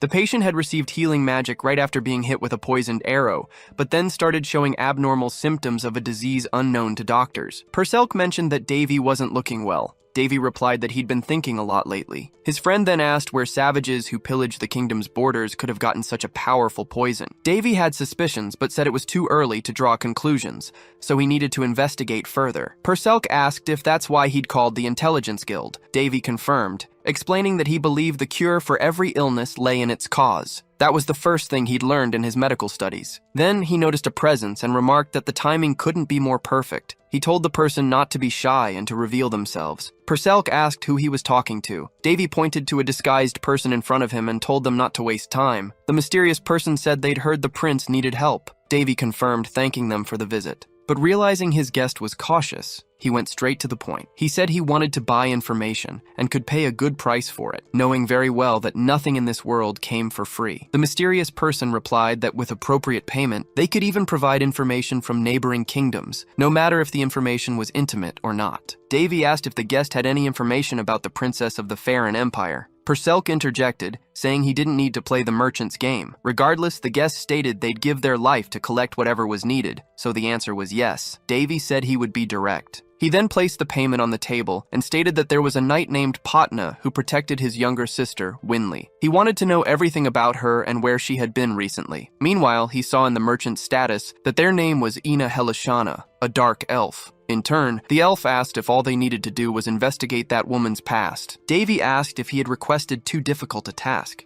Ina said they wouldn't accept the money. Davy asked, why not? Ina replied that they would be paid after completing the service. Davy then asked what would happen if he decided not to pay. The elf, knowing Davy was quite sarcastic, also knew he didn't usually break agreements, which was why she knew he'd pay. Davy realized that even though she was discreet, Ina wanted to form a connection, and he found that good. He then asked if her guild had proposed such an arrangement. She said she'd made the decision on her own. In that case, Davy agreed to the arrangement. Immediately, Ina vanished from the spot with a smoke bomb. Davy, however, remarked that they could have just left like a normal person. He then realized that Ina Helishana had tried to hide the fact that she was a woman. Not only that, but her nickname was Echo, someone famous across the continent for always completing her tasks. Perselk asked what he knew about the name Helishana, as it was Ina's surname, and it had caught his attention. Davy said it probably wasn't anything significant and told her to forget about it. 2 days later, as Davy prepared to leave, his sister insisted on coming along. He explained that Winley's friend was in a serious condition, so he needed his sister to stay there while the matter was resolved. He also told Winley not to be stubborn. After all, the journey was long and bringing more people would only delay them. Besides, there was no time to lose, so he needed her to stay and rest, as such horse travels were very tiring. Davy thought his intuition told him something bad would happen if Winley came along. Perselk, however, commented that it had nothing to do with intuition. Despite all this, his sister insisted on going with him, until, amidst their discussion, someone appeared. It was one of Winley's companions who asked what was happening. Winley said her brother didn't want to let her travel with him. Perselk, in turn, said that this was the very problem Davy had mentioned. Ulysses introduces himself as a rank 5 mage. He mentions he's associated with the Red Tower, even though that affiliation seems a bit unusual for someone of his status. Davy introduces himself in return, stating he's heard about Ulysses. Despite Ulysses' friendly demeanor, Davy wasn't thrilled about meeting the mage this way and felt there was no reason to continue their conversation. After all, no matter how famous Ulysses might be across the continent, he was still from the Central Magic Tower, and Davy found no interest in associating with him. Ulysses, for his part, comments that this region is far from humble. In fact, it's the most brilliant territory in the eastern continent. He also adds that Princess Winley spoke highly of the place, which sparked his interest in visiting. Winley quickly tells Ulysses he shouldn't be saying such things in front of her brother. Even Perselk notices that Davy's jealousy only grew after hearing this, and advises him not to be hostile toward Ulysses. However, Davy's intentions are precisely the opposite of that advice. As far as Davy knew, Ulysses was known as the prodigy of the Red Tower, and there was no denying he was highly skilled despite his youth. On top of that, his background was one of wealth, competence, and good looks, basically the ideal guy with no apparent flaws. The real problem was his closeness to Winley, so Davy immediately asks how they met. Ulysses explains that he met the princess while on his way to the Heinz region and accompanied her all the way here. Davy thanks him for his kindness, but internally, he felt like killing the guy. The mage then clarifies that Winley actually helped him. When he was fleeing from mountain bandits, the princess used her magic to defend him. Because of that, he feels he owes her a favor. He then states that he's very skilled with spatial magic and can create a small mana portal that transports items anywhere he wishes. Winley is quite surprised by this, unlike her brother. She explains that such portals are smaller, unlike those that need to be installed, and only a truly skilled mage would possess such an artifact. Ulysses, however, says it's just a coincidence he's carrying the item, explaining he had to safeguard it to ensure it wasn't damaged. Winley finds it incredible that he can use 2 different types of magic, little knowing that her brother does the same thing. Regardless, Perselk points out that this could be beneficial for Davy, as teleporting things over long distances is difficult for him. Even though he didn't like the idea, Davy agreed. Reluctantly, he accepted the mage's help. Sometime later, the teleportation magic was used. The 3 of them appeared at their final destination, the kingdom of Varus. But upon arrival, the place seemed rather unsettling. Perselk noted a smell of burnt protein in the air. Davy realized the smell was very similar to burnt bodies. Winley wondered if there had been another invasion, but couldn't understand why, as it hadn't been long since they'd driven out all the bandits. Amidst this, someone recognized Princess Winley. The man introduced himself as Count Lington from the Corporation for Disease Treatment treatment, stating he'd been sent to tend to her friend. He also added that Winley was even more beautiful in person, believing the rumors he'd heard had significantly understated the reality. Winley quickly interjects that they don't have time for such conversations and wants to resolve her friend's problem as soon as possible. However, Count Lincoln states that this situation will have to wait and asks everyone to follow him. He explains that the castle where the princess will stay has already been isolated using an artifact from the Holy Kingdom, and he'll take them there right now. Once at the castle, the Count apologizes for moving the knights without permission, but explains that given the current situation, he had no choice. Winley reminds him that the lord of the territory is her brother, Boris, but if he's absent, authority passes to her. Count Lincoln acknowledges this and admits that doing something like this without asking is indeed horrible, but his position in the Corporation for Disease Treatment grants him such authority. Therefore, someone like Winley should be well aware of this. The Corporation for Disease Treatment is an organization approved by the continent's 3 emperors, holding the highest authority in public health matters, and, representing them, the Count declares that a terrible disease has gripped this territory. It's known within his organization as Demon's Blood. Once infected, a person starts developing blue marks on their body and begins coughing blood easily, which then spreads the contagion to those nearby. Despite this, Winley insists it's no time for such discussions and asks Davy to accompany her immediately to Patna. Count Lincoln, who hadn't recognized Davy earlier, apologizes, claiming he had always been interested in meeting him. He also heard that Davy possesses a stigma and has a successful business involving moon plant leaves. He asserts that nothing happens by chance and claims Davy is blessed to have all of this. At this point, Winley grows tired of the conversation. She states her friend needs her. The princess tries to summon her butler, but Count Lincoln informs her that all staff on the premises are in quarantine. Since the disease is highly contagious, he couldn't risk it spreading, so everyone who had contact with the patient is under surveillance. Contrary to what the princess might think, Count Lincoln asserts that he has the Queen's direct authorization to carry out his duties in this territory. He further claims that in times like these, his authority supersedes that of the local lord, as this isn't the first time such a situation has occurred. Not only that, but he states this disease is incurable. Not even divine power will solve the problem. However, that's precisely why he and his team are here. He asks the princess to leave the rest to him, because he'll soon return with good news. A treatment room was set up on site. The protagonist went to check the situation and noticed many sick people. He realized this quarantine was more about preventing the worst than actually curing patients, though it was still a plausible way to handle things. Purcell said he'd never seen anything so horrific in his life, and the smell of the place was unbearable. Meanwhile, the protagonist looked for his sister's friend. It didn't take long to find patient number 1, and she was in a terrible state. Upon seeing her, Davy said it was all caused by a flower. As far as he remembered,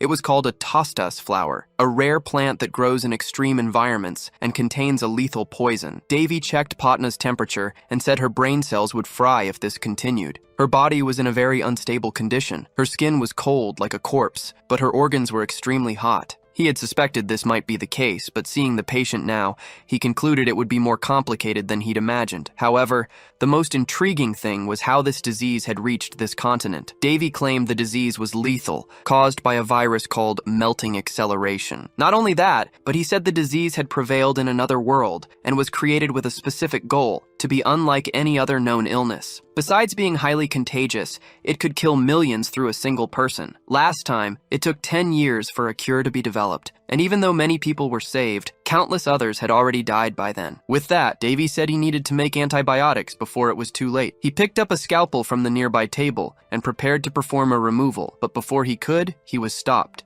A baron named Gorneo, an official from the disease organization, said it was a restricted area and asked what the protagonist was doing. He introduced himself as Prince Davy and said his presence should have already been reported. The baron said he was aware of the prince's arrival, but claimed this place was off limits even for royalty, so he asked Davy to leave. He added that Davy must already know a pandemic was spreading across the territory, and they had discovered the disease spread through the air. He then asked the prince to cover his face before he inhaled the contagious disease. He said he was aware the prince had a stigma, but affirmed it wouldn't protect him because a high priest had recently visited the kingdom and even he got infected. Suddenly, the Baron saw someone screaming in pain and asked when that patient's condition had worsened. Gorneo told them to calm the patient down and then give him painkillers. One of the nurses prepared a syringe, but the protagonist claimed that if he gave that to the patient, it would kill him. He then asked to check the vial, and upon grabbing it, he said that was the problem. Davy tore open the patient's shirt, realizing the man's blood was clogging his lungs due to the virus. Therefore, he would have a cardiac arrest if this problem wasn't dealt with. With that, the protagonist prepared a scalpel and made a precise incision on the patient, relieving his pain.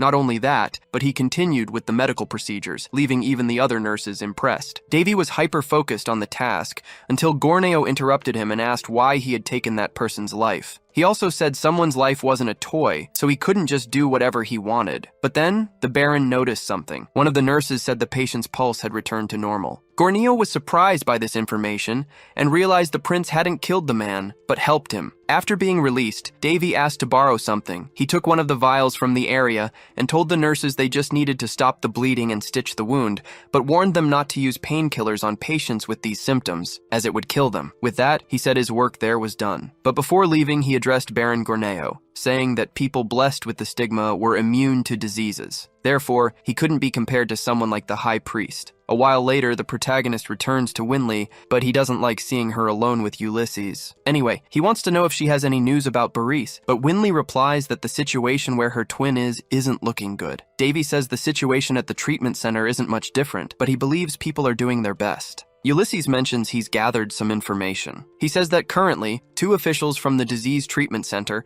have been sent to Varys, Count Lington and Baron Gorneo. By the way, these titles are a thing of the past, as they are now officials of the disease treatment center. Ulysses also lays out the treatment center's hierarchy, revealing they have a president, 3 directors, and 15 officials. Below them are knights and doctors, but Davy notices that the 3 directors are actually the emperors. The president, meanwhile, is Valshaz, the Pope of the Holy Kingdom. And while external wounds are easy to treat, this world is quite vulnerable to diseases. However, the 15 officials are still a secret because they are extremely skilled in medicine, and the group fears losing such important people. Nonetheless, upon receiving authority from the 3 emperors and the Pope, what Count Lington said makes sense. They are greater than royalty at this moment. Moreover, opposing this is the same as opposing the 3 empires and the Pope. Therefore, anyone who tries will be considered a traitor. And even if they don't like the situation, there's nothing they can do about it. In addition, they are accompanied by the Knights of Destruction, whose captain is Count Collio, the same count from the eastern territory of the Randis Kingdom, one of the royal knights. Ulysses heard he retired a few years ago, but for him to be here means the situation is serious,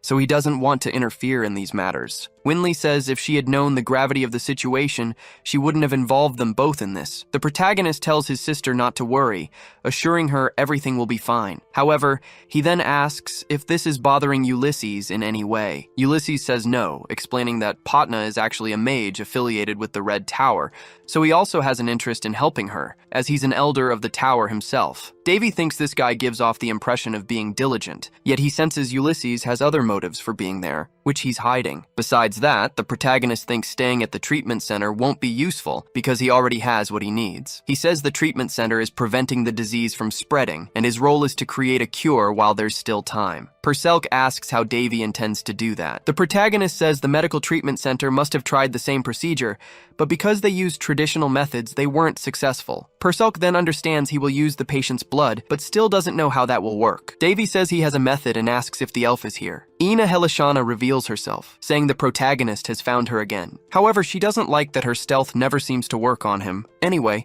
she proceeds to hand over the requested information, but mentions she hasn't received payment yet. She also says she has something else for him, something she thinks will be useful. Davy jokes that if she keeps this up, Ina Helishana will ruin her reputation. She, however, doesn't care and claims she knows what she's doing. Davy opens the scroll the elf provided. He asks if the information written there is reliable. He knows that for informants, reliability is practically their lifeblood. Therefore, if Ina Helishana confirms the information's veracity, she isn't lying. The protagonist says he has one more request. He hands her a list and asks her to bring as many of the listed items as she can, trusting she'll do the job better than any mercenary. He also tells her to put the bill under the disease treatment center's name. Ina Helishana hesitates to do this, but the protagonist argues that it's to save people's lives, and he knows she isn't so cold-hearted as to not care about that. So he asks her to carry out the task for the good of humanity.